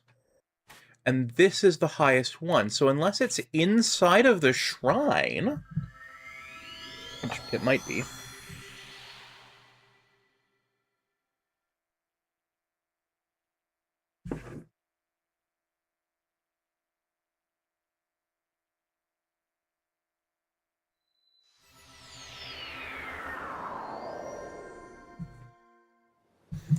We just have 10ths, 8ths, and 16ths.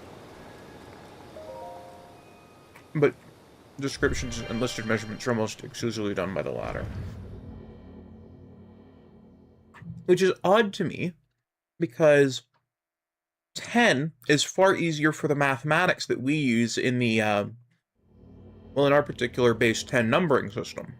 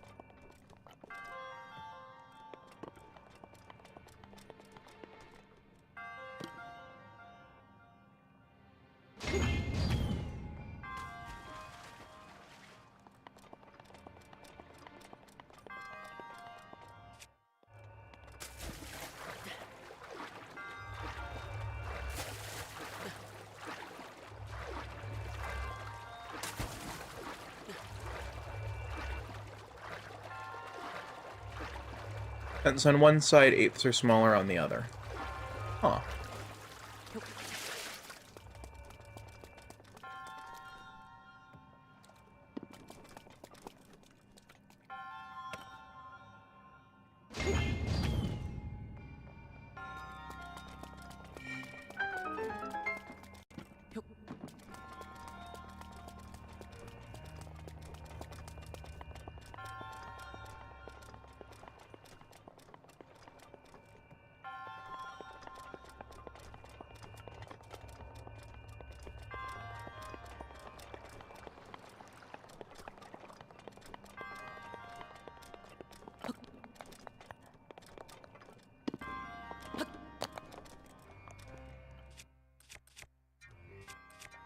And as someone who uses metric and is used to a, you know, counting system built for base 10, that feels intensely odd to me.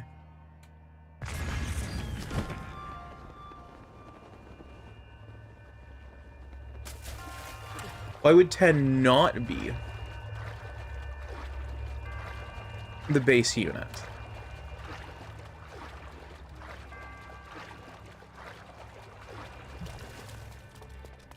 Oh, there's a chest right fucking here.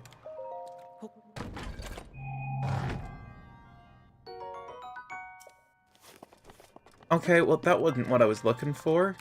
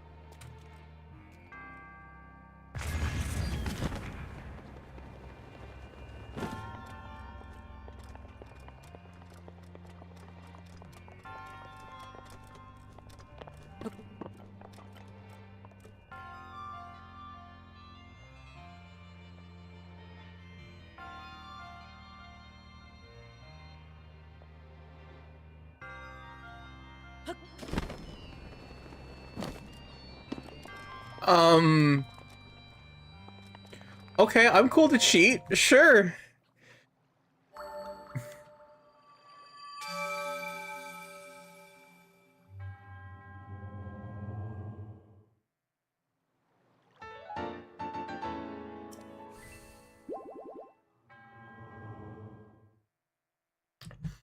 So, Noble, about Rumbly movies. Right, Rumbly movies. So, one of the things about IMAX is it included subwoofers.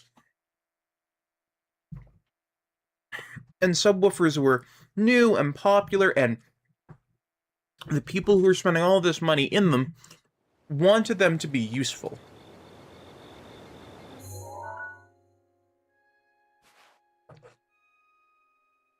So movie manufacturers got pressured to make movies that would help show off these subwoofers. So in a quiet talking scene, the subwoofer doesn't really see much use.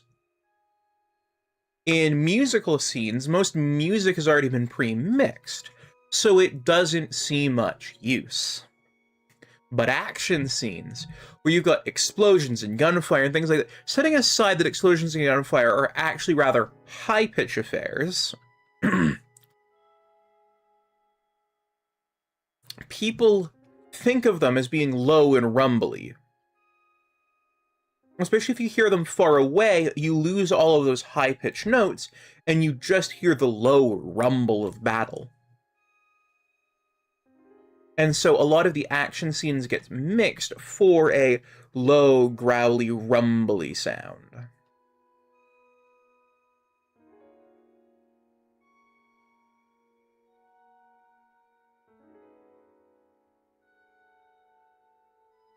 That is the biggest reason. So that's the reasoning behind why you would mix for a subwoofer. And then people got trained up, knowing, okay, mix for IMAX, and to mix for IMAX, you mix for...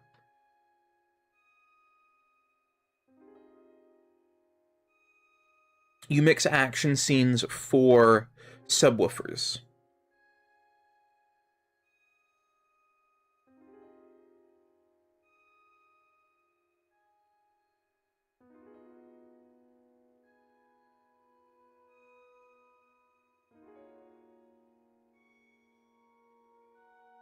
Oh, okay.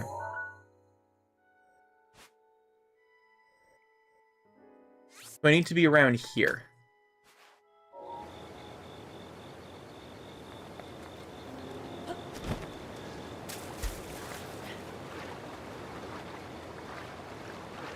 Silly Shorebo. But yeah, so if you're someone who's coming up in audio mixing, you learn very quickly that your skills are most valued by the IMAX people.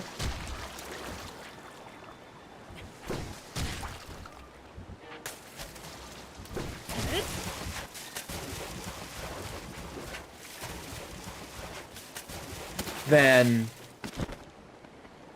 you know, to be most useful to the IMAX people, in action scenes, you need to make the fucking testicles rumble on everyone within 5 fucking miles.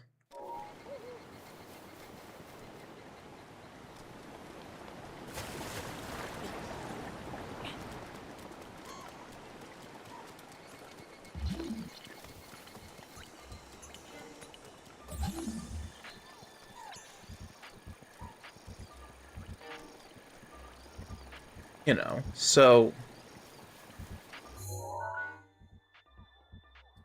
Right, they're the people for whom this mixing is being done.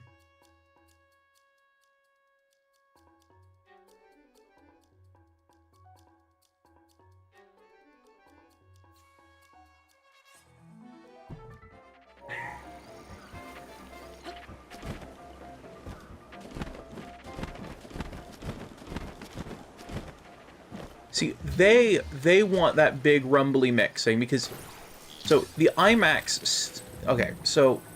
Basically, the IMAX people go, hey, we want to show off our cool, fancy cinema stuff. And to do that best, we want you to mix for that. And the studios who have mixed films, well, the IMAX studios basically sponsor them, so that way they can have cheaper rent at any IMAX theater. So the studios want to get the deal on an IMAX mix, right? Or they want to get a good deal. They want it to be as cheap as possible for them to put movies in theaters.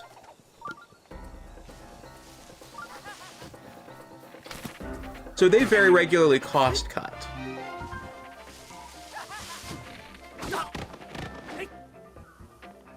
Right? And so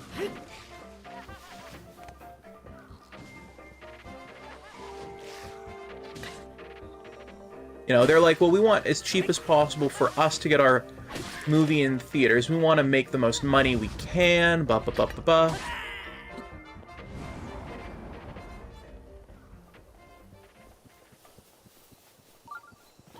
You know, so for them, they're being paid to show off.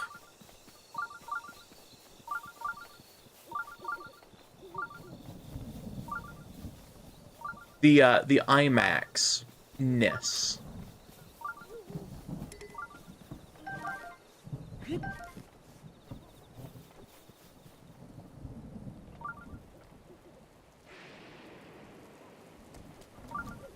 Right, I get you. I'm not saying that it's right. You asked me for the explanation, and the explanation is it got developed, they wanted to show it off, so it got made. So, in order to show off the feature, they started, you know, sponsoring places to specifically make movies for that format.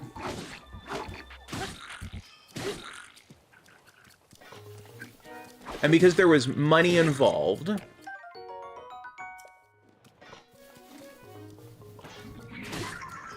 you know, it's like, hey, it's profitable to make movies like this, then they do get made like that. And so the incentive structures are basically set up such that everybody wants to make, you know, IMAX compliant movies that show off IMAX's supposed best feature, its most innovative one, and so you're left with things where they just rumble.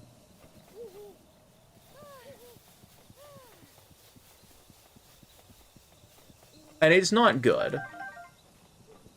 Because if you don't actually have a proper surround system with properly calibrated woofers, properly set up stuff, then all that time and work in mixing and mastering, which might sound good in a theater, keyword might, is absolutely obliterated on someone's home cinema, or on someone's TV, or on someone's phone.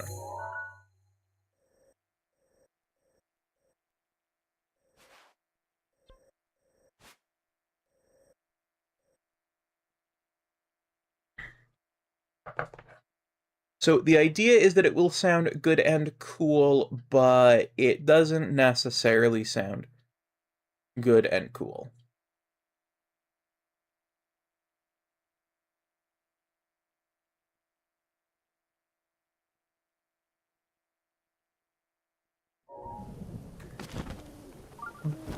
You know, so it doesn't sound good and cool, but that's what it's supposed to. It's supposed to sound good and cool. And, oh, these are bird statues. Okay.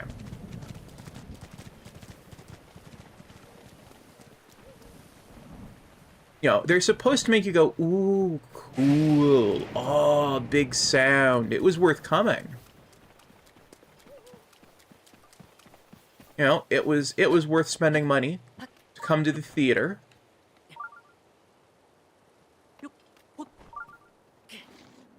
And we got the privilege of seeing an IMAX movie.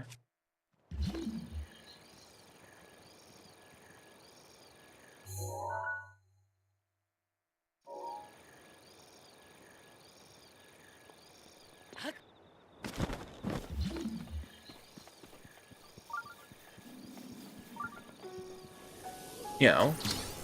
And back in the day, they really were considered cool to get to go and see. Unfortunately, well, fortunately, back in the day, there were also a lot of films that were mixed not for IMAX.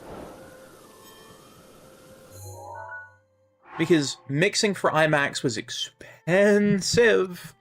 And so a lot of films seen in IMAX theaters were not.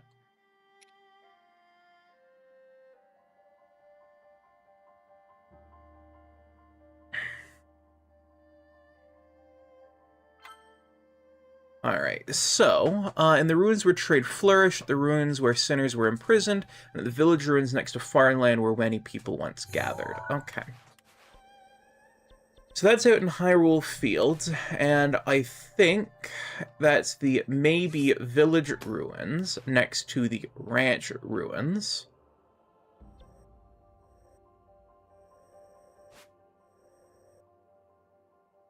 That might be a prison.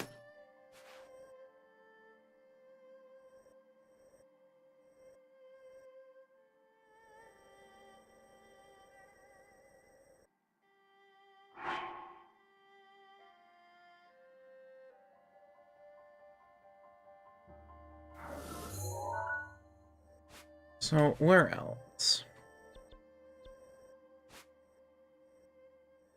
Where trade once flourished.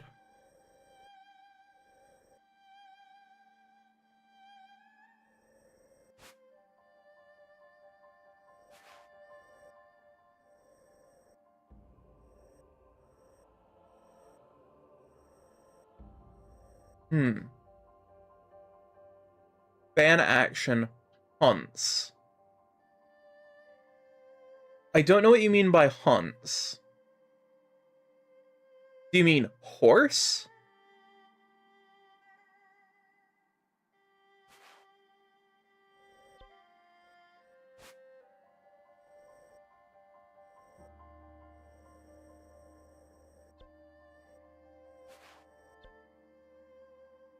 I'm going to assume you mean horse.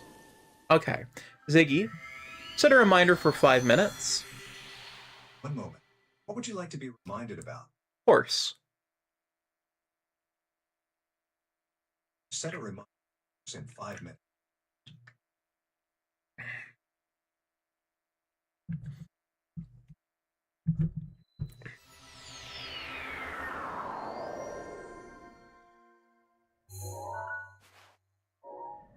Alright, well, let's head up to the red one first.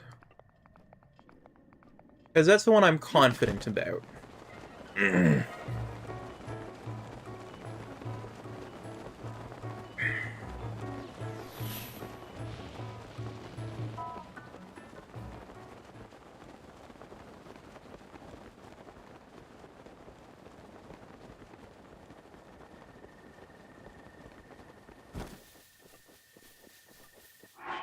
And I should eat something.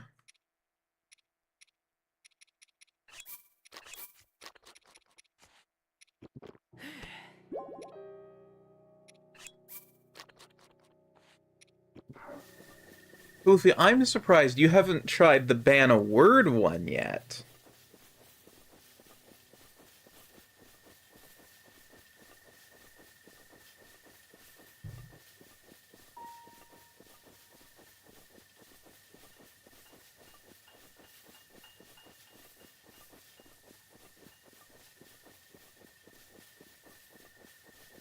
What word would you like to ban, Floofy?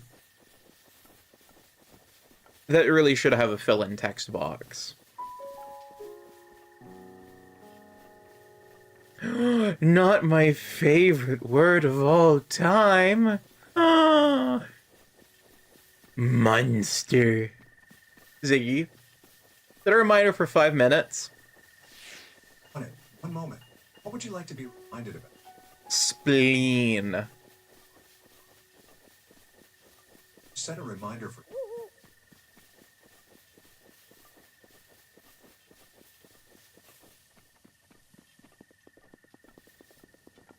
I said it while setting the reminder for the ban.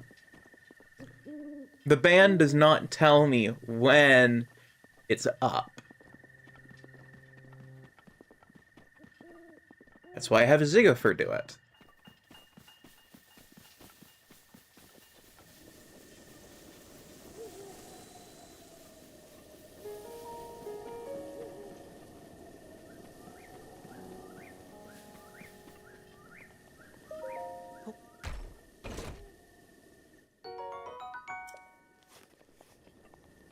Arrows does not help me. Ah, I think there's the chest.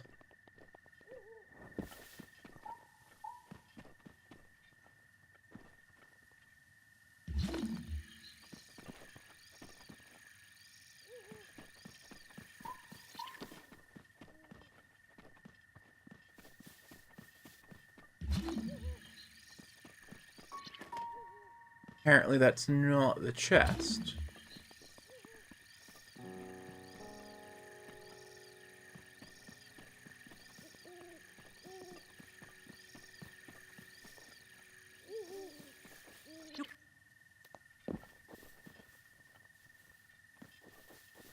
Hmm.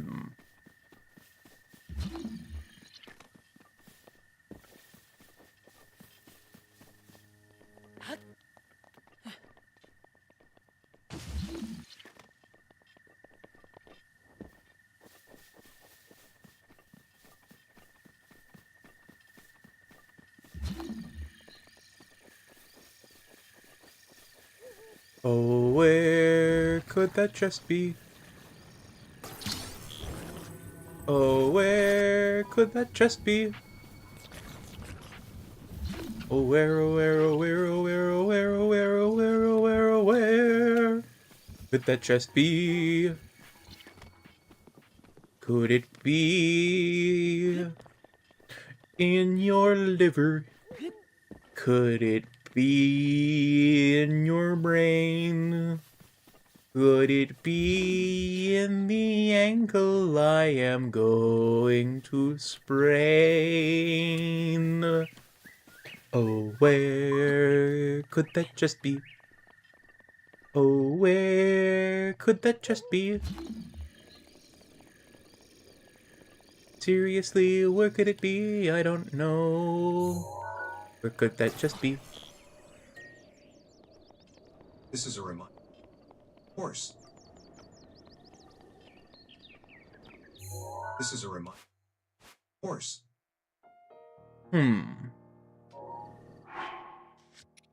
Let's see. In the ruins of Hyrule Field, at the ruins where trade flourished, the village ruins next to farmland where many people once gathered. Okay, well there's the ranch, which would be farmland. And this is village ruins. I've checked in there. Checked in there. I suppose there are a few more buildings around the outside I haven't checked. Where could that chest be? Where could it be? I would like to know where it could be.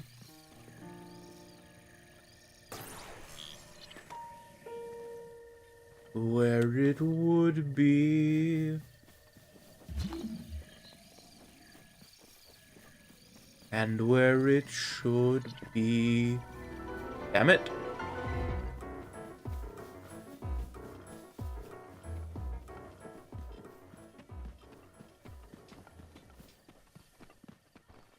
If you could fuck off, Mr. Guardian, you could kindly fuck off, Mr. Guardian. You have no business here.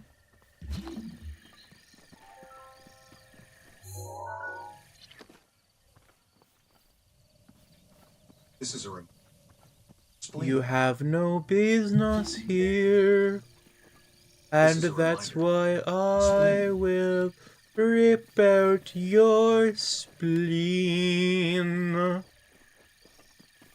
Now where could that chest be? That useful little chest be?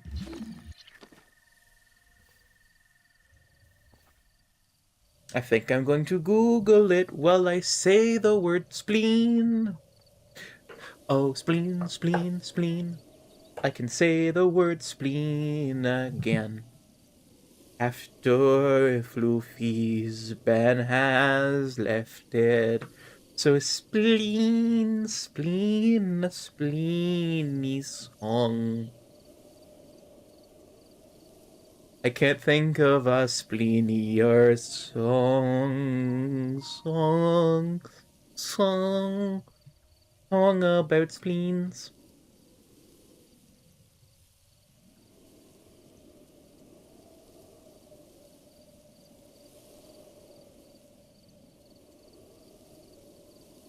Okay. So, Windswept Meadows.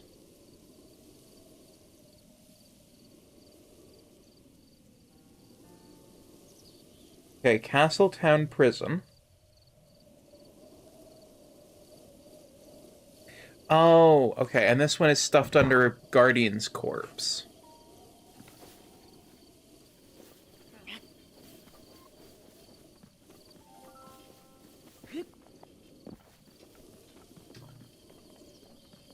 Also, anyone who came on the silly song about spleens, Floofy banned me from saying the word spleens. It's so mean. Spleens are excellent. I like to squish them. Squish a spleen.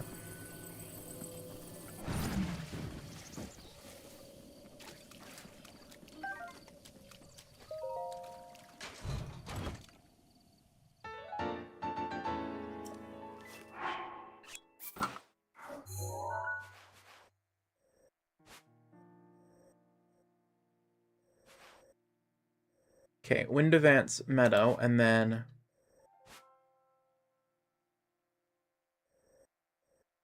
somewhere along here is where Castletown Prison is. So I'm gonna go check out Windswept Meadow next, which is down here.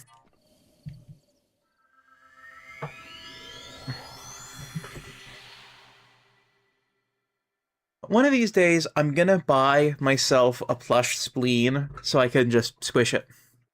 I can actually squish a spleen.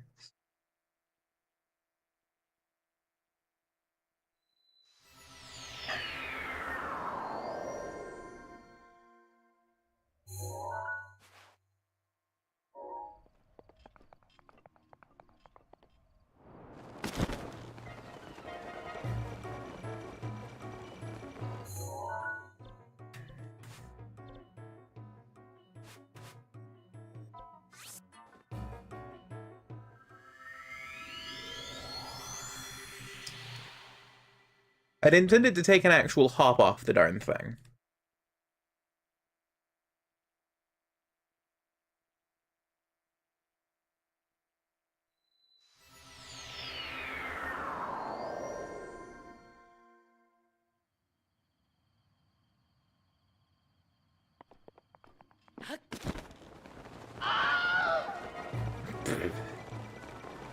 Pretty much floofy.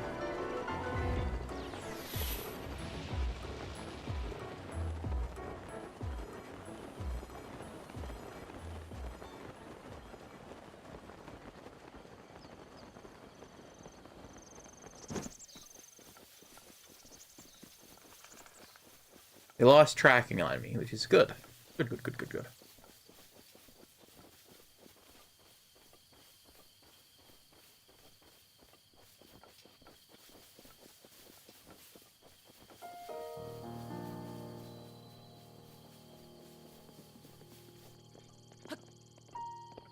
Oh, okay, they're called the Exchange Ruins. So a place where trade once flourished. And it seems to be the same basic ruin layout as the,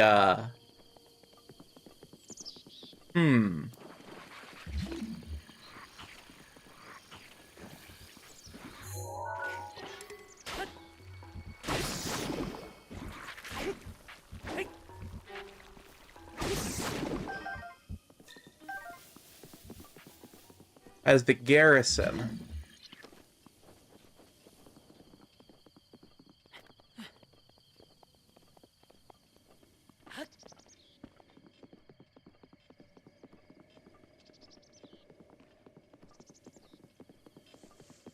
This is a different ruin layout, but I don't know if it's a unique ruin layout. This little tower thing certainly isn't.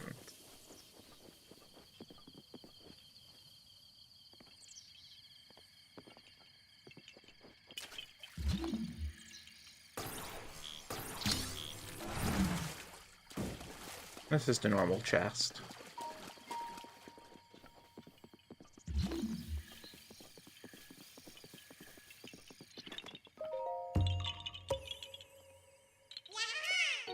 And another Korok seed. There's our special chest.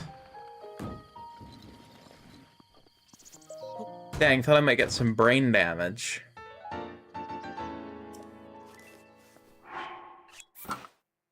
Make me forget what I'm doing here. I could have an excuse to not get the rest of Tinkle's armor set.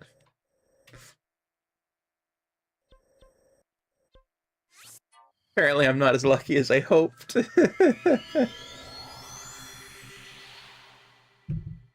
I have found Tingle creepy since I first encountered him.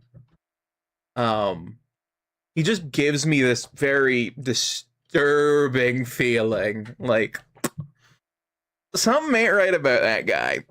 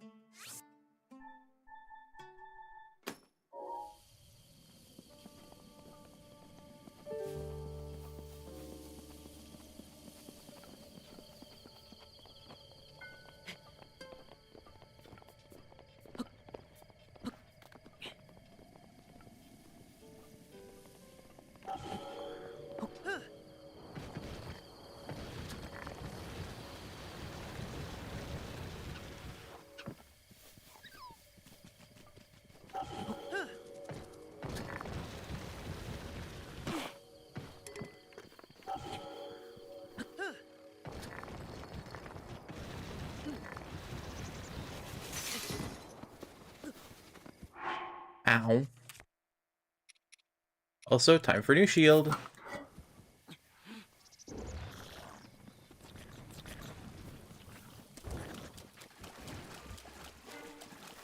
Spleeny weenie. Frog friend! Yay, we have frog friend! Oh, yay.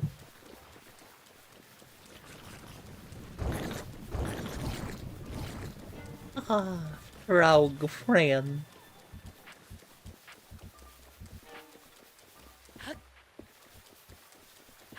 I wanted one earlier and I got so upset with the rock for getting in the way of a frog friend.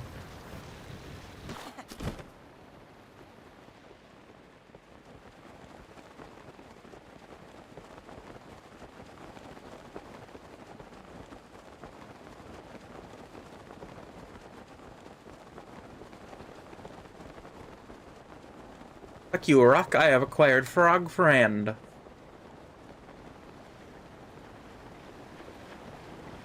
Shit, there's guardians on that island. I have forgotten that. Okay, I want to know exactly where I'm going to get this last piece, so I can spend as little time as possible doing this.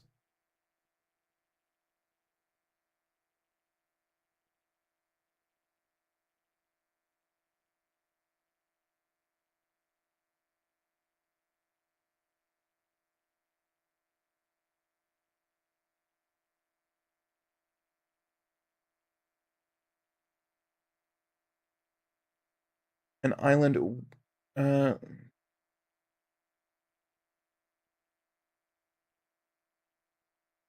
post for treasure chest from the rebel. Okay.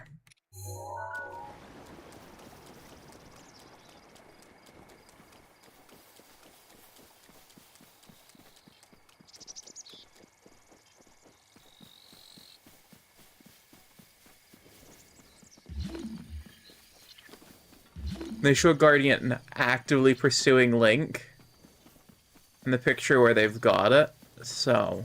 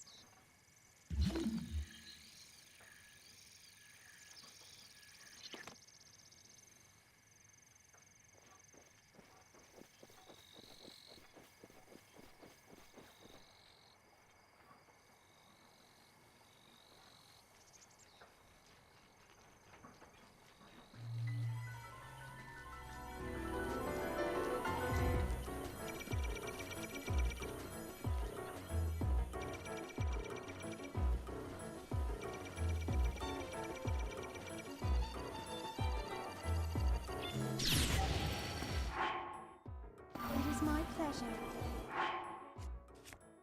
Okay, I need the strongest gear I've got.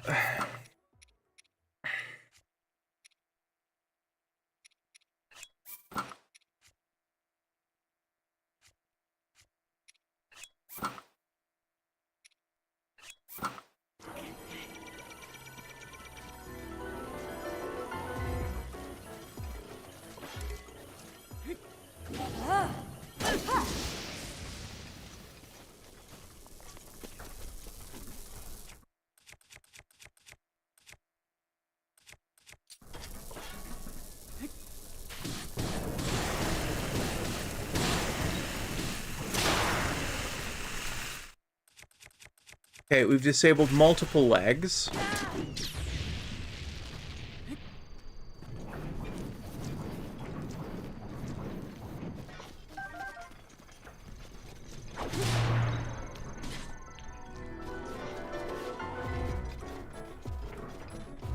Okay, come on.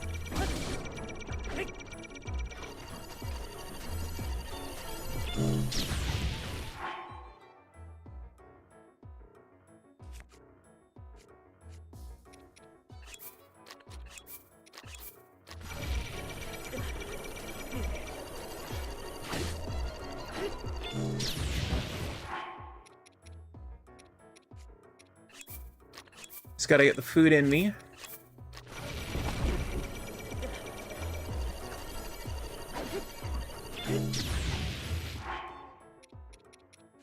Come on.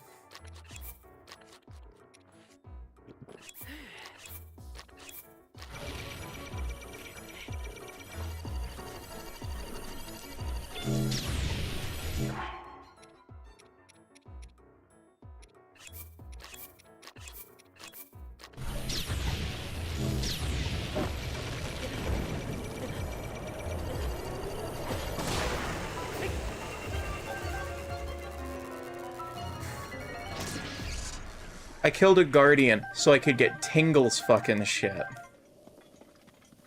What the hell?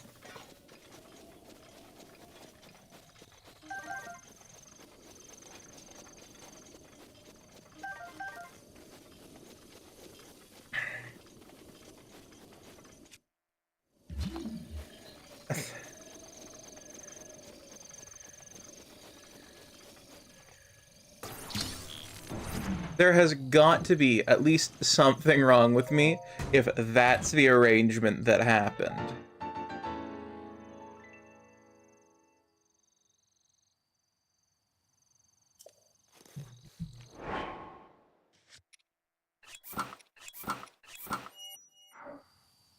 Like, getting this is apparently why I killed a guardian.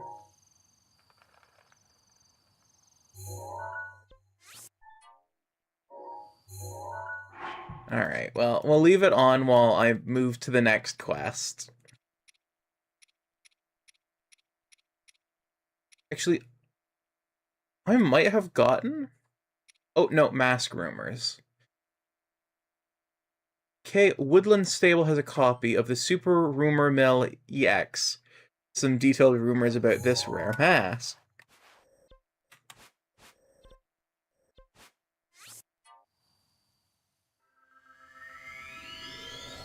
Apparently Goomba says, oh, there is. Yeah, there is.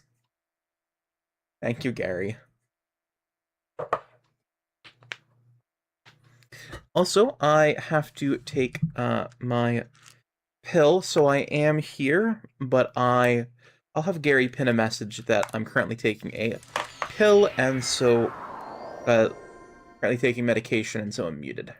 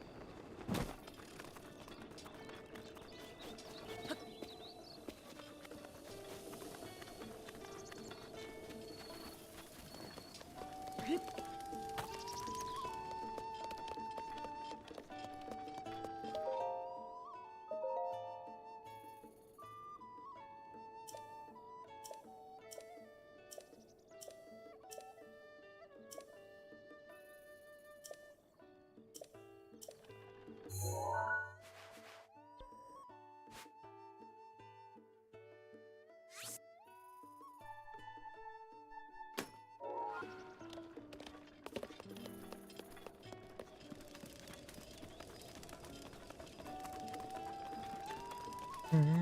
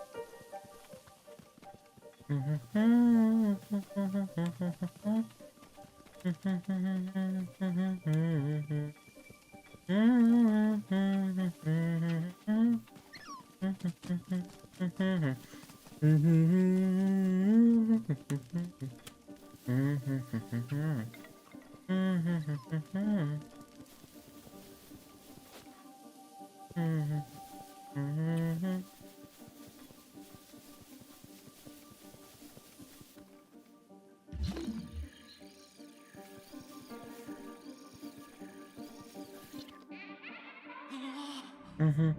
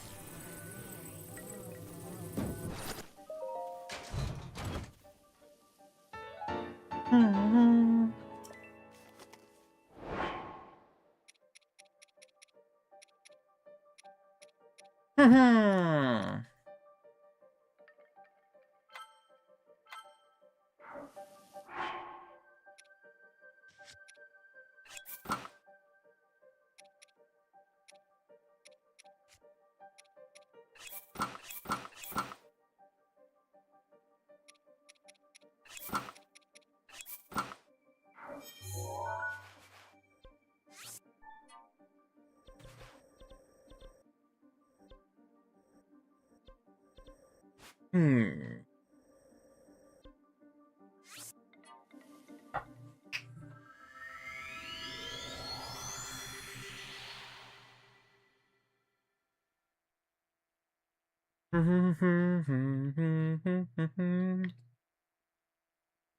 Alrighty, well, that is the medication taken. So let's get that message unpinned. Okay, and unpin this message. There we go. All medication, all taken.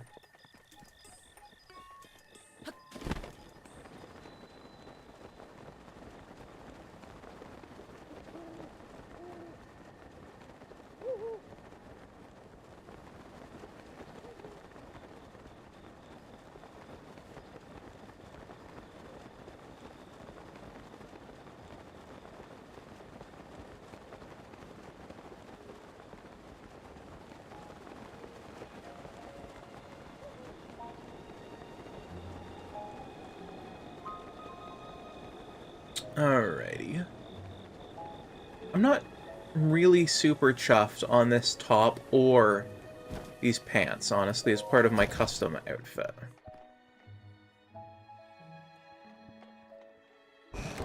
There we go.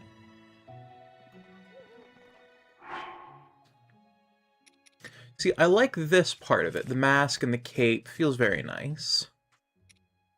And I thought I would like this, but I'm not actually all that chuffed on it. Not sure how I feel about that either.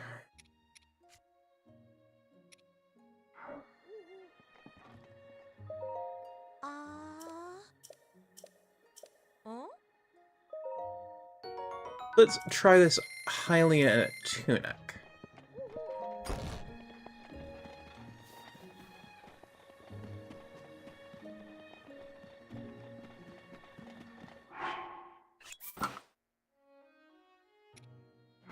Let's see how that's going to look in white.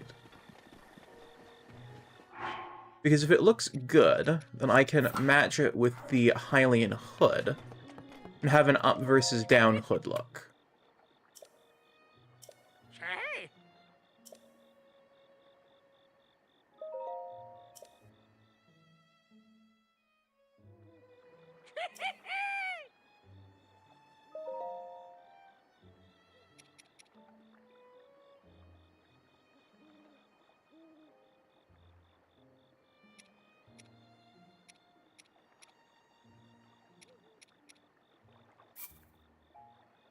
I think the white one is going to work.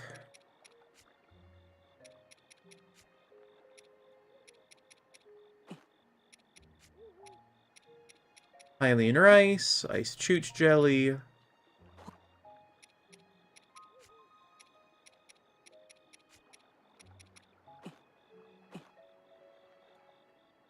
And yeah, the silent princesses.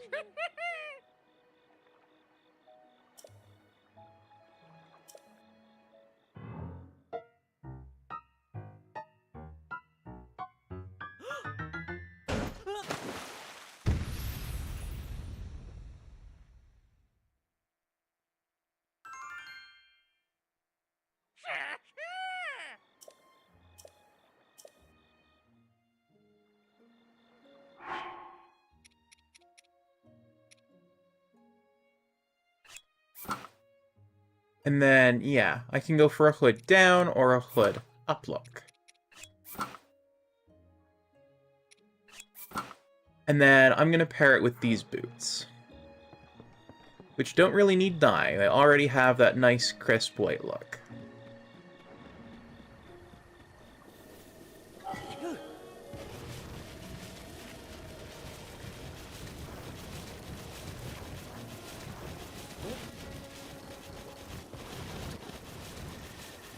And let's see, what's our next quest? Rumor has it there's some kind of bridle that enhances a horse skill and a saddle that can summon your horse right to you. Supposed ancient horse here really exist.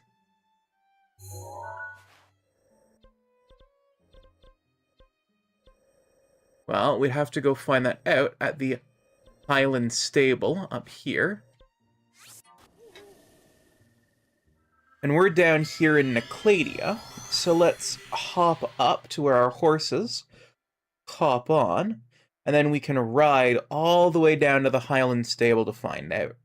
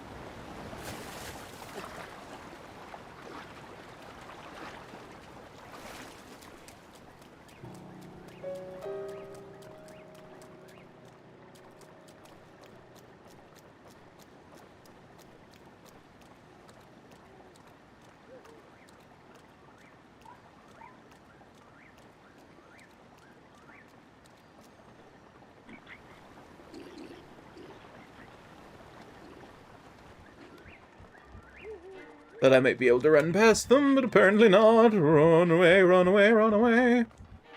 Run run away, run away, run away, run away.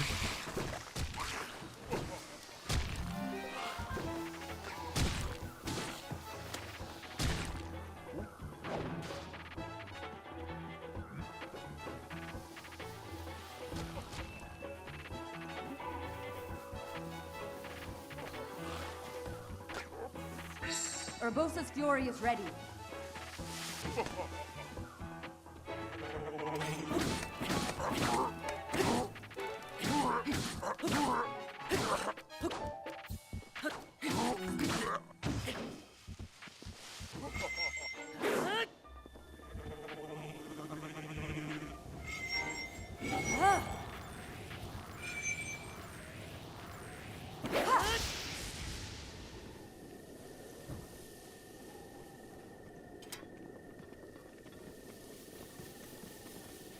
Good, glad I drove the jackass off. Now let's get back on my horse.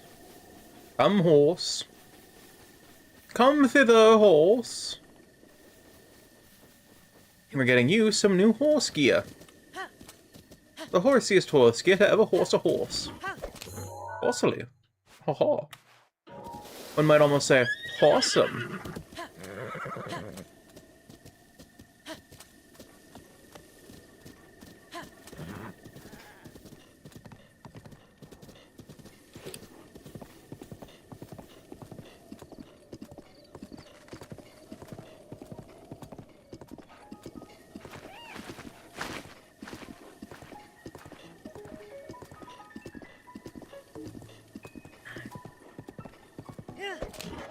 Come, horse, let us go. And the perfect name for a horse? Beeple.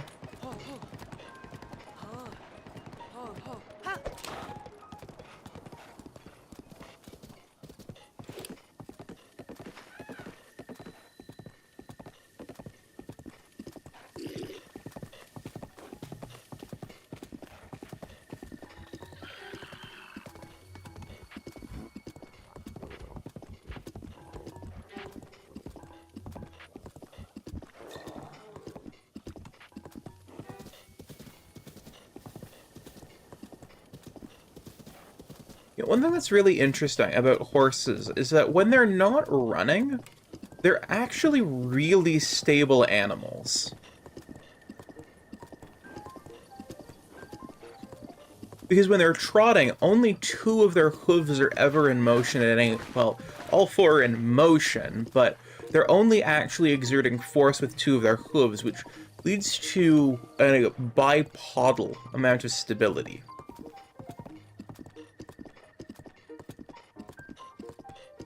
Which is relatively good, all things considered.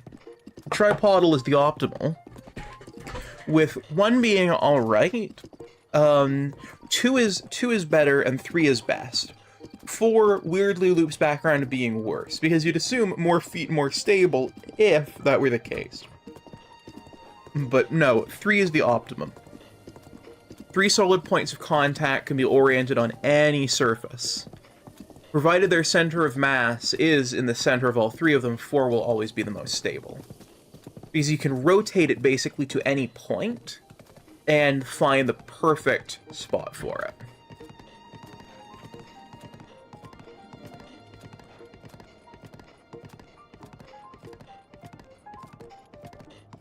There are a lot of things like computer desk chairs have like 5 or 6 legs. And the way they usually do that, they usually solve that balance problem is by basically having their legs have a little bit of play in them, or a little bit of springiness to them. And when you sit down, all the little wheels sort of like push and find a natural center point, but for a fixed, non-movable leg. 3 is best.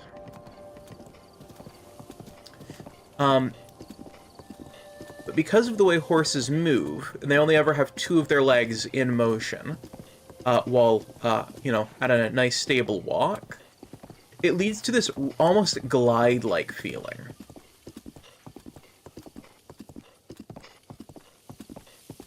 And if you've ever been on anything like a horse-drawn carriage or something like that, you will feel that stability transfer through. Because there's not this thunk, thunk, thunk, thunk, thunk grind going on. There's not a human walking where there's sort of like a lumberingness to it. It's smooth because they're always in motion, but there's not this up-down thing going with it until you break into a sprint. Because once you break into a full gallop,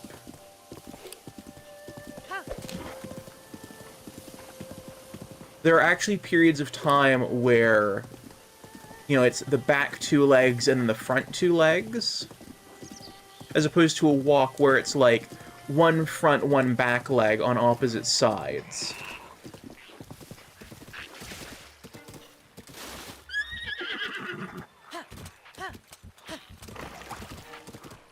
People, we missed the turn. We've gone into the bad part of town. People, get us the fuck out of here.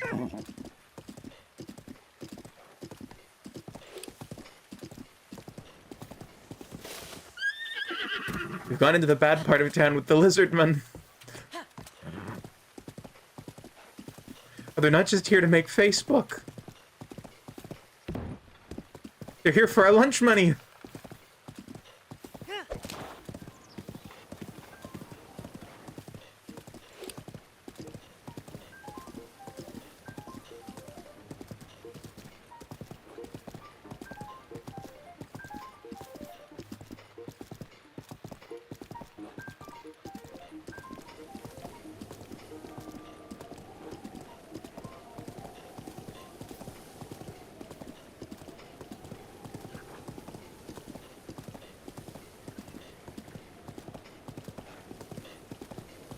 Huh.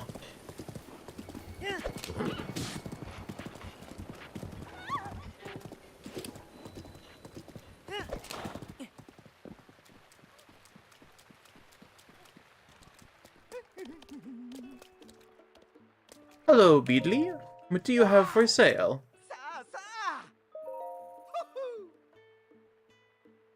Arrows.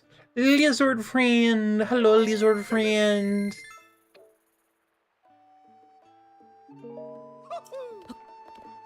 I now have a lizard friend. Looks like the rain.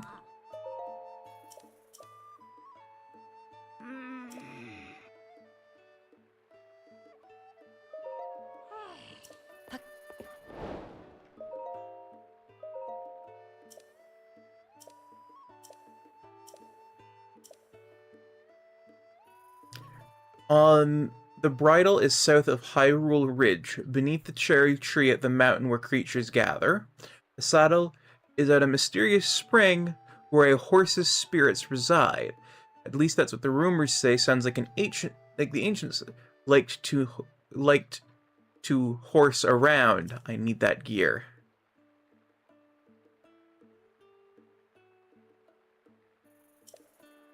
And Tracy gives it a recommendation of 5.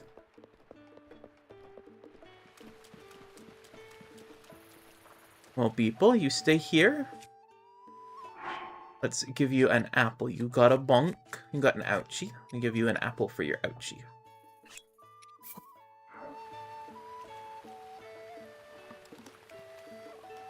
Yeah, people.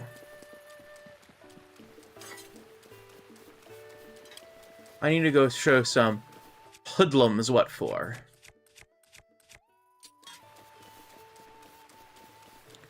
Excuse me, hoodlums.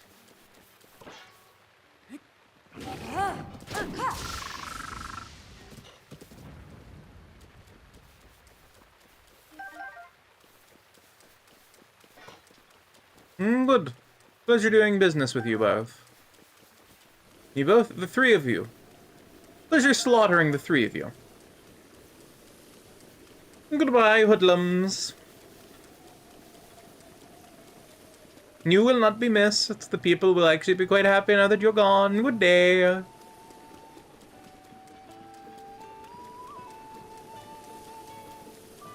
All hoodlums, all gone.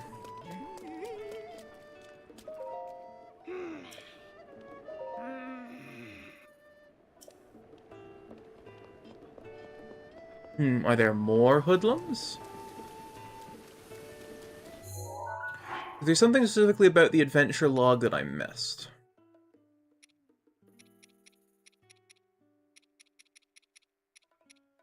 Kaboom!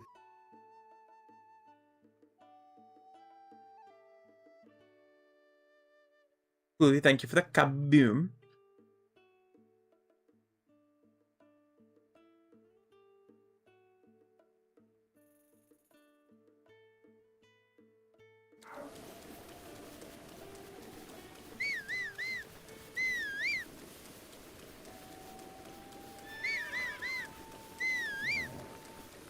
Oh, there are more hoodlums.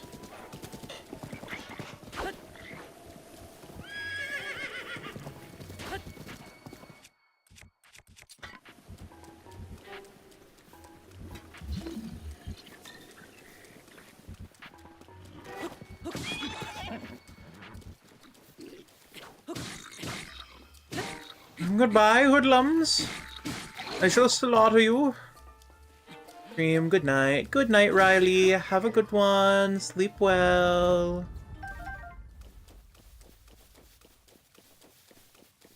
Oh, other hoodlum. Hoodlum. I still need to feel your blood trickling out of your skull. Little hoodlum. Here, hoodlum, hoodlum, hoodlum, hoodlum, hoodlum. Here, hoodlum, hoodlum, hoodlum, hoodlum, hoodlum.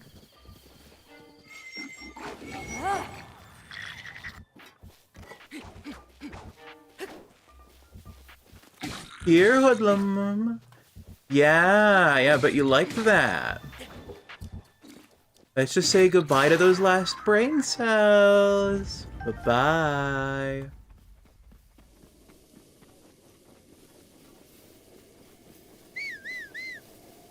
Yeah, I hope you sleep well. Have a good night.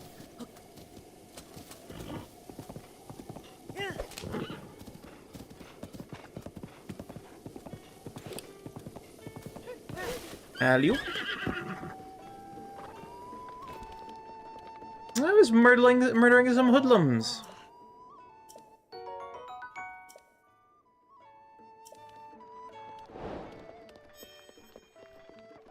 Noble being creepy. Look, they needed killing. They got killed. Simple as. Now, let's see.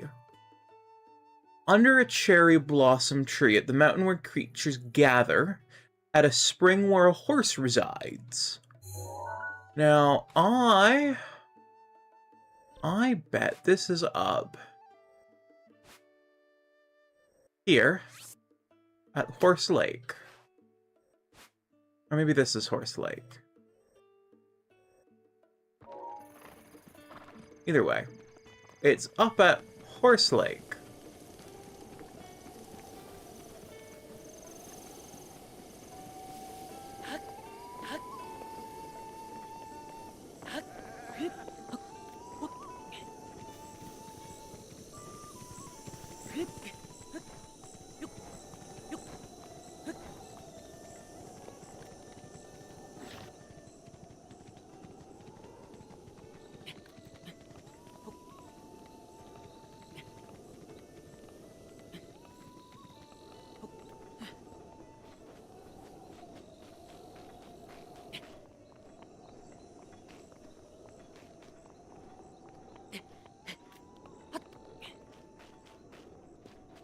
Alright, well.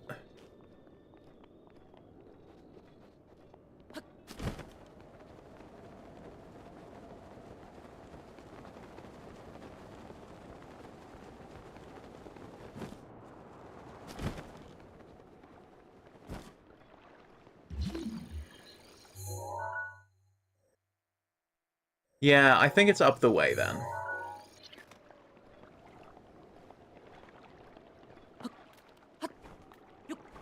So I think it's the lake where the horse fairy resides.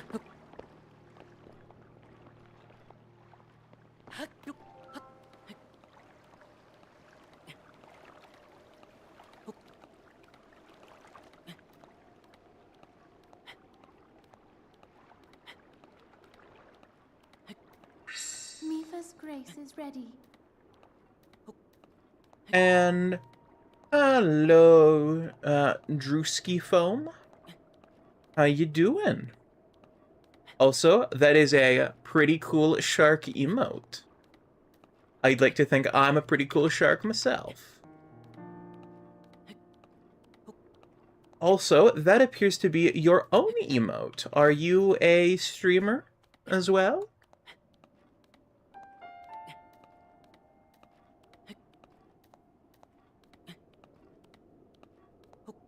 I moused over it, so I saw that it was listed as Drewski 57 cool.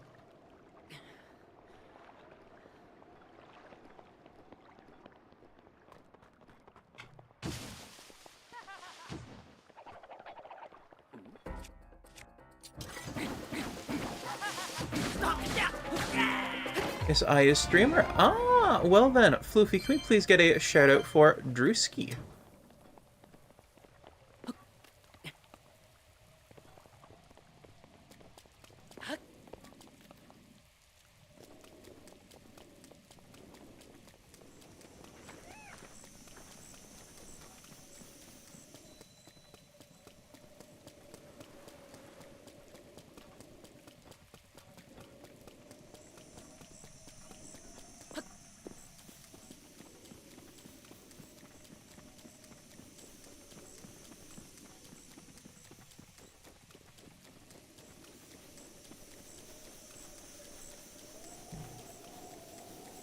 Also, that is a pretty cute shark.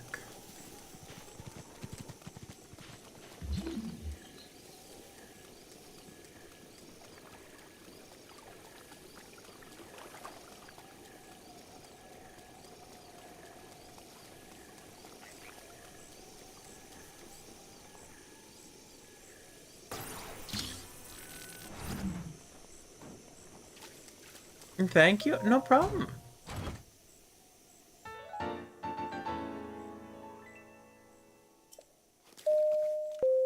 And thank you for the follow. I have dropped a follow on you as well.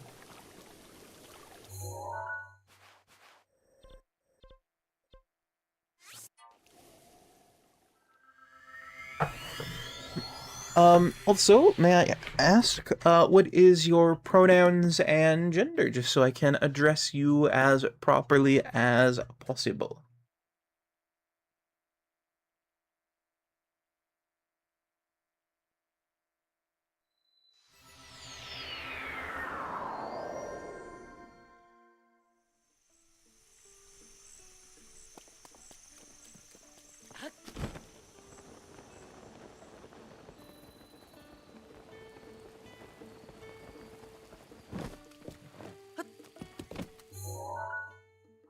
Now, the other one said, under a cherry blossom tree at a mountain where creatures gather.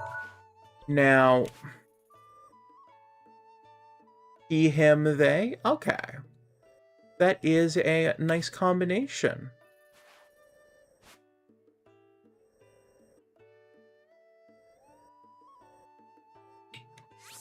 I think we're looking at Satori Mountain there.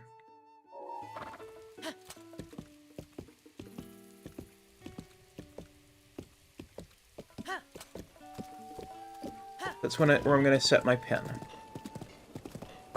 I am he, they as well. And I would say that my gender is femboy.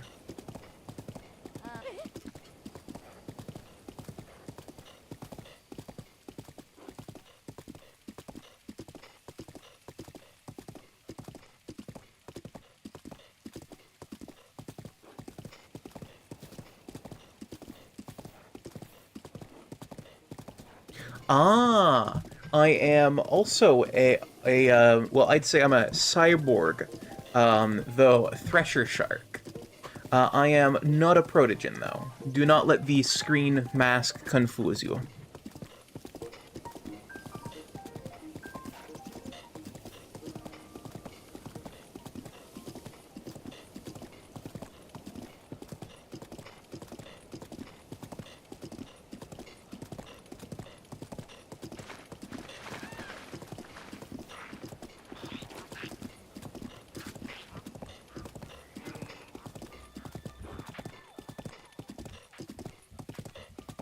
Wow, 2 Techno Sharkies? It must be a fated meeting.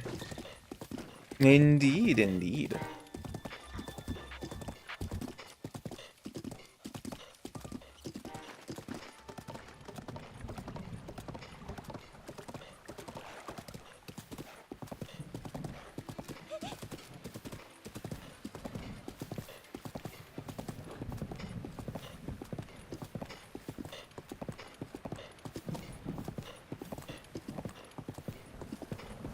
How far are we in Breath of the Wild? So I've beaten the game before.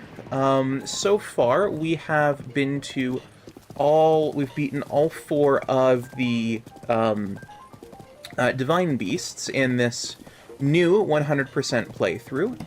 And currently, as I've been shilling for just about every hour, we're doing this as a fundraiser so I can get myself a new bed. And so chat can set objectives and challenges, and the one that has just been set, or rather was set last stream and I'm still working on, is to get all of the extra armor. All of the EX armor. And I think I'm close to getting it all.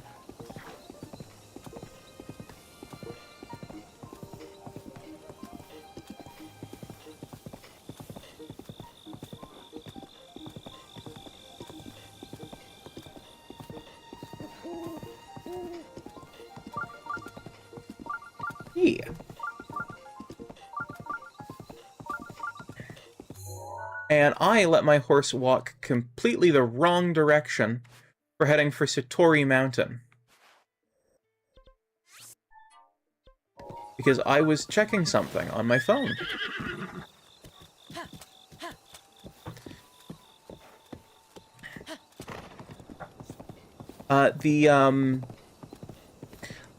Yeah, so, I haven't gotten a new mattress since 2005, which was when I was 5 years old. And I am now, well, the math's out, so that way now I'd be 25, heading to 26 this year.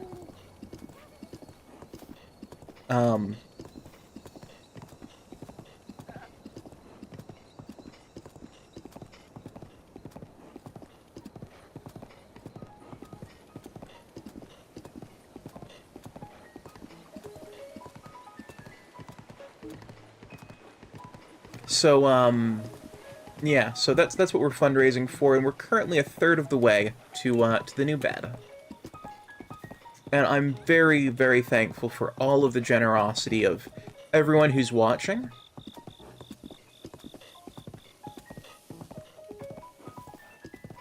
As well as, you know, people who are throwing bits and subs and things my way, and on the Ko-fi page, there's a whole list of if you spend X amount of money, you get X thing.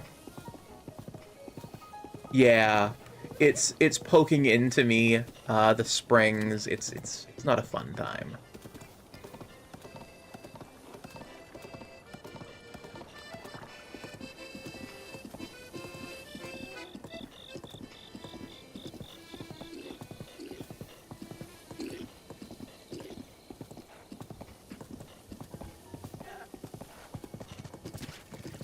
And so the bed that I'm looking at getting is actually, it's a couch bed specifically, because sometimes I like to sleep sitting up, sometimes I like to sleep laying down, sometimes I like to sleep sat partially upright on the chaise lounge of couches, so usually using the footstool on couches that don't. And this one from IKEA, it pulls out and becomes a nicer bed. And I got to try one when I was actually at an IKEA picking up the 2 desks that chat has quite kindly helped me acquire as well through the last fundraiser we were doing. And it was wonderful. It had just the right kind of firmness that I want in the bed.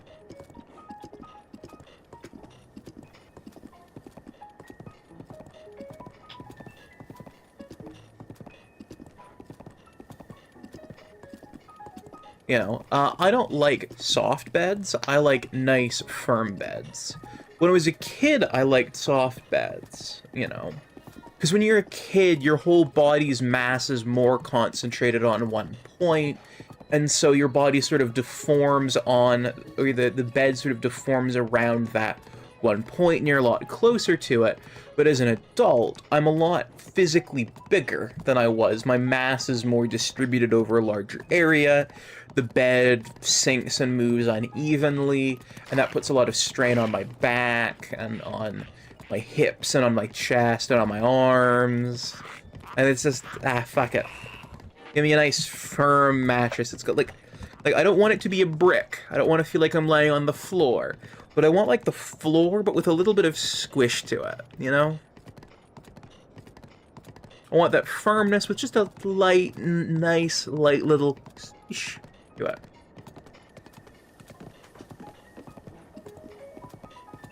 You know, I am too old to be like, oh yes, give me this thing where I sort of sink into it. I'm like, no. I want basically a slab that squishes slightly. And thank you for the hydrate and stretch. Out. Out.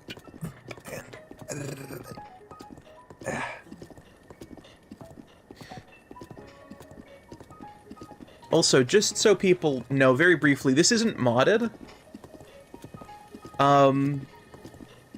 If I move over to the side here, you can see that it's actually got 2 of the maps, because I literally just green screened out around the map and stuff.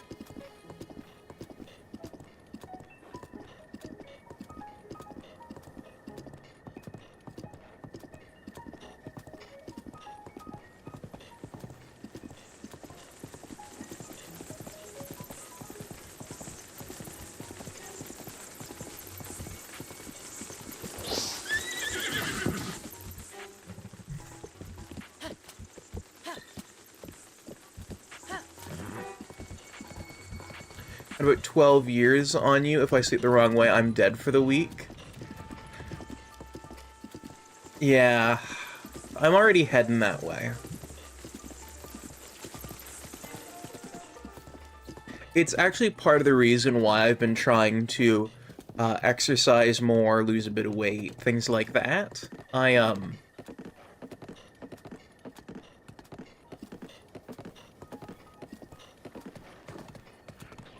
You know, I want to take better care of myself, so that way I can, you know, feel good for a good long while, you know?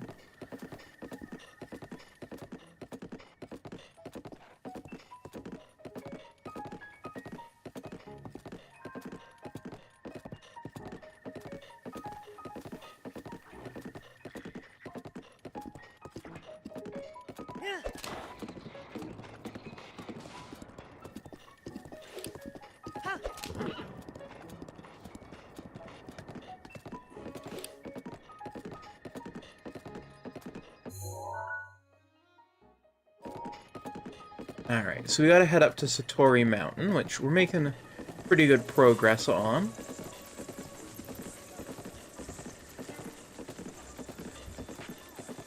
You know, we started this quest last time, but it was at like the tail end of last stream.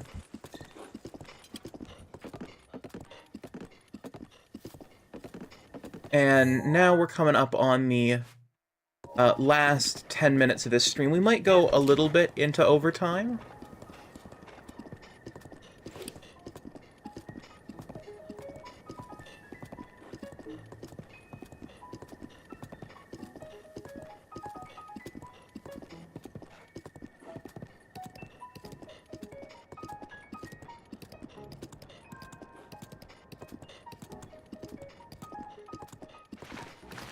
But, yeah, I figure we finish up the quest, we get our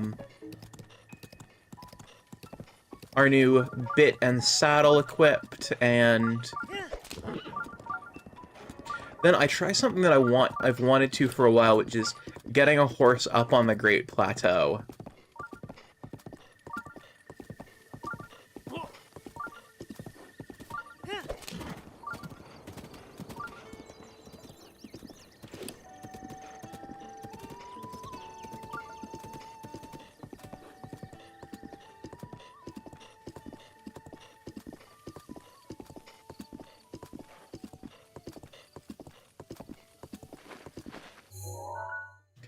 Alright, so just a bit further north.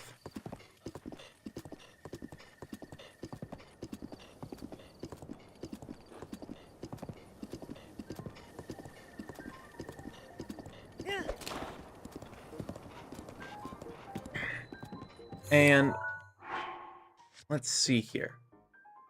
Cherry blossom at the mountain where creatures gather. I think the cherry tree on Satori Mountain is up near the top. It might not necessarily be up near the top, but I'm pretty sure that's where it is.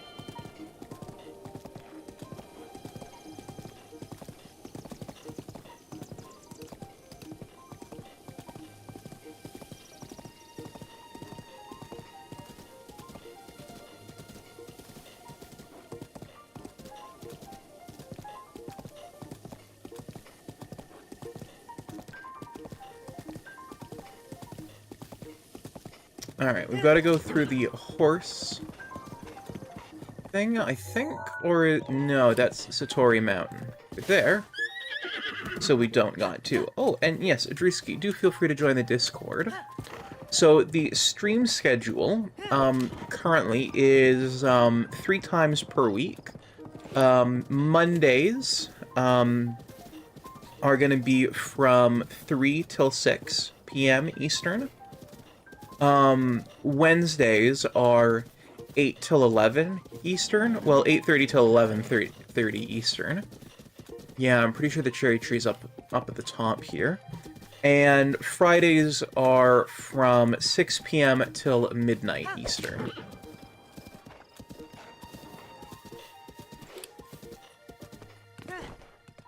And so the way it works is Mondays are me just playing whatever I want to for those 3 hours in the middle of the day. Wednesdays are a 3-hour stream with me and Jensen. So the initial idea was we both have pretty substantial backlogs, and Wednesdays we were going to hang out and play through games on our backlog. And then I gifted him Half-Life, and so we started playing through Half-Life together. And then we said, well, hey, do we want to play through this game together? And then it became we're playing through co-op games together on Wednesdays, which has slowed down Wednesdays as a day where we burn down the backlog.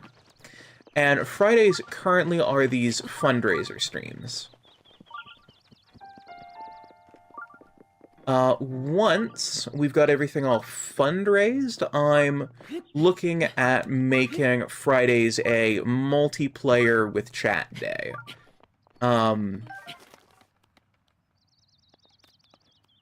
So, like, seeing if I can, you know, set up Mario Kart Wii or Jackbox or,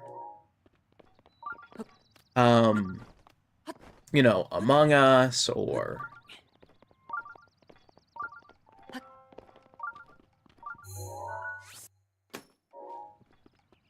Oh, there's a cherry blossom tree.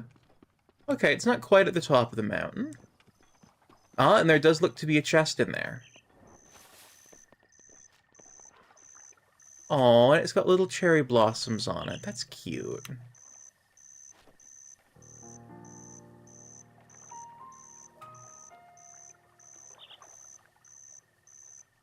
Okay, I'm gonna go into here and options.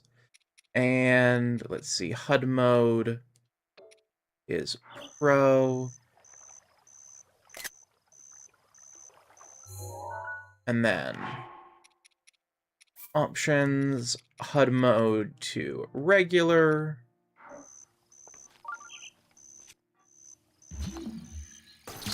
And I think I'm going to make that the new thumbnail pic for the series. That's just such a pretty picture.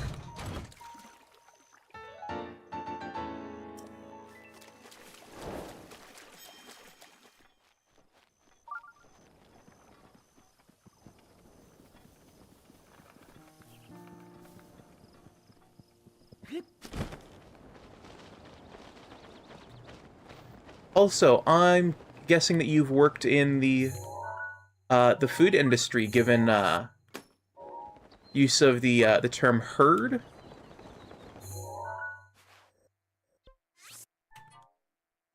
I have as well. I was a bartender while I was in college the first time. And I'm looking at going back to college, though I don't think I'll be doing bartending this time.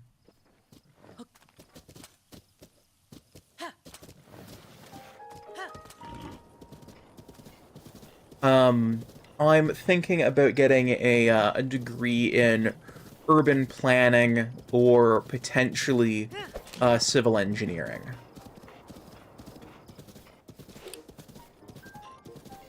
Ah, I see, I see. Yeah, I know. I know that a couple of the bars that I worked at while I was doing in college the first go round, I was only in there for the year right after high school. I was getting an equivalency 2 in networking. All right, at one of these stables, I should be able to equip this. I don't know which stables that is. I actually had it pulled up here.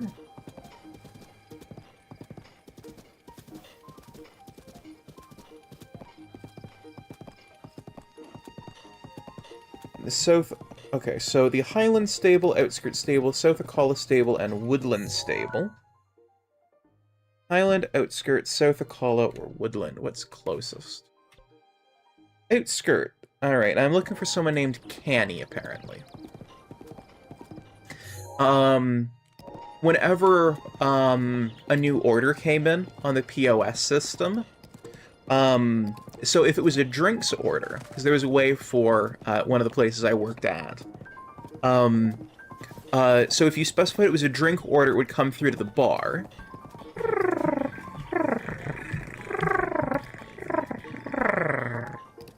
If it was a drinks order, it would come through to the bar, which is where I was. And if you specified that it was a food order, it would go through to the receipt printer in the kitchen, right?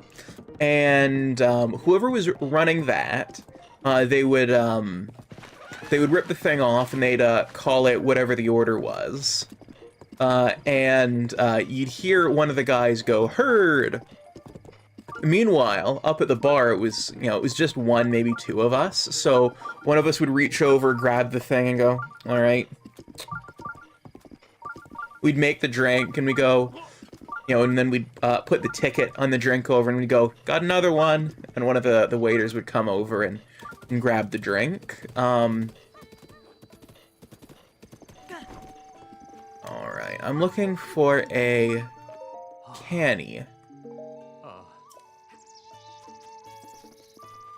Right, who I'm looking for?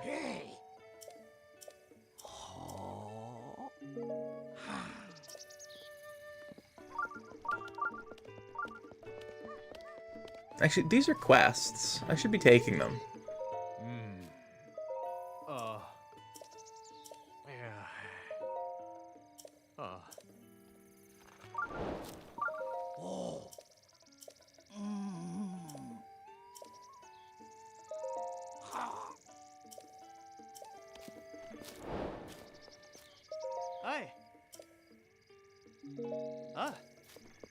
And you're not who I'm looking for? Maybe there's someone else around here.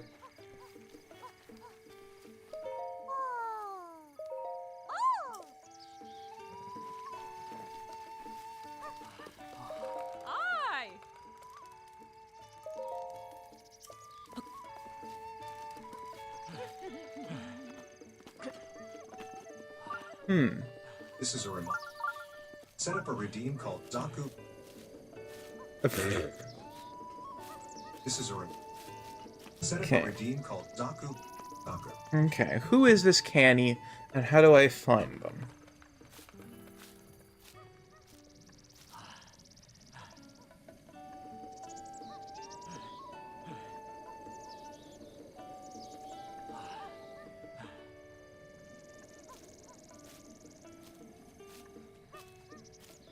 Okay.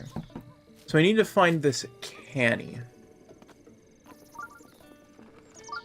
Are you canny? Yeah. Yes, you are. Oh.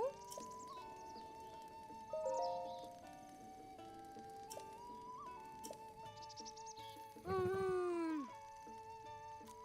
Ah! Mm? Saddle. No, I actually want the ancient saddle. Yes. Alright. And by the way, thank you for the head pats, if I didn't say that already.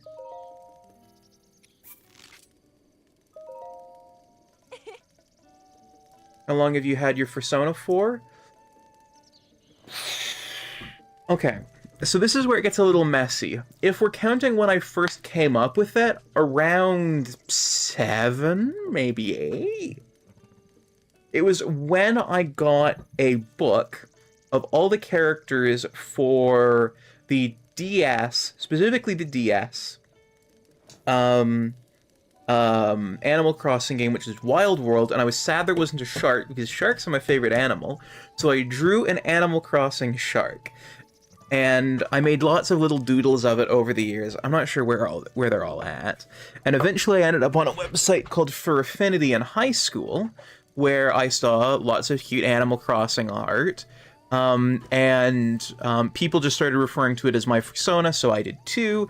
Eventually I ended up a proper furry.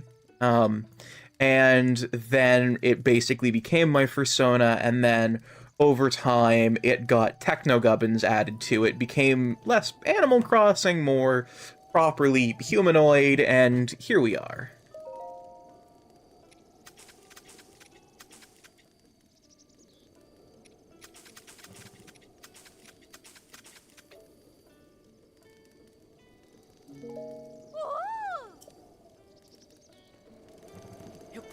Alright, and let's see.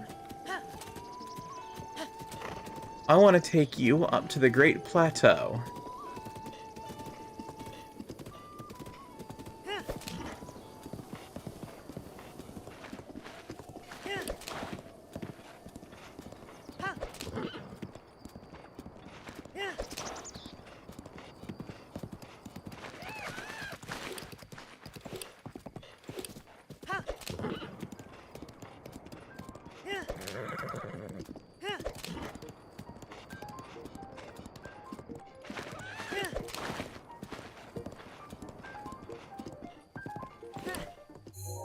Alright, there we go. We've got a good distance from you, so... Now I can hop up here onto the Great Plateau. That way you won't get whistle called. I can actually...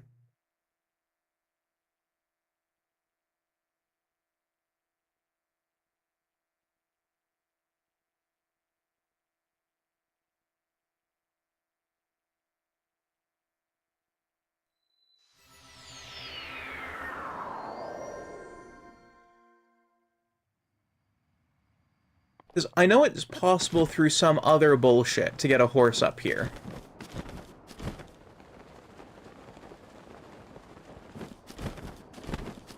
Just wonder if it bans them from...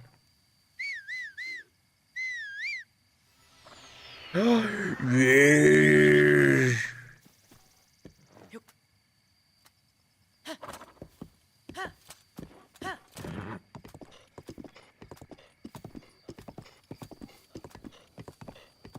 I've got people up on top of the Great Plateau.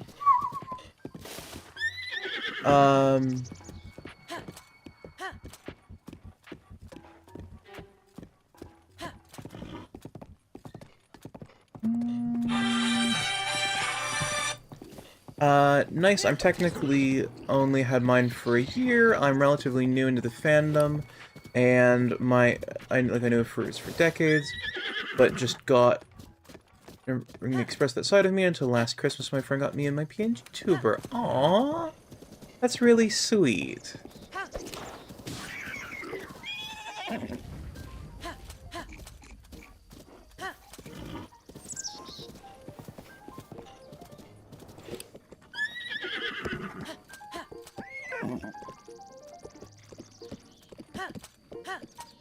See, before I got that book, I was really hoping that there was a shark in the game that I had missed.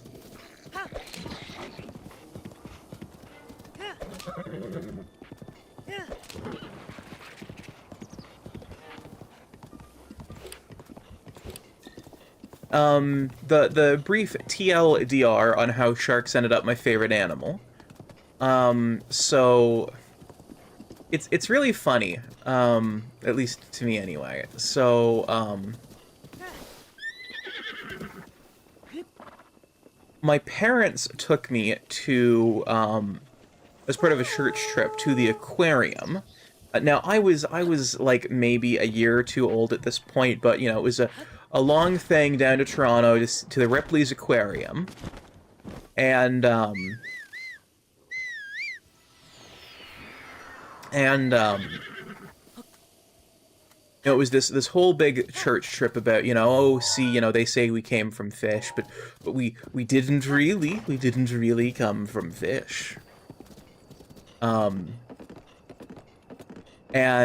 So, you know, my parents were pushing me along in a stroller and whatnot, but we couldn't have evolved because clearly fish are still here, and if we came from fish, why are there still fish? Which is like asking if, you know, your family came from a line of Johnsons, but you're now a Marcus as your last name. Then why are there still Johnsons? It's not quite that simple, but that's an easy way of conveying it, you know. And so they had these shark plushies, and apparently I screamed, cried, and wanted one, and my parents, being all big and churchy and, you know, couldn't, you know, exactly discipline their kid right then and there, but they could silence the child. And it was done by giving me a shark plushie that I took with me everywhere.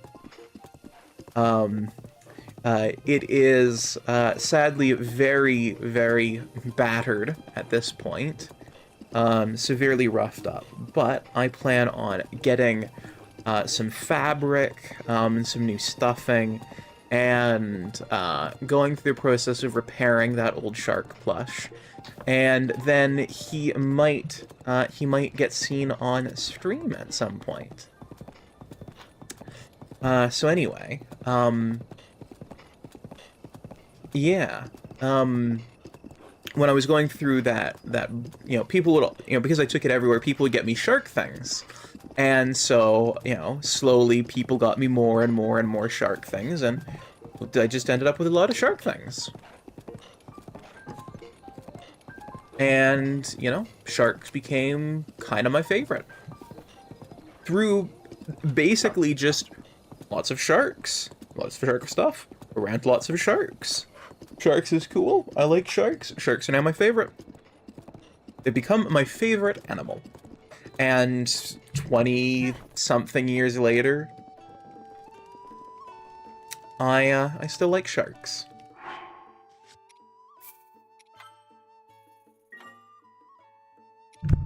Anyone trying to watch this playlist is probably going to hear that story a couple of times. Nice, I grew up next to the ocean, so I've always... the ocean, and I've been offshore fishing, where we caught and released sharks. Ah, lovely. Sharks are not as menacing as people think they are. They're a wild animal. You treat them with respect, they will treat you with respect. You treat them casually, they will treat you casually. And casually for a shark means that they go a little bit explory, but they only have one organ to do their explory with, and that's their mouth hole. And unfortunately, you fit in their mouth hole, if they're big enough. So don't go near the sharks, because they're they're curious little things, or curious big things rather, and you happen to fit in their exploring orifice, which is the face, and they feel things with their teeth. It just so happens to not be great for you, because it can kind of include taking bites.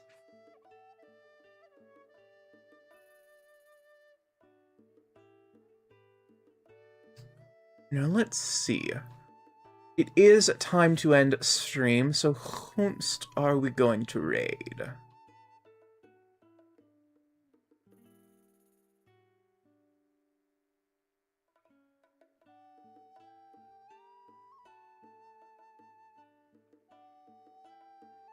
Except Noble is a knife Sharko for the most part. Well, I am a touch evil, but I'd like to think I am a nice shark. Most of the time. Let's see who I'm following, who is live to get a raid.